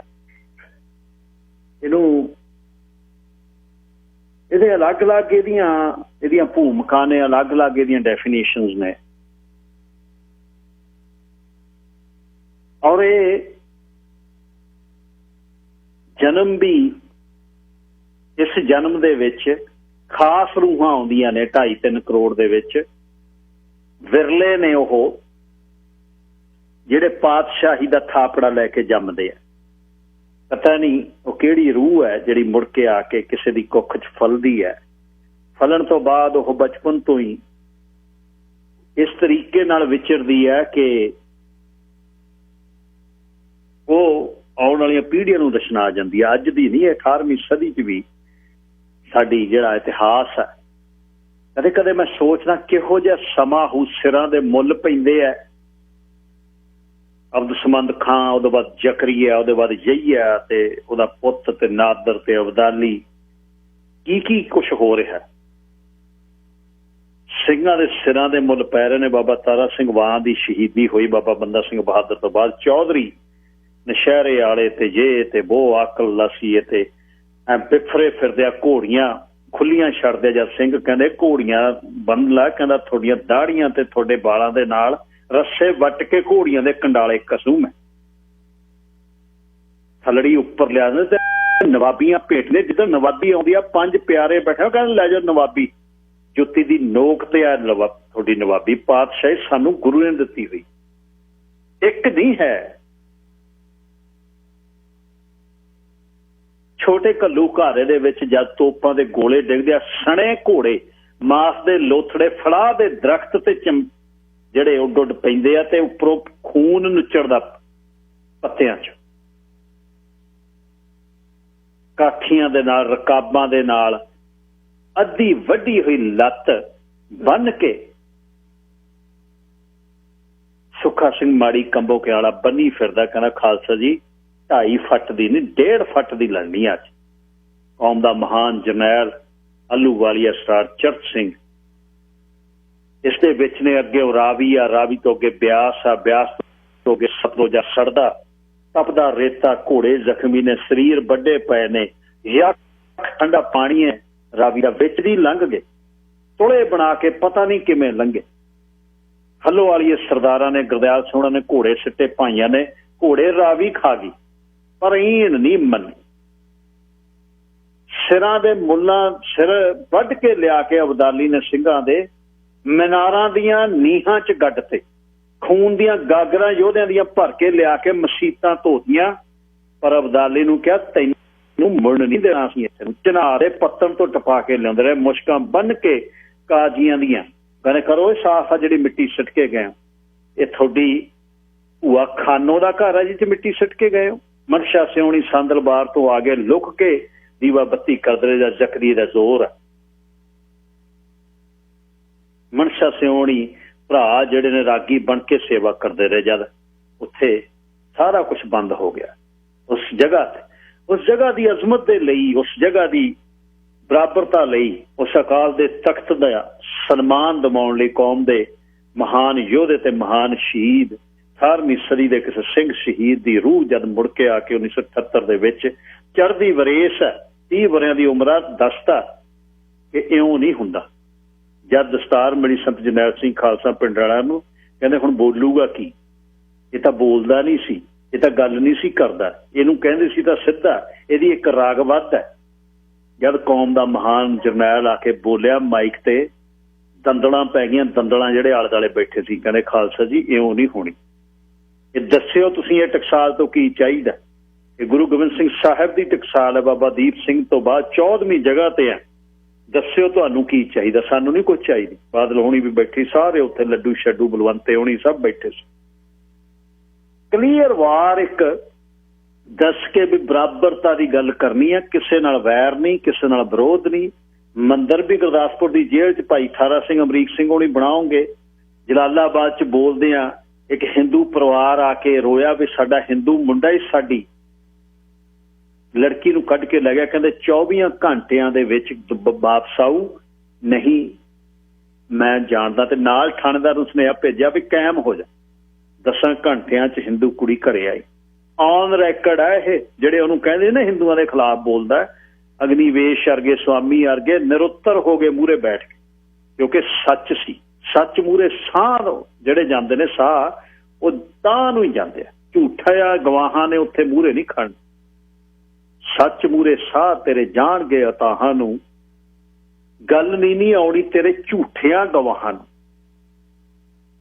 ਇਹ ਗੱਲ ਜਿਹੜੀ ਸੱਚ ਸੰਤ ਰਾਮਦਾਸੀ ਜੀ ਦੀ ਹੋਈ। ਇਹ ਜਿਹੜੀ ਉਸ ਤੋਂ ਬਾਅਦ ਉਹ ਲਾਗ ਜਿਹਦੇ ਕੰਡ ਤੇ ਹੱਥ ਫੇਰਿਆ, ਜਿਹਨੂੰ 5ਵਾਂ ਕੜਛਾ ਘਿਓ ਦਾ ਮਿਲਿਆ, 84 ਤੋਂ ਲੈ ਕੇ 94 ਤੱਕ ਪਲੇਨ ਰੜੇ ਮੈਦਾਨਾਂ ਦੇ ਵਿੱਚ ਕਦੇ ਵੀ ਗਿਣਤੀ 30 40 50 ਤੋਂ ਵਧੀ ਨਹੀਂ। 50 ਤੁਰ ਜਾਂਦੇ, 50 ਨਵੇਂ ਆ ਜਾਂਦੇ। 89 ਧੂਆਂ ਲਿਆ ਤਾਂ 89। ਔਰ ਪਿੰਡ ਦੇ ਵਿੱਚ ਠਾਰ ਦੇ ਵਿੱਚ ਜਦ ਆ ਕੇ CRP ਨੇ ਆ ਕੇ ਰੌਲਾ ਪਿਆ, ਲਲਕਰਾ ਮਾਰ ਕੇ ਬਾਹਰ ਆ ਗਏ, ਕਹਿੰਦੇ ਪਿੰਡ ਦਾ ਨੁਕਸਾਨ ਨਾ ਹੋ ਜਾਵੇ, ਬਾਹਰ ਨੂੰ ਆ ਜਾਓ ਮਾੜਾ ਜਾ। ਇਹਨੂੰ ਕਹਿੰਦੇ ਨੇ ਕਲੀਅਰ ਵਾਰ। ਦੁਸ਼ਮਣ ਨੇ ਵੀ ਬਾਤ ਅਣਹੋਣੀ ਕੀਤੀ, ਯੋਧਿਆਂ ਨੇ ਵੀ ਦਿਖਾਈ। ਪਰ ਉਹਨਾਂ ਤੋਂ ਬਾਅਦ ਜਦੋਂ ਇੱਕ ਸਮਾਂ ਲੰਘ ਗਿਆ 94 ਦਾ, ਉਹਦੇ ਬਾਅਦ ਆ 25 ਸਾਲ ਜਿਹੜਾ ਵੀ ਜਦ ਟੱਬਰ ਬਚਿਆ ਹੀ ਨਹੀਂ ਕੋਈ, ਜਿਹਦਾ ਕਿਸੇ ਦਾ ਵਿਆਹ ਹੋਇਆ, ਬਾਲ ਬੱਚਾ ਹੋਊਗਾ। ਉਹਦੇ ਬਾਅਦ ਮਾਪੇ 60 ਦੇ ਸੀ, ਭੈਣ ਭਾਈ ਜਿਹੜਾ ਕੋਈ ਬਚਿਆ, ਜਿਹੜਾ ਕੁਛ ਉਹਨਾਂ ਦਾ ਹਸ਼ਰ ਹੋਇਆ ਪਿਛਲੇ 25 ਵਰ੍ਹਿਆਂ ਤੋਂ, ਅਸੀਂ ਉਹਨਾਂ ਦੀ ਸਾਰ ਨਹੀਂ ਲਈ। ਦੇਖੋ ਮੈਂ ਬੇਨਤੀ ਕਰਾਂ, ਜਿਹੜੇ ਲੈ ਰਹੇ ਨੇ ਉਹਨਾਂ ਨੂੰ ਸਾਂਭ ਰਹੇ ਨੇ, ਕੋਈ ਵੀ ਜਥੇਬੰਦੀਆਂ, ਧੰਨਵਾਦ ਹੈ ਤੁਹਾਡਾ। ਬਹੁਤ ਜਗ੍ਹਾ ਬਣੀਆਂ ਹੋਈਆਂ ਨੇ ਜਿੱਥੇ ਤੁਸੀਂ ਸੇਵਾ ਕਰ ਰਹੇ ਹੋ, ਕੋਈ ਗੁਪਤੀ ਕਰ ਰਿਹਾ। ਪਰ ਬਹੁਤ ਵੱਡਾ ਕੌਮ ਦਾ ਹਿੱਸਾ ਜਿਹੜੇ ਗੱਲਾਂ ਦਾ ਬਹੁਤ ਕਰਦੇ ਆ, ਫੇਸਬੁੱਕ ਤੇ ਲਿਖਣਾ, ਇਕੱਠਾਂ ਦੇ ਵਿੱਚ ਇੱਧਰ ਤੇ ਉੱਧਰ, ਪਰ ਨਿੱਜੀ ਅਸੀਂ ਆਪਣੀ ਜ਼ਿੰਮੇਵਾਰੀ ਤੋਂ ਭੱਜ ਗਏ। ਅਸੀਂ ਇੱਕ ਦੂਜੇ ਨੂੰ ਉਂਗਲਾਂ ਕਰ ਲੱਗੇ, ਉਹ ਜਥੇਦਾਰ ਆ ਉਹ ਕਰੇ, ਜਥੇਦਾਰ ਕਹਿੰਦਾ ਇਹ ਕੌਮ ਕਰੇ, ਮੇਰੇ ਕਿਹੜਾ ਘਰੇ ਮਸ਼ੀਨ ਲੱਗੀ ਹੋਈ ਹੈ। ਤੇ ਜਿੱਥੇ ਹਿੱਸੇ ਡੂੰਘੇ ਹੋ ਗਏ, ਕਈਏ 'ਚ ਚੱਟਮ ਵੀ ਕਰ ਗਏ। ਚੱਟਮ ਜਿਹੜੇ ਕੀਤੇ ਨੇ, ਕਈਆਂ ਨੇ ਸ਼ਰੇਆਮ ਹੀ ਵੱਡੇ ਵੱਡੇ ਬਾਕੇ ਜਿਹੜੇ ਵਰਤਾਏ ਨੇ, ਉਹਨਾਂ ਨੇ ਜਿਹੜੇ ਚੱਟਮ ਕੀਤੇ ਉਹ ਸਾਹਮਣੇ ਦਿਖਦੇ ਆ। ਛਾਬੜੀ ਜਿਹੜੇ ਲਾਉਣ ਵਾਲੇ ਸੀ, ਅੱਜ ਅਰਬਾਂਪਤੀ ਬਣੇ ਬੈਠੇ ਆ। ਕਈਆਂ ਨੇ ਡੱਕਾ ਦੂਰਾ ਹੀ ਨਹੀਂ ਕੀਤਾ, ਕਈਆਂ ਦੇ ਸੂਤ ਇੰਨੀ ਗੱਲ ਬੈਠ ਗਈ ਹੈ। ਪਰ ਇਨ ਜਨਰਲ ਛੱਡ ਦਿਓ ਅਗਲੀ ਗੱਲਾਂ, ਇਹ ਪਰਿਵਾਰ ਜਿਹੜੇ ਇਹਨਾਂ ਦੀ ਸਾਰ ਨਹੀਂ ਲਈ। ਪਿਛਲੇ ਦਿਨੀ 2 ਦਿਨ ਪਹਿਲਾਂ ਇੱਕ ਭਾਈ ਸਾਹਿਬ ਅਸੀਂ ਬੈਠੇ ਗੱਲ ਕੀਤੀ, ਉਹ ਕਹਿੰਦੇ ਮੈਂ ਅੰਮ੍ਰਿਤਸਰ ਸਾਹਿਬ ਗਿਆ, ਧਰਮ ਸਿੰਘ ਕਾਸ਼ਤੀਵਾਲ ਦੀ ਸਿੰਘਣੀ ਸੰਦੀਪ ਕੌਰ ਤੇ ਬਲਜੀਤ ਸਿੰਘ ਉਹਨਾਂ ਨੇ ਜਿਹੜੀਆਂ ਬੱਚੀਆਂ ਰੱਖੀਆਂ ਹੋਈਆਂ, 200 ਬੈੱਡ ਤੇ ਪਈਆਂ ਉਹ ਬੱਚੇ ਬੱਚੀਆਂ, ਉਹਨਾਂ ਨੂੰ ਪੜ੍ਹਾ ਰਹੇ ਨੇ। ਇੱਕ ਮੈਂ ਇਕੱਲੇ ਉਸ ਟਰੱਸਟ ਦੀ ਗੱਲ ਨਹੀਂ ਕਰਦਾ, ਜਿੱਥੇ ਵੀ ਜਿਹਦਾ ਵੀ ਟਰੱਸਟ ਜਿਹਨੇ ਵੀ ਕੁਛ ਕੀਤਾ, ਇਹ ਗੱਲ ਨਹੀਂ ਸੀ ਹੋਣੀ ਚਾਹੀਦੀ। ਛੱਡਦੀ ਆਪਾਂ ਪੰਜਾਬ ਦੇ ਅਮੀਰ ਸਿੱਖਾਂ ਨੂੰ, ਬਾਹਰ ਵਸਦਾ 2.5 ਮਿਲੀਅਨ ਖਾਲਸਾ, 25 ਲੱਖ ਜਿਹੜਾ ਪੰਜਾਬ ਤੋਂ ਬਾਹਰ ਵਸਦਾ। ਅਸੀਂ ਵੀ ਆਪਣੀਆਂ ਜ਼ਿੰਮੇਵਾਰੀਆਂ ਤੋਂ ਭੱਜ ਗਏ, ਸਾਡੇ ਹਾਬੜੇ ਟੁੱਟ ਗਏ। ਆਹ ਵੀ ਬਣ ਜਾਏ ਮੇਰਾ, ਆਹ ਵੀ ਬਣ ਜਾਵੇ, ਆਹ ਰਹਿੰਦਾ। ਕਈ ਇਹਦੇ 'ਚ ਇਹ ਨੇ ਜਿਨ੍ਹਾਂ ਨੇ ਘਰਾਂ ਤੇ ਛੱਤ ਵੀ ਨਹੀਂ ਬਣਾਈ, ਉਹ ਸਾਰਾ ਕੁਛ ਉਹ ਦੇ ਰਹੇ ਨੇ ਤੇ ਦੇਤਾ। ਕਈ ਮੇਰੇ ਅੱਗੇ ਦੁੱਧ ਪੀਣੇ ਮਜਨੂ ਨੇ ਜਿਹੜੇ ਇਹ ਕਹਿੰਦੇ ਨੇ ਮੇਰੇ ਲਈ ਹਲੇ ਘੱਟ ਆ, ਆਹ ਵੀ ਦੇ ਦੇ, ਇੱਥੋਂ ਵੀ ਖਿੱਚ ਲਾ, ਆਹ ਵੀ ਕਰ ਲੈ, ਗਦਾਰੀ ਕਿਤੇ ਕਰਦੇ ਜਾਂ ਤੂੰ ਦੇ ਦੇ ਲੱਖ, ਤੈਨੂੰ ਗਦਾਰੀ ਕਰ ਦਿੰਦਾ, ਇੱਥੇ ਦੀ ਇੱਥੇ ਕਰ ਦਿੰਦਾ, ਤੂੰ ਮੈਨੂੰ ਦੇ ਦੇ, ਆਹ ਦੇ ਦੇ। ਉਹ ਕਹਿੰਦਾ ਉਹ ਕਿਹੜਾ ਦੇਖਦੇ ਨੇ। ਇਹ ਏਡਾ ਇੱਕ ਦੁਖਾਂਤ ਹੋਇਆ, ਉਹਦੇ ਲਈ ਬਹੁਤ ਉਹਦੇ ਪਹਿਲੂ ਨੇ। ਸਭ ਤੋਂ ਪਹਿਲੂ ਇਹ ਆ ਕਿ ਇਸ ਧਰਮ ਯੁੱਧ ਦਾ, ਇਸ ਸੰਘਰਸ਼ ਦਾ ਰੂਪ ਸਾਡੇ ਲਈ ਜਿਹੜੇ ਬੁੱਧੀਜੀਵੀਆਂ ਨੇ ਦੇਣਾ ਸੀ ਉਹ ਸਾਨੂੰ ਦਿੱਤਾ। ਜਿਨ੍ਹਾਂ ਨੂੰ ਲਿਖਣਾ ਆਉਂਦਾ ਸੀ ਉਹ ਲਾਲ ਲਕੀਰ ਤੋਂ ਪਰਲੇ ਪਾਸੇ ਹੋ ਗਏ, ਉਹਨੇ ਲਾਲ ਝੰਡਾ ਆਲੇ ਦੁਆਲੇ ਲਪੇਟ ਲਿਆ। ਉਹਨਾਂ ਦੇ ਆਕੇ ਨੇ, ਪਜਾਮੇ ਵਾਲੇ ਨੇ ਇਹੋ ਜਿਹਾ ਉਹਨਾਂ ਨੂੰ ਸਿਖਾਇਆ ਕਿ ਕੀ ਕਰਨਾ। ਉਹਨਾਂ ਨੂੰ ਸੇਧ ਜਿਹੜੀ ਮਿਲਦੀ ਰਹੀ ਜਲੰਧਰੋਂ, ਉਹਨਾਂ ਨੇ ਸਾਡਾ ਉਹ ਕੁਛ ਕੀਤਾ ਜਿਹਨੂੰ ਹੁਣ ਨੰਗਾ ਕੀਤਾ ਹੁਣ ਦੇ ਲੇਖਕਾਂ ਨੇ, ਚਾਹੇ ਰਾਹੀ ਹੋਣੀ ਹੋਣ, ਚਾਹੇ ਅਜਮੇਰ ਸਿੰਘ ਜੀ ਹੋਣ। ਹੁਣ ਪਤਾ ਲੱਗਿਆ ਸਾਡੇ ਨਾਲ ਹੋਇਆ ਕੀ। ਕਿਸੇ ਵੀ ਸੰਘਰਸ਼ ਦਾ ਮੁੱਢ ਬੁੱਧੀਜੀਵੀ ਨੇ। ਉਸ ਸਮੇਂ ਦੇ ਜਿਹੜੇ ਬੁੱਧੀਜੀਵੀ ਸੀ ਉਹ ਜਿਹੜੇ ਸਾਡੇ ਬੁੱਧੀਜੀਵੀ ਸੀ ਉਹ ਸਰਕਾਰਾਂ ਨਾਲ ਰਲ ਕੇ, ਅਖਬਾਰਾਂ ਦੇ ਐਡੀਟਰ ਬੜੇ ਬੜੇ, ਉਹਨਾਂ ਦੇ ਕੋਲ ਕੌਮ ਦੇ ਜਰਨੈਲ ਰੁਕਦੇ ਰਹੇ। ਉਹਨਾਂ ਨੇ ਸਾਡੇ ਨਾਲ ਵਿਸ਼ਵਾਸਘਾਤ ਕੀਤਾ ਤੇ ਹਲੇ ਵੀ ਉਹ ਨੰਗੇ ਨਹੀਂ ਹੋਏ। ਸੋ ਇਹ ਜਿਹੜਾ ਕੋਈ ਉੱਥੇ ਭਗੌੜੇ ਸੀ, ਕਈਆਂ ਦੇ ਨਾਲ ਪੜ੍ਹਦੇ ਸ਼ਹੀਦ ਹੋ ਗਏ, ਉਹਨਾਂ ਦੇ ਜੇਬ ਦੇ ਵਿੱਚ ਇੱਕ ਬਦਾਮ ਦੀ ਗਿਰੀ ਪੈ ਗਈ। ਉਹ ਹੁਣ ਇੱਥੇ ਕਰਿਆਨਾ ਮਰਚੈਂਟ ਬਣ ਗਏ ਮੇਰੇ ਵਰਗੇ। ਉਹ ਕਹਿੰਦਾ ਸਾਡੇ ਨਾਲ ਹੁੰਦੇ ਸੀ, ਉਹ ਤੁਹਾਡੇ ਨਾਲ ਤਾਂ ਹੁੰਦੇ ਸੀ, ਤੁਹਾਡੇ ਤੇ ਕਿਹੜੀ ਭਾਣ ਹੈ? ਤੁਸੀਂ ਇਹ ਦੱਸੋ ਵੀ ਤੁਸੀਂ ਕੀ ਕੱਤਿਆ ਉਸ ਪੂਣੀ ਇੱਕ ਚ ਕੱਤੀ ਕੋਈ? ਤੁਸੀਂ ਵਿਸ਼ਵਾਸਘਾਤ ਕੀਤਾ ਜਦ ਉਹ ਦੇਸ਼ ਦੇ ਵੱਲੋਂ ਵਾਂਟਡ ਸੀ। ਤੁਸੀਂ ਇਕੱਠਾਂ ਚ ਉਹਨਾਂ ਦਾ ਨਾਂ ਲੈਂਦੇ ਰਹੇ, ਉਹ ਸਾਡਾ ਫਲਾਣਾ ਯਾਰ ਹੈ, ਕੌਮ ਫਲਾਣੇ ਜਥੇਬੰਦੀ ਦਾ ਜਰਨੈਲ ਹੈ, ਸਾਡੇ ਵੱਲ ਝਾਕ ਨਹੀਂ ਸਕਦਾ। ਤੁਸੀਂ ਕਰਦੇ ਰਹੇ ਆਸ਼ਕੀਆਂ, ਨਾਂ ਲੈਂਦੇ ਰਹੇ ਉਹਨਾਂ ਦਾ। ਹੁਣ ਜਦੋਂ ਤੁਰ ਗਏ, ਹੁਣ ਨਿੱਤ ਛੱਜ ਚ ਪਾ ਕੇ ਤੁਸੀਂ ਛੱਟਦੇ ਆ ਉਹਨਾਂ ਨੂੰ। ਇਹਦਾ ਬਹੁਤ ਵੱਡਾ ਇਹਦੇ ਤੇ ਗੱਲਾਂ ਹੁੰਦੀਆਂ, ਆਹ ਹੋ ਗਿਆ, ਆਹ ਹੋ ਗਿਆ, ਇੱਥੇ ਹੋ ਗਿਆ, ਉੱਥੇ ਹੋ ਗਿਆ। ਉਹ ਲਟੇਰੇ ਸੀ ਜੀ, ਉਹ ਇਸ ਤਰ੍ਹਾਂ ਸੀ ਜਿਨ੍ਹਾਂ ਨੂੰ ਪਤਾ ਵੀ ਨਹੀਂ ਕੁਛ ਵੀ ਲਟੇਰਾ ਕੌਣ ਹੈ ਤੇ ਖਾੜਕੂ ਕੌਣ। ਤੇ ਜਿਨ੍ਹਾਂ ਨੂੰ ਪਤਾ ਹੈ ਕਿ ਚੱਕ ਚੱਕ ਕੇ ਗ੍ਰੰਥ ਸਾਡੇ ਰੈਫਰੈਂਸ ਲਾਇਬ੍ਰੇਰੀ ਨੂੰ ਸਾਰਾ ਕੁਛ 3 ਦਿਨ ਦੀ ਲੜਾਈ ਤੋਂ ਬਾਅਦ ਸਾਰਾ ਕੁਛ ਉਜਾੜ ਕੇ ਅਖੀਰ ਬੰਨ ਕੇ ਮਗਰੀਆਂ ਤੇ ਬੰਨ ਕੇ ਦੋਲਿਆਂ ਦੇ ਵਿੱਚ ਸਾਡਾ ਸਾਰਾ ਕੁਛ ਲਾਏ ਤੇ ਸਾਡਾ ਸਾਰਾ ਕੁਛ ਬਦਲ ਦਿੱਤਾ। ਉਹਨਾਂ ਵੱਲੋਂ ਦਾੜੀ ਤੇ ਕੇਸ ਰਖਾ ਕੇ ਤੇ 47 ਦੇ ਕੇ ਪੰਜਾਬ 'ਚ ਕੁਛ ਹਿੰਦੂ ਵੀਰ ਤੇ ਮੁਸਲਮਾਨ ਮਰਾ ਦੇਣੇ। ਉਹਨਾਂ ਦੀ ਕੀ ਹੈ? ਆਲਮ ਸੈਨਾ ਤੁਹਾਡੇ ਸਾਹਮਣੇ ਹੈ, ਤੁਹਾਡੇ ਸਾਹਮਣੇ ਆ। ਗੋਬਿੰਦ ਰਾਮ ਕੀ ਕਹਿੰਦਾ ਸੀ ਆ ਕੇ ਤੁਹਾਡੇ ਸਾਹਮਣੇ ਆ। ਜੱਸੇ ਮਰੂਤੀ ਵਰਗੇ ਕੀ ਕਹਿੰਦੇ ਸੀ। ਕਿੰਨੇ ਜਿਹੜੇ ਕੈਡ ਸੀ ਜਿਹੜੇ ਹਰ ਰੋਜ਼ ਬੰਦੇ ਮਾਰਦੇ ਸੀ, ਕਿੰਨੇ ਨੇ ਜਿਹੜੇ ਉੱਥੋਂ ਭੱਜ ਕੇ ਇੱਥੇ ਆ ਕੇ ਲੁੱਕ ਕੇ ਬਹਿ ਗਏ। ਤੇ ਉਹਨਾਂ ਲਈ, ਕਿਉਂਕਿ ਉਹਨਾਂ ਕੋਲੇ ਸੰਚਾਰ ਸੀ, ਉਹਨਾਂ ਦੇ ਪੇਪਰ ਸੀ, ਉਹਨਾਂ ਦੇ ਟੀਵੀ ਸੀ ਇੱਕ, ਤੇ ਜਿਹੜਾ ਕੁਛ ਕਹਿੰਦੇ ਸਿਰ ਮੱਥੇ ਮੰਨ ਦਿੰਦੇ। ਤੇ ਜਿਨ੍ਹਾਂ ਨੇ ਉਹਨਾਂ ਨੂੰ ਪ੍ਰਸ਼ਾਦੇ ਪਾਣੀ ਤੇ ਪਾਣੀ ਦੀਆਂ ਘੁੱਟਾਂ ਦਿੱਤੀਆਂ, ਜਿਹੜੇ ਘਰਾਂ 'ਚ ਰਹੇ ਨੇ ਉਹਨਾਂ ਨੂੰ ਪੁੱਛ ਕੇ ਦੇਖਿਓ। ਜਿਹੜੇ ਤਾਂ ਜਿਨ੍ਹਾਂ ਨੇ ਤਾਂ ਕਦੇ ਨਾ ਉਹਨਾਂ ਨੂੰ ਪਾਣੀ ਦੀ ਘੁੱਟ ਨਹੀਂ ਭੁਲਾਈ, ਉਹ ਕਵੀਸ਼ਰਾਂ ਨੂੰ ਬਾਹਾਂ ਕੱਢ ਕੇ ਉਹ ਲਟੇਰੇ ਸੀ। ਜਿੱਥੇ ਪਏ ਉੱਥੇ ਹੀ ਉਹਨਾਂ ਨੇ ਜਿੱਤਾਂ ਰੋਲੀਆਂ। ਜਿਨ੍ਹਾਂ ਦੇ ਘਰੇ ਰਹੇ ਉਹਨਾਂ ਨੂੰ ਪੁੱਛ ਕੇ ਦੇਖਿਓ ਵੀ ਪਰਦਾ ਕੀ ਸੀ ਉਹਨਾਂ ਦਾ।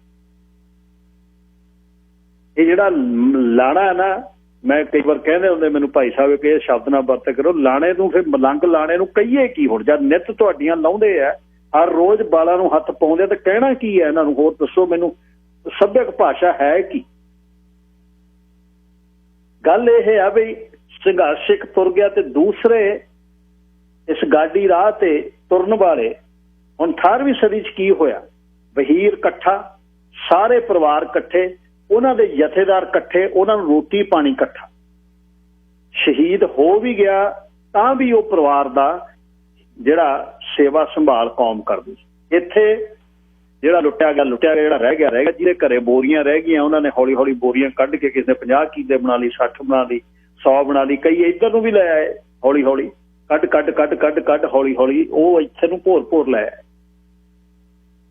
ਪਰ ਕਿੱਥੇ ਨੂੰ ਜਾਓਗੇ? ਅਖੀਰ ਕੀ ਹੈ? 18ਵੀਂ ਸਦੀ ਦੇ ਵਿੱਚ ਸਾਡਾ ਜਿਹੜਾ ਅਸੀਂ 1716 ਤੋਂ 1770 ਤੱਕ ਜਿਹੜਾ 60 ਵਰੇ ਸਾਡੇ ਸਿਰਾਂ ਦੇ ਮੁੱਲ ਪਏ ਉਸ ਧਰਤ ਤੇ, ਉਹਦਾ ਬਚਤ ਦਾ ਕਾਰਨ ਇਹ ਸੀ ਬਈ ਅਸੀਂ ਝੱਲਾਂ ਦੇ ਵਿੱਚ, ਅਸੀਂ ਘੱਲੂ ਘਾਰਿਆਂ ਦੇ ਵਿੱਚ ਅਸੀਂ ਸ਼ਹੀਦੀਆਂ ਪਾਉਂਦੇ ਰਹੇ। ਸਾਡੇ ਪਰਿਵਾਰ ਜਿਹੜੇ ਸਾਂਭੇ ਜਾਂਦੇ ਰਹੇ ਵਹੀਰ ਦੇ ਵਿੱਚ। ਹੁਣ ਪਰਿਵਾਰ ਇਸ ਸੰਘਰਸ਼ ਤੋਂ ਬਾਅਦ ਉੱਜੜ ਗਏ ਤੇ ਦੂਜੀ ਵਾਰ ਇੱਧਰ ਨੂੰ ਹੁਣ ਉਹ ਤਾਂ ਛੱਡ ਦਈਏ 95 ਆ। ਹੁਣ ਜਿਹੜਾ ਹੁਣ ਦੇ ਸੰਘਰਸ਼ ਕਮਲਜੀਤ ਸਿੰਘ ਵਰਗੇ ਉੱਜੜੇ ਨਾ, ਬਾਤ ਕੋਈ ਨਹੀਂ ਪੁੱਛਦਾ। ਜਿਹੜਾ ਜਿੱਥੇ ਰਹਿ ਗਿਆ ਉਹ ਰਹਿ ਗਿਆ, ਜਿਹੜਾ ਭੱਜ ਕੇ ਬਸ ਚੜ ਗਿਆ।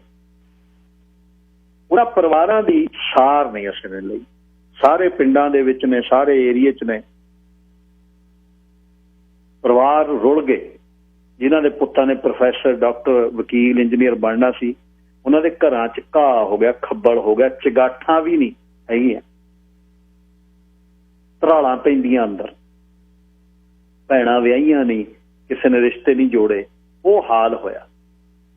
ਸਰਕਾਰ ਨੇ ਜ਼ੁਲਮ ਕਰਨਾ ਸੀ, ਦੁਸ਼ਮਣ ਨੇ ਬਾਤ ਅਣਹੋਣੀ ਕਰਨੀ ਸੀ। ਅਸੀਂ ਵੀ ਆਪਣਿਆਂ ਦਾ ਸਾਥ ਛੱਡ, ਕਿਸੇ ਨੂੰ 4 ਛਿੱਲੜ ਭੇਜਣ ਵੇਲੇ ਮਨਿਆਦੀ ਥੋੜਾ ਕਰਨੀ ਸੀ, ਜਿਹਦੇ ਮਰਜ਼ੀ ਤੁਰਦੇ ਫਿਰਦੇ ਖੀਸੇ 'ਚ ਪਾ ਦਿੰਦੇ। ਉੱਥੇ ਜਿਹੜੇ ਰਹਿੰਦੇ ਆ ਹਲੇ ਵੀ ਨੰਗੇ ਧੜ ਲੜਦੇ ਆ, ਨਾਲ ਕੈਮਰਾ ਚੱਕੀ ਫਿਰਦੇ ਆ, ਨਾਲ ਮਾਈਕ੍ਰੋਫੋਨ ਚੱਕੀ ਫਿਰਦੇ ਆ, ਨਾਲੇ ਇੰਟਰਵਿਊ ਕਰਦੇ, ਨਾਲੇ 4 ਪੈਸੇ ਦਿੰਦੇ। ਭਗੌੜੇ ਜਿਹੜੇ ਹੋਏ ਆ ਉਹ ਅਸੀਂ ਹੋਏ ਆ ਅਸਲ ਸ਼ਬਦਾਂ 'ਚ। ਤਾਂ ਹੀ ਸਾਨੂੰ ਸਾਡਾ ਦੁਸ਼ਮਣ ਉਂਗਲ ਕਰਕੇ ਕਹਿੰਦਾ ਵੀ ਤੁਸੀਂ ਤਾਂ ਭੱਜਿਆ ਉੱਥੋਂ, ਜਾਓ ਮੁੜ ਕੇ ਦੇਖੋ, ਲਾਓ ਖਾਲਿਸਤਾਨ, KPS ਗਿੱਲ ਦੇ ਤੁਸੀਂ ਭਜਾਏ ਹੋਏ ਹੋ, ਜਾਓ ਮੁੜ ਕੇ। ਕਹਿੰਦੇ ਨਾ ਰੇਡੀਓ ਤੇ ਹੱਥ ਨੇ ਆਪਣੇ ਵੀ ਕਿਹਾ ਸੀ ਇੱਕ ਦਿਨ ਆ ਕੇ। ਉਹਨਾਂ ਦਾ ਕਾਰਨ ਇੱਕ ਹੈ ਕਿ ਉਹਨਾਂ ਦੇ ਉਹ ਗੱਲ ਸਹੀ ਬਹਿ ਗਈ। ਜੇ ਅਸੀਂ ਸਾਂਭ ਦਿੰਦੇ ਸਾਰਿਆਂ ਨੂੰ ਫਿਰ ਕੁਛ ਨਹੀਂ ਸੀ ਹੋਣਾ, ਕਿਉਂਕਿ ਜਦ ਦੇਸ਼ ਨੂੰ ਆਜ਼ਾਦ ਕਰਾਉਣ ਲਈ, ਜੇ ਤਿਰੰਗੇ ਨੂੰ ਆਜ਼ਾਦ ਕਰਾਉਣ ਲਈ ਬਾਬਿਆਂ ਨੂੰ ਉਧਰਲੇ ਪਾਸੇ ਲਾਈਏ, ਫਿਰ ਉਹ ਕਹਿੰਦੇ ਠੀਕ ਹੈ, ਬਾਹਰ ਆਏ, ਇੱਥੇ ਭੱਜ ਕੇ ਆਏ, ਇੱਥੋਂ ਮੁੜ ਕੇ ਗਏ, ਜਾ ਕੇ ਦੇਸ਼ ਆਜ਼ਾਦ ਕਰ ਲਿਆ। ਬਾਬੇ ਬਹੁਤ ਸਾਊ ਸੀ। ਜੇ ਉਹ ਕਹੇ ਨਾ ਨਾ ਅਸੀਂ, ਸਾਡਾ ਰਾਜ ਸੀ ਇੱਥੇ 1850 'ਚ ਮੁੱਕਿਆ, ਸਾਨੂੰ ਰਾਜ ਚਾਹੀਦਾ, ਸਾਡਾ 150 ਸਾਲ ਹੋਇਆ, ਆਹ ਸਰਹੱਦ ਸੀ ਸਾਡੀ, ਸਾਡੇ ਨਾਲ ਤੁਸੀਂ ਵਾਅਦਾ ਕੀਤਾ, ਵਾਅਦਾ ਬੇਵਫਾਈ ਕੀਤੀ, ਤੁਸੀਂ ਗਦਾਰੀ ਸਾਡੇ ਨਾਲ ਕੀਤੀ, ਸਾਡੇ ਨਾਲ ਧਰੋਹ ਕੀਤਾ, ਉਹ ਫਿਰ ਕਹਿੰਦੇ ਤੁਸੀਂ ਤਾਂ ਭੱਜ ਕੇ ਆਏ ਹੋ। ਪਰ ਸਭ ਲੁਕਵੇਂ ਹੀ ਨੇ, ਜ਼ਰੂਰਤ ਨਹੀਂ ਹੈ ਕਿਸੇ ਦੀ ਕੋਈ ਨਾਂ ਕਹਿ ਕੇ ਕਹਿ ਦੇਵੇ ਕੌਮ ਦੇ ਜਰਨੈਲ ਨੂੰ ਜਾਂ ਸਾਨੂੰ ਵੀ ਆ ਫਲਾਣਾ ਮੇਰਾ ਨਾਂ ਆ, ਫਲਾਣਾ ਮੇਰਾ ਨੰਬਰ ਆ, ਮੈਂ ਕਹਿਣਾ। ਇਹ ਨਹੀਂ ਹੋ ਸਕਦਾ, ਕਿਉਂਕਿ ਹੈ ਨਹੀਂ। ਉਸ ਸੰਤ ਨੂੰ, ਉਸ ਮਹਾਨ ਜਰਨੈਲ ਨੂੰ ਬਹੁਤ ਉਹਦਾ ਅਕਸ ਖਰਾਬ ਕਰਨ ਲਈ ਜ਼ੋਰ ਪਾਇਆ। ਦੱਸ ਕੇ ਗਏ ਨਾ ਔਲਖ ਸਾਹਿਬ, ਬਾਨਰ ਸੈਨਾ ਸਾਰੇ ਭਾਰਤ ਦੀ ਧਰਤੀ, ਅੰਮ੍ਰਿਤਸਰ ਪਹੁੰਚੋ, ਉਡਾ ਦੇਂਗੇ, ਠੋਕ ਦਾਂਗੇ। 2 ਖੜ ਗਏ ਬਿਆਸ ਦੇ ਪੁਲ ਤੇ, ਕਹਿੰਦੇ ਆ ਜਾਓ ਅਸੀਂ ਇੱਧਰ ਖੜੇ ਆ, ਮਝੈਲ ਆ, ਆਓ ਟੱਪੋ ਹਾਂ ਇੱਧਰ ਨੂੰ। ਤੇ ਫਿਰ ਖਤਾਨਾ 'ਚ ਤੇ ਜਲੰਧਰੋਂ 5 ਵਾਲੀਆਂ ਬੱਸਾਂ 'ਚ ਚੜ੍ਹ ਕੇ ਵਾਪਸ ਜਾਣਾ ਸੀ ਲੁਧਿਆਣੇ ਨੂੰ, ਕਹਿੰਦੇ ਇੱਧਰ ਨੂੰ ਹੀ ਚਲੋ ਜਿੱਧਰ ਨੂੰ ਜਾਂਦੇ ਹੋ। ਮੇਰੇ ਕਹਿਣ ਦਾ ਮਤਲਬ ਇਹ ਆ ਵੀ ਅਸੀਂ ਆਪਣੇ ਜ਼ਿੰਮੇਵਾਰੀ ਤੋਂ ਭੱਜ ਕੇ, ਹਲੇ ਵੀ ਕੁਛ ਨਹੀਂ ਵਿਗੜਿਆ, ਹਲੇ ਵੀ ਉਹ ਖੰਡਰ ਉੱਥੇ ਹੀ ਨੇ, ਹਲੇ ਵੀ ਉਹ ਖੂਨ ਆ ਜਿਹੜਾ ਰਗਾਂ 'ਚ ਵਸਦਾ, ਜਿਹੜੇ ਘਰ ਵਰਸਾਏ ਗਏ ਉਸ ਸਮੇਂ, ਹਲੇ ਵੀ ਸਾਂਭਣ ਦੀ ਲੋੜ ਹੈ। ਪਰ ਅਸੀਂ ਪਹਿਲਾਂ ਇੱਕ ਧਰ ਤੇ ਇਕੱਠੇ ਆ ਕਰਤੀ ਨਾ, ਉਹਨਾਂ ਨੇ ਨਵੀਂ ਲਿਸਟ ਕੱਢੀ ਆ, ਉਹਦੇ ਲਿਸਟ ਦੇ ਵਿੱਚ 9 ਨੇ, ਉਸ ਲਿਸਟ ਦੇ ਵਿੱਚ ਨਵੇਂ 9 ਨੇ, ਵਧਾਵਾ ਸਿੰਘ ਹੋਣੀ ਨੇ, ਲਖਵੀਰ ਸਿੰਘ ਹੋਣੀ, ਰਣਜੀਤ, ਸਾਰੇ ਲਾਹੌਰ ਬੈਠੇ ਨੇ। ਸੱਦੋ, ਪਾਓ ਚਿੱਠੀ, ਸੱਦਦੇ ਤਾਂ ਹੈ ਨਹੀਂ ਉਹਨਾਂ ਨੂੰ, ਤੁਸੀਂ ਸੱਦਦੇ ਤਾਂ ਦਾਊਦ ਇਬਰਾਹਿਮ ਨੂੰ, ਕੀ ਪਤਾ ਤੁਹਾਡਾ ਕੋਈ ਫਾਇਦਾ ਹੀ ਕਰਦਾ ਹੋਵੇ ਉੱਥੇ ਬੈਠਾ, ਤਾਂ ਨਹੀਂ ਸੱਦਦੇ। ਤੇ ਇੱਕ ਜਰਮਨੀ 'ਚ ਬੈਠੇ ਨੇ ਗੁਰਮੀਤ ਸਿੰਘ ਬੱਗਾ, ਉਹਨਾਂ ਦਾ ਨਾਂ ਪਾਇਆ, ਭੁਪਿੰਦਰ ਸਿੰਘ ਭਿੰਦਾ, ਗੁਰਪਤਵੰਤ ਸਿੰਘ ਪੰਨੂ ਦਾ ਇਹਦੇ 'ਚ ਨਾਂ ਪਾਇਆ, ਸਿੱਖ ਫਾਰ ਜਸਟਿਸ ਵਾਲਿਆਂ ਦਾ, ਹਰਦੀਪ ਸਿੰਘ ਨਿੱਜਰ ਦਾ ਪਾਇਆ, ਮੁੱਖ ਸੇਵਾਦਾਰ ਗੁਰਦੁਆਰਾ ਸਾਹਿਬ ਸਰੀ ਡੈਲਟਾ ਦੇ, ਪਰਮਜੀਤ ਸਿੰਘ ਜਿਹੜਾ ਉਹ UK 'ਚ ਬੈਠੇ ਨੇ। ਸੋ ਇਹ ਅੱਜ 9 ਨਵੇਂ ਨੰਬਰ ਪਾਏ ਨੇ। ਨਾਲੇ ਕਹਿੰਦੇ ਸੀ ਅਸੀਂ ਤਾਂ ਮਤਲਬ ਅਬੋਲਿਸ਼ ਕਰਤੀ ਜੀ, ਖਤਮ ਕਰਤੀ, ਇਹ ਬਿਲਕੁਲ ਲਿਸਟ ਖਤਮ ਕਰਤੀ, ਇਹ ਕਰਤੀ, ਉਹ ਕਰਤੀ, ਤੇ ਇਹ ਅੱਜ ਨਵੇਂ 9 ਆਏ। ਇਹਨਾਂ ਤੇ ਜਿਹੜਾ ਅਨਲॉफुल ਜਿਹੜੀ ਐਕਟੀਵਿਟੀਜ਼ ਪ੍ਰੀਵੈਂਸ਼ਨ ਐਕਟ ਆ, UAPA, ਪਹਿਲਾਂ ਟਾਡਾ ਸੀ ਤੇ ਪੋਟਾ ਸੀ, ਤੇ ਇਹ ਆ। ਮੇਰੇ ਕਹਿਣ ਦਾ ਮਤਲਬ ਠੀਕ ਹੈ, ਇਹ ਤਾਂ ਚੱਲਣੀਆਂ ਨੇ ਗੱਲਾਂ, ਇਹ ਚੱਲਦੀਆਂ ਰਹਿਣੀਆਂ ਨੇ, ਪਰ ਸਾਨੂੰ ਜਿੱਥੇ ਇਹਨਾਂ ਨੂੰ ਸਾਂਭਣ ਦੀ ਗੱਲ ਹੈ, ਸਾਨੂੰ ਜਿਹੜਾ ਖੁਆਰ ਕੀਤਾ ਕਿਸੇ ਨੇ, ਇਸੇ ਜਥੇਬੰਦੀਆਂ ਦੇ ਵਿੱਚੋਂ ਜਿਹਨੇ ਸਾਨੂੰ ਸਾਨੂੰ ਘਾਤ ਲਾਈ, ਜਿਨ੍ਹਾਂ ਨੇ, ਜਿਹੜੇ ਇਸ ਧਰਤੀ ਤੇ ਆ ਕੇ ਸਾਨੂੰ ਖਰਾਬ ਕਰਕੇ ਇੱਥੋਂ ਉੱਡ ਗਏ, ਉਹਨਾਂ ਨੂੰ ਵੀ ਅਸੀਂ ਨੰਗੇ ਨਹੀਂ ਕਰ ਸਕੇ। ਬਦਕਿਸਮਤੀ ਸਾਡੀ ਵੀ ਹੈ, ਇਹ ਜ਼ਰੂਰੀ ਸੀ ਬਹੁਤ। ਸੰਖੇਪ ਰੱਖਿਓ ਜੀ, 3 ਕਾਲਰ ਨੇ, ਲੈ ਸਕਦਾ ਰਣਜੀਤ ਸਿੰਘ ਜੀ, ਲਾਈਨ ਨੰਬਰ 2। ਵਾਹਿਗੁਰੂ ਜੀ ਕਾ ਖਾਲਸਾ, ਵਾਹਿਗੁਰੂ ਜੀ ਕੀ ਫਤਿਹ। ਹਰਜੀਤ ਸਿੰਘ ਜੀ। ਗੁਰਫਤਿਹ ਜੀ, ਖਾਲਸਾ ਜੀ। ਉਹ ਗੱਲ ਸੋਚਾਂ ਦੇ ਵਿਸ਼ਾ ਤੁਸੀਂ ਬੜਾ ਤਗੜਾ ਛੇੜਿਆ, ਤੇ ਟਾਈਮ ਤੁਸੀਂ ਕਹਿੰਦੇ ਥੋੜਾ, ਚਲੋ ਛੋੜ 'ਚ ਮੈਂ ਗੱਲ ਕਰ ਦੇਣਾ ਜੀ। ਲਓ ਜੀ ਲਓ, ਤੁਸੀਂ ਸਮਾਂ ਲਓ। ਲੱਖਾਂ ਹੀ ਲੋਕ ਇੱਥੇ, ਹਜ਼ਾਰਾਂ ਆ ਕੇ ਰਫਿਊਜੀ ਕੇਸ ਲਏ, ਜਿਨ੍ਹਾਂ ਦਾ ਕੋਈ ਮਤਲਬ ਨਹੀਂ ਸੀ, ਤੇ ਉਹਨਾਂ ਨੇ ਉਹਨਾਂ ਸ਼ਹੀਦਾਂ ਦੇ ਨਾਮ ਤੇ ਲੈ ਕੇ ਇੱਕ ਰਫਿਊਜੀ ਜਾ ਕੇ ਇੱਥੇ ਕਹੇ ਕਿ ਮੈਂ ਇੱਕ ਪਰਿਵਾਰ ਨੂੰ ਸਾਂਭਿਆ। ਕਹਿੰਦੇ ਜਾ ਉਹਨਾਂ ਨੂੰ ਵੇਚਿਆ। ਇੱਥੇ ਜਿਹੜੇ ਬੈਠੇ ਆ, ਜਿਹੜੇ ਕਹਿੰਦੇ ਸੀ ਕਿ ਜਿਹੜਾ ਇੰਡੀਆ ਜਾਂਦਾ ਉਹਨਾਂ ਦੀਆਂ ਲਾਸ਼ਾਂ ਤੋਂ ਲੰਘਦਾ, ਅੱਜ ਇੰਡੀਆ ਗੇਟ ਤੇ ਸਾਹਮਣੇ ਫੋਟੋ ਲਾ ਕੇ ਦੱਸਦੇ ਆ ਵੀ ਹਾਂ ਖੜੇ ਆ, ਜਿੰਨਾ ਉਸ ਜਦੋਂ ਮੂਵਮੈਂਟ ਪੂਰੇ ਪੈਰਾਂ ਤੇ ਸੀ, ਉਹਨਾਂ ਲੋਕਾਂ ਚ ਜਿਹੜੇ ਇੱਥੇ ਆਪਣੇ ਨੂੰ ਖਾਉਂਦੇ, ਉਹ ਇੱਕ ਖਾਲਿਸਤਾਨੀ ਆ ਕੇ ਕਹਿੰਦੇ ਵੀ ਹਾਂ ਫਲਾਣੇ ਪਰਵਾਨ ਮੈਂ 10 ਜਣਾਉਂਗਾ। ਇਹ ਵੀ ਆ ਕਿਸੇ ਤੋਂ ਮੈਂ ਗਰਾਈ ਨਹੀਂ ਕੀਤੀ, ਕਿਸੇ ਤੋਂ ਪੰਜੀ ਨਹੀਂ ਲਈ। ਹੁਣ ਵੀ ਮੈਂ 1-2 ਪੋਸਟਾਂ ਮੇਰੇ ਖਿਆਲ ਭੇਜੀਆਂ ਨੇ, ਤੁਸੀਂ ਦੇਖੀਆਂ ਹੋਣੀ, ਲੋੜਵੰਦ ਪਰਿਵਾਰਾਂ ਨੂੰ। ਕਦੇ ਵੀ ਕਦੀ ਕਿਸੇ ਪਰਿਵਾਰ ਦਾ ਮੈਨੂੰ ਪਤਾ ਲੱਗਾ, ਛਾਪਿਆਂ ਤੋਂ ਬਲਦੇਵ ਸਿੰਘ ਆ, ਆਪਣਾ ਹੋਰ ਵੀ ਜਿੱਥੇ ਵੀ ਕਿਤੇ ਪਤਾ ਲੱਗਾ ਉੱਥੇ ਪਹੁੰਚ ਕੀਤੇ ਆਪਣੇ ਬਲਬੂਤੇ ਤੇ। ਜੇ ਮੇਰੇ ਵਰਗਾ ਦਿਹਾੜੀਦਾਰ ਬੰਦਾ 10-15 ਪਰਿਵਾਰਾਂ ਨਾਲ ਲਾਹਨਤ ਉਹਨਾਂ ਦੇ ਜਿਹੜੇ ਸਟੇਜਾਂ ਤੇ ਖੜ ਕੇ ਖਾਲਿਸਤਾਨ ਦੇ ਨਾਅਰੇ ਲਾਉਂਦੇ ਰਹੇ ਤੇ ਉਹਨਾਂ ਨੂੰ ਵੇਚਦੇ ਰਹੇ, ਉਹਨਾਂ ਦੀ ਸਾਰ ਨਾਲ ਲੈ ਸਕੇ। ਇੱਥੇ ਪਾਸ ਹੋਇਆ ਵੀ ਹਰ ਸਿੱਖ ਜਿਹੜਾ ਇੱਥੇ ਜਦੋਂ ਅਸੀਂ ਫੈਡਰੇਸ਼ਨ ਸੀਗੇ ਤੇ ਇੱਕ ਬੱਚਾ ਉਹਨਾਂ ਦਾ ਅਡਾਪਟ ਕਿੰਨੇ ਕੀਤਾ, ਅਡਾਪਟ ਜੀ ਜਹਾਜ਼ ਭਰ ਕੇ ਆਇਆ। ਗੁਰਦੁਆਰਾ ਸਾਹਿਬ ਦੇ ਵਿੱਚ ਅਰਦਾਸ ਹੋਈ ਰੌਸ ਦੇ ਵਿੱਚ ਵੀ ਸਾਡੇ ਰੱਬ ਕੇਸ ਪੱਕੇ ਕਰ ਦੇਵੇ, ਅਸੀਂ ਸ਼ਹੀਦਾਂ ਪਰਿਵਾਰਾਂ ਦੀਆਂ ਬੱਚੀਆਂ ਦਾ ਆਵੇ ਹੱਕ ਤੇ ਛੱਤ ਮਾਰ ਕੇ ਦੱਸੇ ਕਿ ਮੈਂ ਲੈ ਕੇ ਆਇਆ। ਔਰ ਲਾਹਨਤ ਆਏ ਇਹਦੇ ਕਰਤ ਗਾਣੇ ਅਸੀਂ ਇਹ ਹਾਲਤ ਹੈ। ਹਾਂ, ਮੈਂ ਉਹਨਾਂ ਵੀਰਾਂ ਨੂੰ ਸਲਾਮ ਕਰਦਾ ਜਿਨ੍ਹਾਂ ਨੇ ਆਪਣੇ ਤੌਰ ਉੱਤੇ ਪਰਵਾਨਾਂ ਦੀ ਬਾਂਹ ਫੜੀ। ਇਹਨਾਂ ਦਾ ਕੰਮ ਦੇਖੋ, ਮੇਰੇ ਬਰਖਲਾਫ ਇਹਨਾਂ ਨੇ ਡਟ ਕੇ ਇਹ ਕੀਤਾ ਵੀ ਇਹਨੂੰ ਇੱਥੋਂ ਕੱਢਿਆ ਗਿਆ, ਕਿਉਂਕਿ ਸ਼ਹੀਦਾਂ ਦੇ ਪਰਿਵਾਰਾਂ ਦੀ ਸਾਰ ਲੈਂਦਾ। ਮੇਰੇ ਕੋਲ ਇਹਨਾਂ ਦੀਆਂ ਰਿਟਨ ਸਟੇਟਮੈਂਟਾਂ ਪਈਆਂ, ਇਹ ਅਖੌਤੀ ਖਾਲਿਸਤਾਨ ਇਹ ਹਾਲਤ ਹੈ ਇਹਨਾਂ ਦੀ। ਇਹਨਾਂ ਨੇ ਕੌਮ ਨੂੰ ਲੁੱਟਿਆ, ਕੌਮ ਦੇ ਜਜ਼ਬਾਤ ਲੁੱਟੇ ਤੇ ਅੱਜ ਇਹ ਗੱਲਾਂ ਨਾਅਰੇ ਮਾਰ ਕੇ ਤੇ ਕਹਿੰਦੇ ਵੀ ਅਸੀਂ ਖਾਲਿਸਤਾਨ ਲੈ ਲੈਣਾ। ਅੱਜ ਲੋੜ ਇਹ ਸੀਗੀ ਉਹਨਾਂ ਪਰਿਵਾਰਾਂ ਨੂੰ ਸਾਹਮਣੇ। ਇਸ ਉਧਰ ਤੋਂ ਕਾਲੀਆਂ ਨੂੰ ਤਾਂ ਅਸੀਂ ਗਾਲਾਂ ਕੱਢ ਦਿੰਦੇ ਨੇ, ਰਾਤ ਮੈਂ ਨਹੀਂ ਕੱਢਦਾ, ਪਰ ਆਪਾਂ ਕੀ ਕੀਤਾ ਇਸ ਗੱਲ ਨਾਲ ਤੁਹਾਡੇ ਹਰਜੀਤ ਸਿੰਘ ਜੀ ਭਾਈ ਗੁਰਦਾਸ ਜੀ ਦੀ ਵਾਰ ਹੈ ਕਿਰਤਕਾਂ ਤੇ। ਉਹ ਕਹਿੰਦੇ ਵੱਡੇ ਵੱਡੇ ਪਰਬਤਾਂ ਦਾ ਭਾਰ ਨਹੀਂ ਜਿਹੜਾ ਇਹਨਾਂ ਲੋਕਾਂ ਦਾ ਭਾਰ ਹੈ। ਬਿਲਕੁਲ। ਸੋ ਖਾਲਸਾ ਜੀ ਉਹ ਬਾਦਲ ਤਾਂ ਕਾਮਨ ਆ ਜੀ, ਬਾਦਲ ਨੂੰ ਤਾਂ ਗਾਲਾਂ ਕੱਢ ਲਓ, ਬਾਦਲ ਤਾਂ ਗਾਲਾਂ ਕੱਢ ਕੇ ਜੇ ਬਾਦਲ ਨੂੰ ਗਾਲਾਂ ਕੱਢ ਕੇ ਤਾਂ ਉਹ ਬਰੀ ਹੋ ਜਾਂਦੇ ਨਾ ਜੀ ਇਸ ਗੱਲ ਤੋਂ। ਗੱਲ ਇਹ ਆ ਵੀ ਆਪ ਕੀ ਕੀਤਾ ਤੁਸੀਂ, ਗੱਲ ਬਿਲਕੁਲ ਕਹੀ। ਅਰੇ ਦੇਖ ਲਿਓ ਤਿਆਰੀਆਂ ਖੜੇ ਕਿੱਡੇ ਸੁਨੱਖੇ ਨੇ। ਇਹ ਕਈ ਵਾਰੀ ਆਪਣੀ ਵਡਿਆਈ ਹੋ ਜਾਂਦੀ ਆ। ਮੈਂ ਇੱਕ ਲੜਕੀ ਵਿਆਹੀ ਜੀ, ਦੋਵੇਂ ਮਾਵਾਂ ਧੀਆਂ ਬੱਚੀਆਂ ਸੀ। ਜਦੋਂ ਲੜਕੇ ਦਾ ਵਿਆਹ ਕੀਤਾ 16 ਲੱਖ ਦੇ ਸਿਰ ਤੇ ਕਰਜ਼ਾ ਸੀ, 40,000 ਪੇਮੈਂਟ ਦਿੰਦਾ ਸੀ। ਵਾਈਫ ਨੂੰ ਇੱਥੇ ਭੇਜਿਆ, ਮੇਰੇ ਕੋਲ ਇੱਕ ਪਲਾਟ ਪਿਆ ਵੇਚ ਕੇ ਉਹਦਾ ਕਰਜ਼ਾ ਲਾਇਆ। ਬਾਕੀ ਜਿਹੜੇ ਮੇਰੇ ਕੋਲ ਸਬੂਤ ਆ, ਮੈਂ ਗੱਲਾਂ ਨਹੀਂ ਕਰਦਾ, ਜੇ ਕਿਸੇ ਦੇ ਤੇ ਸ਼ੱਕ ਹੈ ਨਾ ਮੇਰੇ ਕੋਲ ਸਬੂਤ ਪਿਆ, ਮੇਰੇ ਕੋਲ ਵੀਡੀਓ ਪਈਆਂ। ਮੈਂ ਜਗੀਰ ਤੇ ਗੱਲ ਕੀਤੀ ਤੇ ਦਮ ਤੇ ਕੀਤੀ ਆ। ਇਹਨਾਂ ਨੂੰ ਕੋਈ ਆ ਕੇ ਕਰੋ, ਨਾਰੇ ਮਾਰ ਰਿਹਾ ਇੱਥੇ ਆਪਣੇ ਮੁੰਡੇ ਤੇ ਮਰਸਡੀਆਂ ਚ ਘੁੰਮਦੇ ਆ। ਉਹ ਸ਼ਰਮ ਕਰੋ, ਤੁਸੀਂ 2-2 ਮਿਲੀਅਨ ਦੇ ਘਰ ਬਣਾ ਕੇ ਬਹਿ ਕੇ ਆਉਂਦੇ ਜਥੇਦਾਰ ਖੋਂਦੇ ਤੁਸੀਂ, ਲਾਹਨਤ ਆ। ਇਹ ਹਾਲ ਹੈ ਇਹਨਾਂ ਦਾ। ਮੇਰੇ ਮਗਰ ਕਮਾਈਆਂ ਦੇ ਕੇ ਤੁਸੀਂ ਲੱਖਾਂ ਡਾਲਰ ਮੇਰੇ ਖਿਲਾਫ ਕੀਤੇ, ਇਹ ਕੌਮ ਦੇ ਨਾਂ ਲੱਗਣੇ।